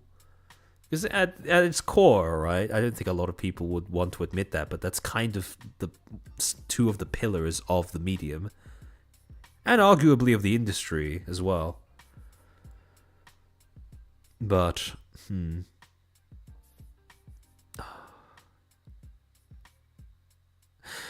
speaking of a corporate job, all this talk about, new direction, change in management, etc., it reminds me of, I think you brought this up in your stream, Rima, when you were initially talking about the VNU situation, where you brought up a video that Kayson, either a video that Kayson released or a clip of Kayson talking on stream about basically what the corpos speak of things like change in direction and differences in management are supposed to be code for when you actually translate them into like normal human dialogue. Something that I think you brought up that Kayson touched on was how this idea. Usually, when people say that, it's like a very polite way of saying that there's a shift in there's some sort of shift in terms of the way that the company operates, which means that the talents are a little uncertain about what if there are going to be any new restrictions or anything along those lines, or if there is some sort of change in company policy that makes them somehow unsuited to being there or alienates their particular area of interest when it comes to the content that they make, etc., and so they feel like it's safer to just leave and cut their losses and depart in an amicable fashion. And it made me realize how much of it made me think back to how much of how VTubing is by no means unique in that regard. When you have like a change in like upper management in any sort of corporation. This is all one big tangled ball of a thought in my head. I'm trying to unravel it live as I yap to you guys. But Scarling Michael Ora, thank you for the 5 gifted memberships. It's very kind of you. Welcome to the 5 new footstools. But see you, Atari. But part of the reason why I'm so skeptical of companies whose default method of expansion are, basically buying other companies to add them to some sort of big corporate blob to try and somehow absorb the brands of other companies that other people have worked for into their own as their main default way of expanding. Part of the reason why I'm so skeptical of that approach in particular is because I used to work in a company where I'm gonna word this in as vague terms as possible. I used to work as part of a company that specialized in teaching, right? Let's just leave it there, right? Specialized in teaching, right? Corporation that specialized in teaching, tutoring. And when I joined, for the first like 2-3 years that I was there, everything was fine. You know, I worked my way up the ranks. I earned all of my pay rises, etc., etc. And this was a company where everybody knew one another. Everyone was friendly with one another. You know, I never really was one to engage in the sort of the workplace parties or whatever that they would have, but I was on mostly like friendly terms with everyone else that worked there. You know, what's it called? I forget what they're called. Admin, reception, my coworkers, etc., etc. Everything was fine, right? And then our company announced one day that it was getting bought out by a bigger company. And so I'll never forget this. I remember sitting in this Zoom call with the new management of the company that just essentially bought the brand, the IP, and the corporation that I was working for previously. And they were talking about how they wanted to... The reason why they purchased this company was because they just really liked the branding. They thought that the branding was something that fit in really well with their business model, right? And they were talking about how, they had an exciting new plan for the future direction of the company, how they were keen to take on the people who previously worked as part of my company as part of their wider team, that we were all one big family. And like that was like when they said that word family, that was like the first big red flag that was there. And I'll never forget this. When the CEO of the company the corporation that had just bought out the company that I worked at, right?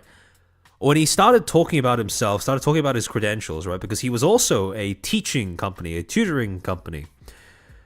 When he started talking about his qualifications, his background, right? No background in teaching. The guy was a fucking lawyer/business mogul. And the difference is, the company that I was working at previously, before it got bought out, was founded by teachers.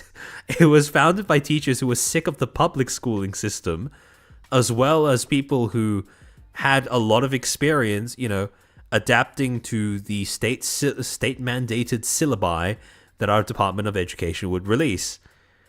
And so you went from that to being essentially a corporation who wanted to expand, who bought out another company for their brand, right? Who didn't have leadership that really understood the industry that they were operating in, the nature of the job that they were trying to sell.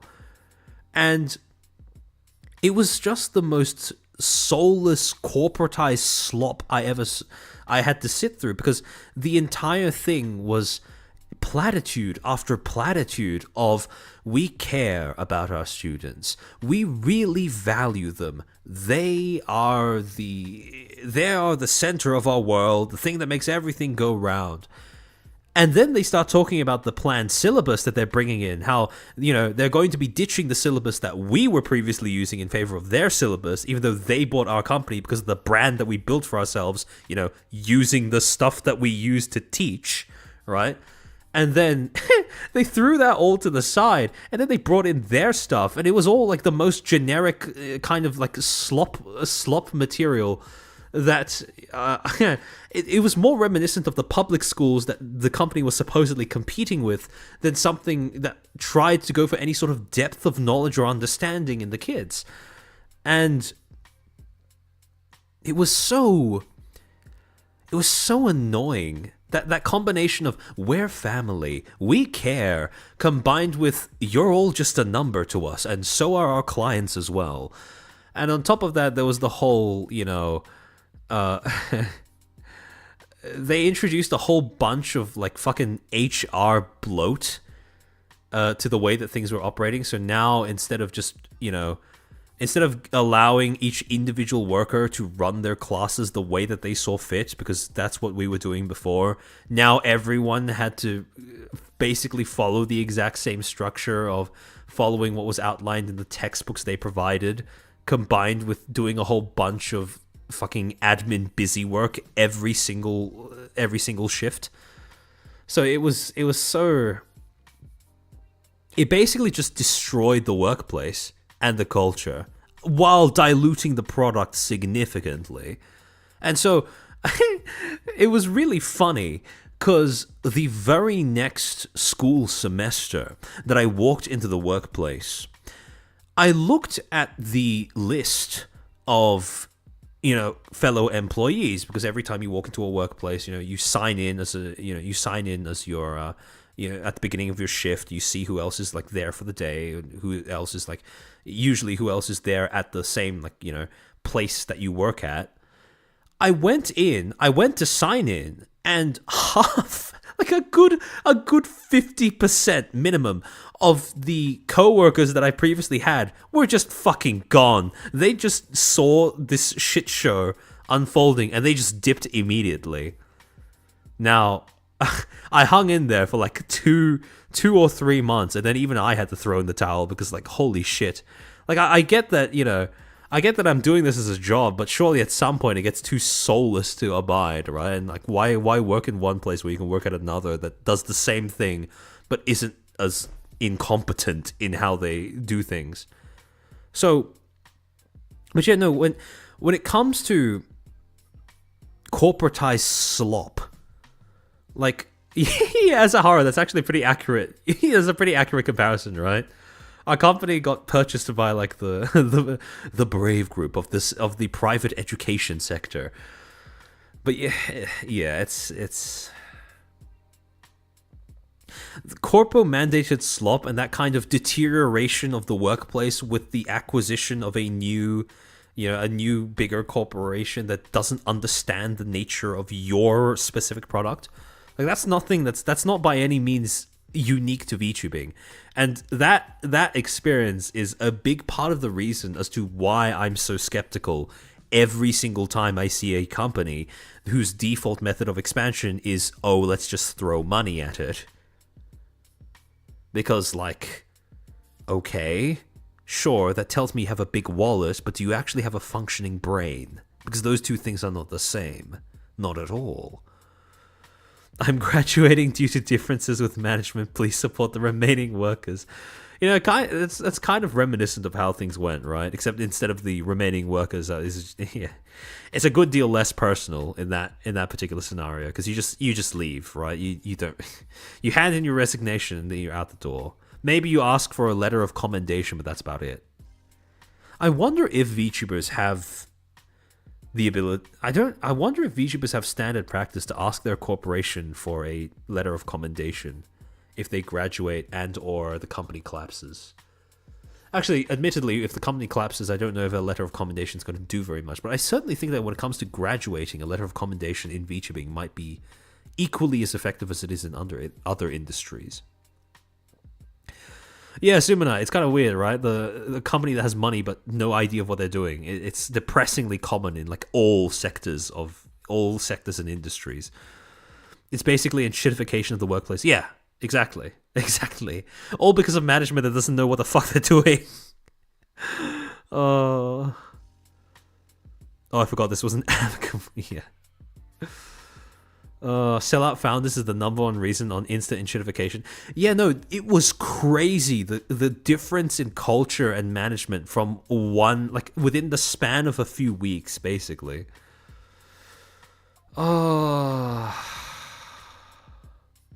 Because you had one phase where it was about, the best way that the individual workers could teach lessons to school children so that both the, the teachers were free to do whatever they want, operate however was the most efficient way that they could think up, and how the kids could get the most benefit of the most knowledge possible, right?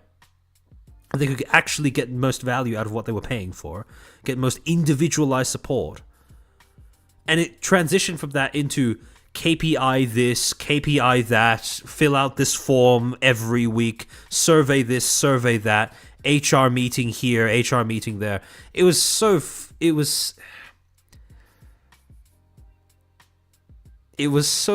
brain dead. It's so stupid. Oh yeah, there was something else as well. Like they forbade. So they were talking about how important it is to make our students feel like they were valued, how they were personally supported, how they were, the center of the universe, the center of our universe while we were clocked in, right? And they said all of this, and then come the first week that we were supposed to start work, they forbade us from helping the kids with their schoolwork because we were supposed to just go off of the syllabus provided by the company and nothing more. And I and many other workers were sitting there going like, what? What did you want us to do? Like, this wasn't even a case of we don't understand the assignment. Like, this assignment doesn't make fucking sense. Like, why are you going to go on and on and on about how the students are the center of our world and then all of a sudden tell us that we can't help them with their schoolwork? Like, what? Why do they come here if not to better their ability to perform at school?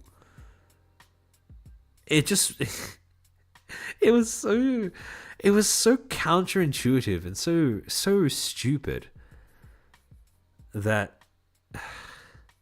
Yeah, it really wasn't just a case of bureaucracy will bureaucracy, right? It's just more corpo slop, basically. It was a shame because, well, to add insult to injury, when they took over, they instituted an almost universal pay cut across all levels of workers. I mean, I didn't mind that too much, considering that my previous pay was like it was more than good enough, but it was just insulting, Like after being able to make it work for 3 years in a row, no problems, no complaints, nothing. All of a sudden you have these people who think that just because they can throw money at something, they automatically understand everything that's going on, and I'm just like, it's such a quick way to drain all the... It sounds so pretentious, right? But it's such a quick way to drain all of the spirit and soul out of doing something like that. Especially when your job is interpersonal. Unironically, I think that having a background as a teacher has made being a content creator infinitely easier than if I just had to jump into this cold. Because there's a lot of similarities between being at the head of a classroom and basically sitting in front of a stream. But yeah. Profit margins, baby. Yeah, pretty much. So what happened if they had questions? Yeah. So we had to do this awkward song and dance of, I wish. We had to choose between either saying, I wish I could help with that, but I can't really because that's company policy. Sorry, kiddo. Or we had to basically throw company policy out the window and go, okay, just fucking email it to me or something at some point and I'll check it out, even though I'm not getting paid for it. Which sucks, right? Because either you're doing work that you're not paid for, or you're going to have to refuse to do the job that you are, not according to company policy supposed to do, but certainly according to personal principles supposed to do. And then just going nah, sorry, kid. It's just not great either way, right? Because either you are giving in to being exploited, or in order to maintain your personal principles and morals, right? Or you kind of have to shed that a little bit and detach yourself a little bit from the people who make your job viable, essentially. So, as one teacher to another, ex-teacher being yourself, I feel your pain. Yeah. It sucks. But yeah, I bet a background as a zookeeper would be even more successful. I'm sure it would be. I'm sure it would be. Or maybe as a manager, not as a creator, but definitely as a manager. We need wranglers in this industry. Basically, they bought the upper coming on the region for to them pennies on the dollar. They may not know how the business works, but they know how the market works and changes. Basically. I see the point of saying that the kids are the center of the universe. They want you to be so invested as students that you did that in your personal time. Yeah, no. A lot of people saw through that, right? Because they're always... thing is with the companies, right? And this is not something that's unique to like the private education sector. This is something that you see in VTubing as well. One of the most effective weapons that you can use against talents trying to organize and insist on worker rights is to convince them that they are doing it not for you as a company, but for their audience, for the people who pay them, for the people who they rely on for support. Because, I'm doing this for my audience, I'm working so hard for them, and then that becomes the perfect reason for your talents to not insist that you as a company do your job. Like, this is not a new trick.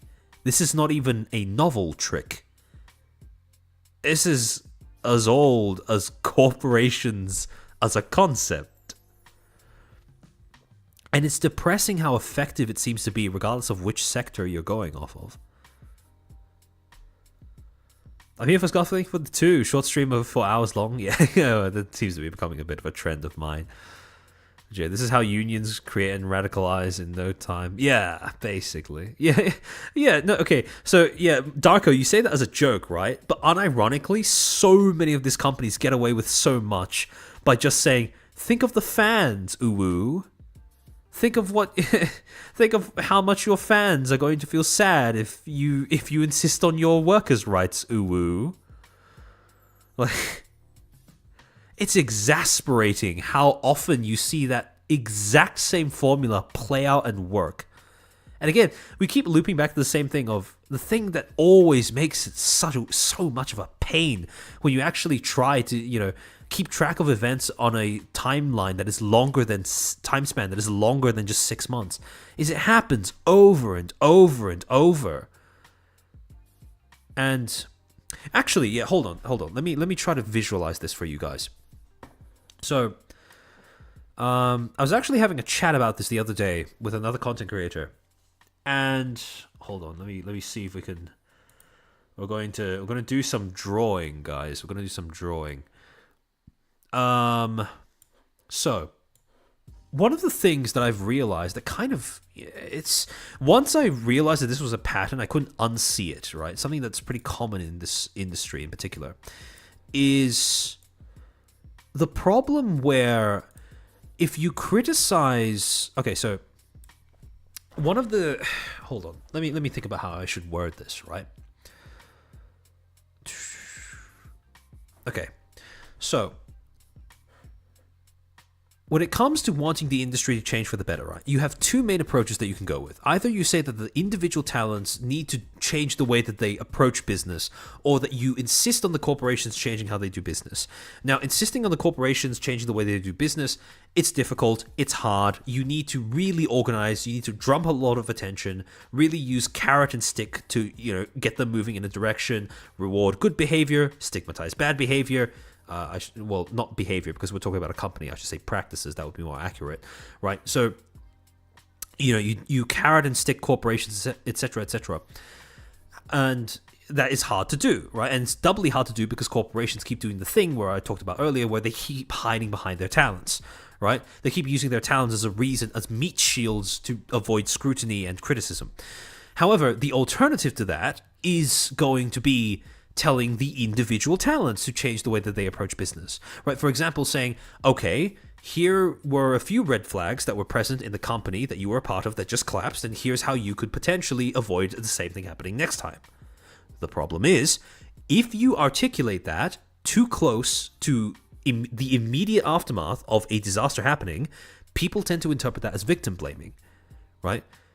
People interpret you saying, oh, this is what this is what you can take away from a scenario. This is something that they could have done differently. This is something you should do differently next time.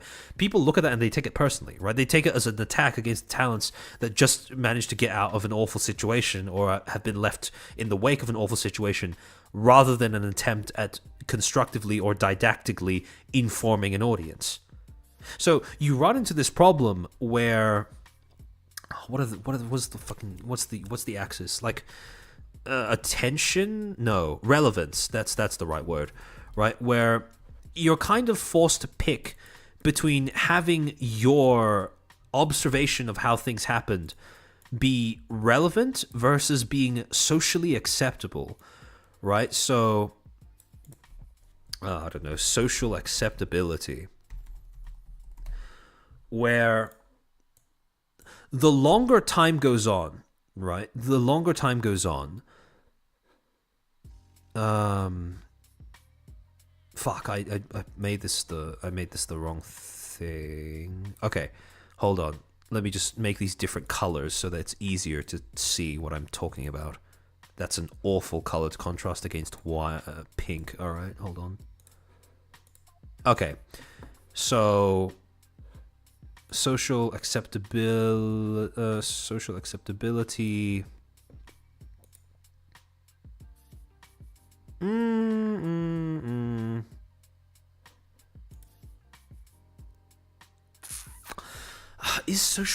the right word? Maybe courtesy, etiquette. Etiquette is probably a better way of putting it, right? Etiquette. And then the axes are. Hold on.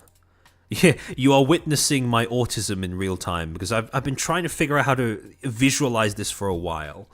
So you have social acceptability in terms of bringing it up, right? Versus time. And what I've observed ends up happening is... Hold on a second, let me just grab the right color. Okay, so what ends up happening is when it comes to talking about a disaster, like right after it happens, the problem is right after it happens, that is when it's most relevant, and then the interest in it dwindles significantly over time, right? So when I'm talking about right after it happens, I'm talking about the week of maximum. Anything after a week of, and then it starts to become old news and people start to tune out. However, the problem is, when it comes to etiquette, the problem is the longer time goes on, the more, only when time has passed does it become socially acceptable, polite to discuss it in a manner of this is what could have been done differently, or what can you take away from this as a lesson to, make sure the same pitfalls are avoided the next time, right? So the problem is you get this sort of you get these kinds of inverse you have to sort of juggle this time frame where a topic after a disaster happens, discussing it is never both relevant and polite. It has to be one or the other. Because the problem is, if you want to discuss it when it's most relevant, therefore probably most impactful, because a lot more people are paying attention to it, right? Therefore, more people might be listening to you. The problem is, this is when you do it, but that's also the rudest time for you to discuss it. And then if you want to be considerate, if you want to be polite, if you want to abide by, social etiquette, you can wait. But the problem is, by the time you reach this point in the time span of when this thing has happened, and it's no longer relevant, and therefore, yes, you may be able to stick with, yes, you may be able to offend less people and make it so that what you do is maybe perceived as being more considerate, more polite, but the problem is now you reach less people, so your content has less utility. And so, if you have to choose between acceptability and utility, it's a frustrating line to walk, because usually the more experienced creators will be able to, they will either double down on making their content here, or they will figure out how to land here consistently. Because this is where arguably you're going to get the best of both worlds. But the problem is, like, for most people, they either gravitate towards only being here or only being here. And the problem is, when you gravitate towards this, you limit yourself significantly in what you are or aren't allowed to talk about, right? You kind of have to abide by what other people request you to talk about or not to talk about. And depending on their motivations for saying that, that may or may not compromise your ability to make your content effectively. However, if you're going to be here, like, yes, maybe you do your job better, but you also become more stigmatized. And again, people are varying. Well, not everyone is equally susceptible to social stigma, but at the same time, it's certainly not an easy place to exist when you're trying to talk about things. And so, when you have this sort of, when you have this kind of line you have to walk, it's frustrating, right? Because, well, which one do you prioritize? Do you go for relevance, in which case you have maximum possible impact on the industry or scene as a whole, because more people see what you have to say, and more people may have a chance at taking away something constructive that they could implement in their own lives, their own careers, to avoid the same pitfalls in the next time that a similar company with shitty practices crops up? Or do you try to avoid the pitfall of people looking at that as you victim blaming or dancing on the corpse of a corporation and the people who worked as a part of it, and then instead wait longer but also make your content for, like, a smaller audience, etc., etc., etc.? I just realized what you guys were saying. Clip it. Get your minds out of the gutter. Get your minds out of the gutter. Oh, by the way, for those who didn't know that, when I did the making my own myths stream a while back, and when it got demonetized by YouTube, I don't know if I said this or not, but I went back on the VOD to review what got it demonetized. And it turns out it was the nude paintings of Adam and Eve on one of the slides that got the whole VOD, like, nuked monetization-wise. So YouTube is bizarrely touchy when it comes to bobs and vagine, apparently. Which is... Well, now that I've said it that way... yeah, it's... fun times. But yeah, in any case, I didn't even realize that that the diagram could be seen that way. But now that you pointed it out, I'll bear that in mind for maybe drawing it differently next time. But yeah, no, it's a kind of problem that a lot of content creators face, where you have content, the more considerate you are, the more you tend to gravitate towards this. Whereas if your aim is utility above feelings, then you kind of gravitate towards this. Personally, all of you guys who've been watching my content for a while, that for me, utility comes first. I put a lot of emphasis on, articulating things, pointing things out, talking about things, criticizing things, even if it may not be the most polite way of doing so. But it's frustrating. It's frustrating. Because when lessons are best learned is right after something bad happens. And yet that is also the time where it becomes the most taboo to talk about something, or especially to talk about what could have been done differently for next time. Because everyone just starts shouting about victim blaming.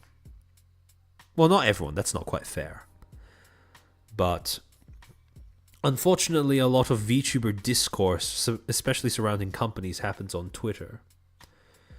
And on Twitter, that seems to be a very popular stance to take regarding this particular conversation.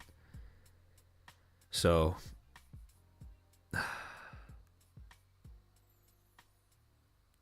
nothing irritates me as much as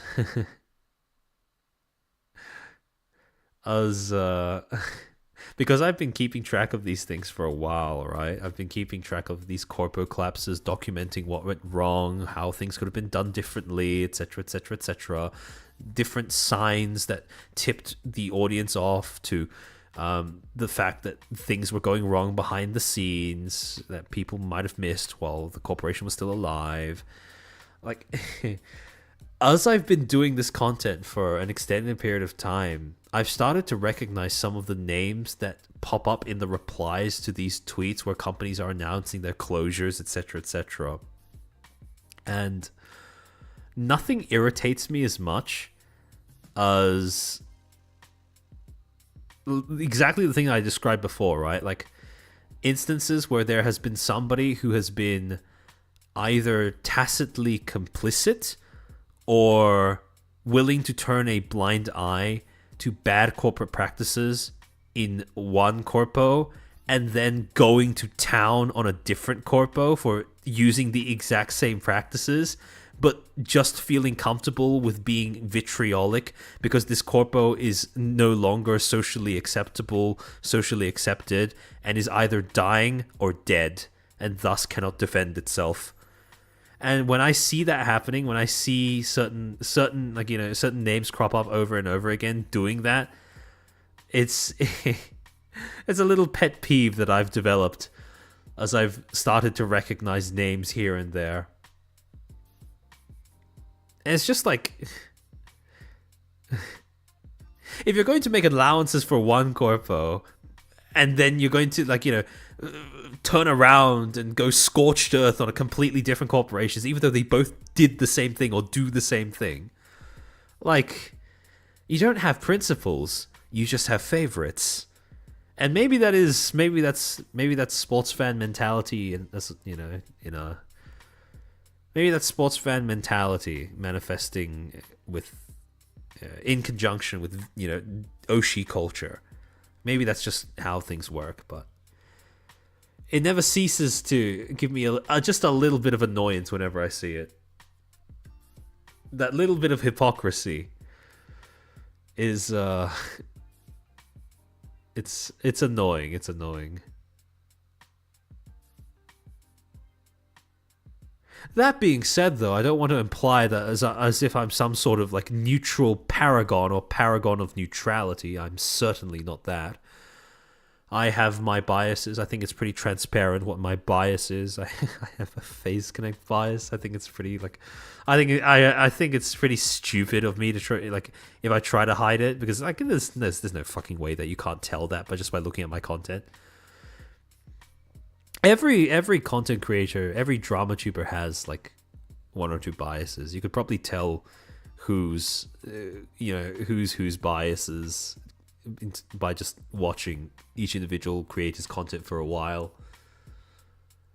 But yeah, I mean, that's just human. Like, that's just what we do. Granted, how do I say this? I mean, that's part of the reason why I'm glad that there are multiple of us, because if there's one thing that one of us doesn't cover for whatever reason, you could always just rely on the others, at least one other person to cover it. And so that's the benefit of having multiple content creators inhabiting the same niche. You don't need to rely on just one for your entire content repertoire. But man, how do I say this? It is tough, right? Because you don't want to be too biased. You don't want to be too biased. I have in the past vocalized certain criticisms of... Actually, recently, something I've been noticing that has me a little worried is how much the delayed nature of phase merch shipping seems to have become a talking point and meme among Phase Connect fans who order merch. Because that is a meme that has existed for a while, right? It's way older than my entry into the fan base. And it's gone to the point where I'm beginning to worry that the meme is about to become stale and may or may not become too old for Phase Connect fans to laugh off the way that Phase seems to have trouble shipping out its merch. But so far, it doesn't seem to be like a. It doesn't seem to be like a. It doesn't seem to be like a major problem, but it is. There are times when I see the frequency at which Face Connect fans are like making that joke, and it does concern me from like an optics perspective, because at some point, jokes get old, right? I'm just crossing my fingers that Phase fixes whatever merch distribution issues it has before the joke gets old. But yeah, Chinese connection. Sakura keeps getting scanned by these merch companies. Although to be fair, that's like a lot of people in this industry, but it's genuinely insane how high the concentration of scam merch companies seems to be in VTubing.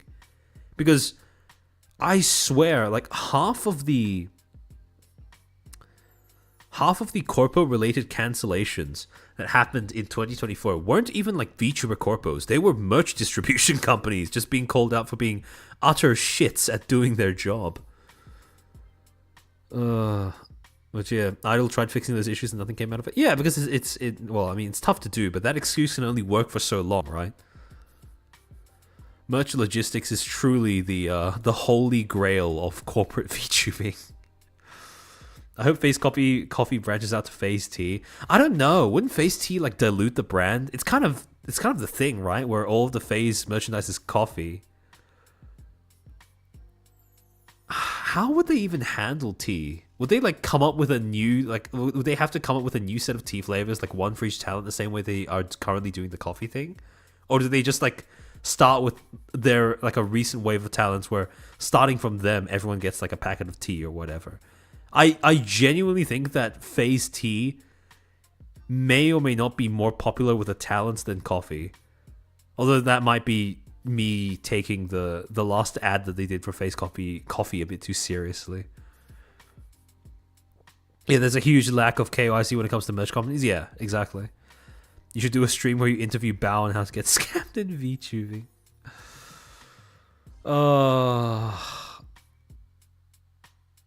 Bao is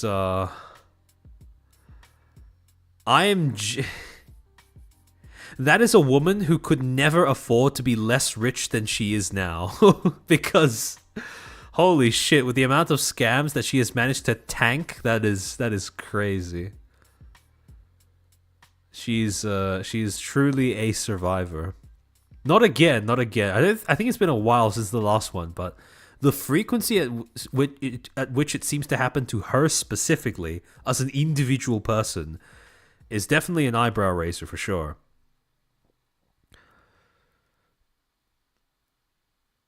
Maybe they can have coffee versus tea wars.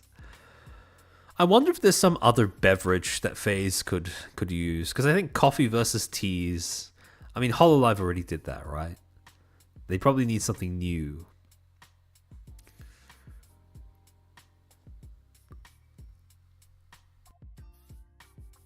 Oh wait, yeah, that's right. V-Dairy does do tea.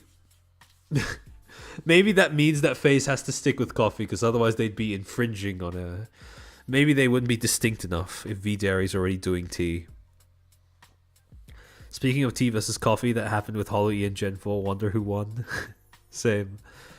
Bring their coffee soldiers to procure tea. I'm tea coffee. I'm open to V-Cola. That sounds like an awful idea. Diabetes with your VTubers. Carbonated flavor water. That's going to be a controversial one. That's going to be a very controversial one. FaZe Connect ketchup versus mayo with a Kirsche collab. That would be Kino, actually. Oh yeah, doesn't V Shoujo also do tea? Yeah, they also do tea. Yeah, actually, now that I think about it, maybe it's best that FaZe sticks with coffee, because there are already like other VTuber like groups or companies that do tea. G Fuel versus Gamer Subs. Hololive is trying to convert Cecilia to coffee for the 19th time and failing. Doesn't surprise me. Girl is married to tea. V-Dairy plus FaZe Connect collabs. I think that would be pretty cool. Shirogane Noel milk. that is a sentence. That is a sentence. I've realized that it's starting to get quite late for me, so I might wrap up stream here. Thank you for all of you guys for tuning in on such short notice. Holy shit, there's like 270 something people here. Thank you guys for being willing to tune in to this particular stream, even though I basically just announced it like 30 minutes before I started stream. Hold on, let me switch over to, let me just see if let me just read out the super chats that I missed from last time. Hold on. As I was going through, let me just.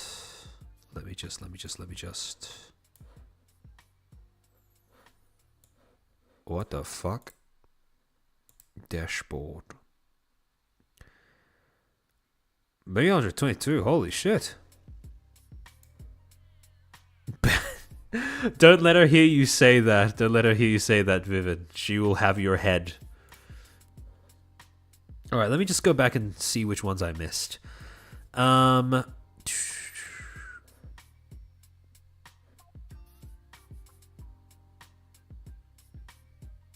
think I got quite a few of them. A new member, Jack John. Ah, okay. Colzer, thank you for the 7.95. This was a spray and pray twit. Sadly, it hit Rima, and this is just me. But I don't want the one taking out the bullet to be the one. Hold on, let me just expand this. How do you expand the super chat in stream elements? Oh, okay, never mind. You just hover over it. I don't want the one taking the bullet being the same person who fired it. Yeah, it's always rough when that ends up happening. I stand in solidarity with Vivian. Sigh, no, don't do it, Sigh. Jack John, thank you for the 5 gifted memberships.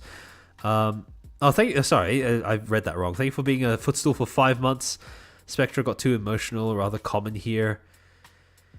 Yeah, a phenomenon that I end up seeing way too much is that talents will end up egging one another on. Just like their friend circle, if not their colleagues, they'll end up egging each other on by sort of, like I said, right? It becomes like this sort of Yas Queen death spiral where progressively the people involved care less and less about the optics of a situation when they're just pursuing emotional catharsis and expressing how they feel about something.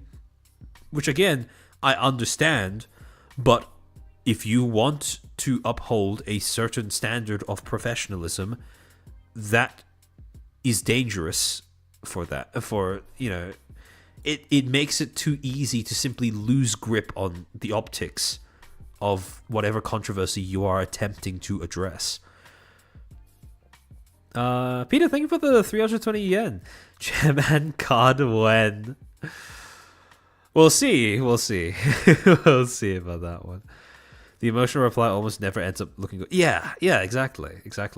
And again, I understand it's a counterintuitive thing as a content creator to want to sort of put a lid on how you're feeling in the moment and try to communicate things in a way that sounds, by comparison, to be quite dead inside. But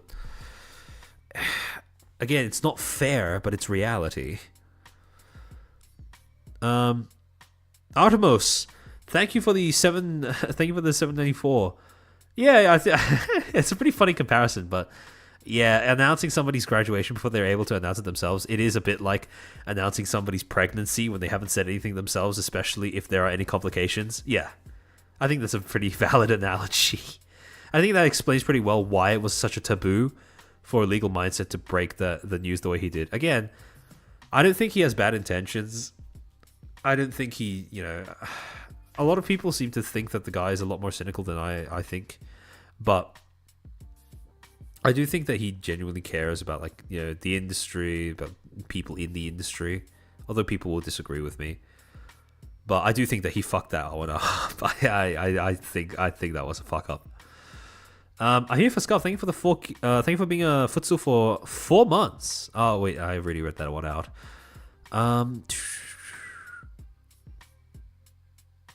JV Robogato. Is the quit quad not allowed to quit quad is an East Asian thing? If you're still around, can you explain what you meant by that? Because I didn't quite get the reference. JV Robogato, thank you for the oh, it translates this automatically into Australian. So sorry if I read it out as like slightly less than it was for you, but thank you for the 3947. If they could just emotionally beat down on the talents, they would be too tired to speak. Yeah, basically. I think I read that one out already. Mercurius, thank you for the 2. Vitamin C for chairman. Thank you so much. I already read out that gifted membership. And that should be it. I'm all caught up. All right. LM. I feel like someone on the inside was pushing for him to release the info due to not being happy about what was happening. It feels like he picked the best moment to... Yeah, or at least the worst moment to release the leak. Yeah, I think that's quite... I believe that, right? I do believe that there's someone disgruntled on the inside who probably wanted LM to leak that information in the manner that he did, or pushed him to release it then, because I remember that in the follow-up post when he was describing it, he said that he had somebody hounding him to try and like release the information at a certain time, or sooner rather than later. So it wouldn't surprise me if that was the case. But again, that brings me back to how odd I find it that a lot of the vitriol that the talents ended up expressing, like none of it seemed to be directed at whoever was leaking the information. None of it seemed to be directed at the fact that, again, if they were pushing for the information to be released then you know, it's probably not too much of a stretch to assume that they're not exactly keen on being considerate of the other people in the company. And yet most of the attention, most of the backlash seemed to be concentrated on Rima. That was the thing that I found to be like a little strange, because you can hate on drama tubers all you want, but at the end of the day, they're not the ones that broke the NDA, right? That's believable considering whoever leaked the stuff to him, 1, is a talent, and 2, is still leaking stuff to him after the public feud. Yeah. Again, maybe things aren't as unified behind the scenes as, you know, as it seems in the public eye, but that's a whole other can of worms. Thoughts on the Sylvie Sparks situation? The guy's he belongs in an asylum. He belongs in an asylum. There are every now and again you come across somebody who is genuinely a threat to the other people who exist in the same space as them, and I believe that Sylvie Spark has proven himself to be one such person. So sauna time. We reached 5 hours? Oh shit, we may have. I seriously just don't understand what's the purpose and intention of the leak. I would assume that the intention, like, you know, best case scenario, the intention was to expose the company for doing something shady. Worst case scenario is because they hate the company and the people in it. They just want everything to burn. So it's tough to tell which one it is, but from the outside looking in, those are the 2 main possibilities. But yeah. In any case, thank you again for tuning into the stream. Thank you again for just sitting through me yapping, even though, again, this wasn't as organized or as structured as my usual streams. There's quite a few tangents, quite long tangents. But in any case, please like the video, comment if you're watching the VOD, all of that stuff. Subscribe, yada yada yada, whatever. And I'm not sniffling as much. Hopefully that's a sign that I'm actually like better. But again, if I do need to like delay the stream that I have planned for Friday/Saturday, depending on which time zone you're in, I will try to update you guys at least a day before. But yeah, hopefully everything's still on track to go ahead as planned. But yeah. And again, thank you so much for tuning in. I don't know if I'm going to timestamp this one because I haven't timestamped the other Guerilla that I did, but Maybe I will. Maybe I will. I'll see. I'll see. I need to conk out. I need to conk out pretty soon after I end stream. But at some point, maybe I'll add timestamps. Let me see. Okay, nobody who we usually raid seems to be live. But in any case, I'll probably just end stream here in that case. Unless any of you guys have an indie or something, an indie or someone that you'd like to recommend I raid that is online, but I haven't raided before. Any suggestions from the footstools and backseaters? Also, question I had, what do you think about Shylily in the light of VCOD? At least one chatter claims to be just another... I don't think that's a fair comparison, I'll be honest. I think that's a bit too harsh. Look, I'm going to be honest. I think Shylily, the way that she handled the VCOD thing, especially the way that she initially responded to it, again, it's kind of funny how with VCOD, it does seem to have the same sort of thing where VCOD as a product seems to be hiding behind Shylily and her reputation. Because I have noticed how whenever they have an announcement that they don't want backlash on, it's Shylily making the announcement and VCOD retweeting it rather than VCOD coming out with a corresponding statement as well of their own. And also how every single time VCOD has a tweet that Shylily shows up in the replies of, the replies seem to be mostly positive, whereas every time Shylily is absent from the replies, they seem to have people sort of articulating that they're not very happy with the product or the way that it's being sold or whatever.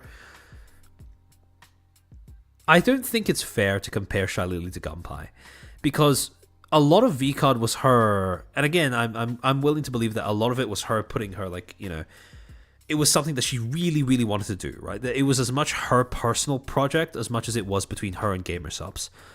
And for that reason, I think it is quite reasonable for her to be... I think it is understandable that she takes things as personally as she does when it comes to people, you know, complaining about the way that, you know, VCOD is being scalped or some of the gameplay aspects, etc., etc. But at the same time, again, like I said in the last stream that I did, I don't think it's a recipe for anything good. Yeah, a lot of people are writing her off as a cynical grifter. And again, I can understand where people who do that are coming from. But I guess I'm going to wait until the VCOD fixes are out. Right? Because she said that she was going to... Shylily said that there was going to be a follow-up announcement about VCOD on Friday this week, I think. This coming Friday. So I'm going to wait until the VCOD changes come out. If those changes are... Well, if those changes don't do shit, and if the VCODs are still being sold in the manner that they are, because it does seem like people are purchasing the God Rares... Sorry, it does seem like VCOD is purchasing the God Rares from individual people just so they could sell them again for a higher price, which... I mean, it looks that way, which is... I'm not gonna lie, that's not a great look.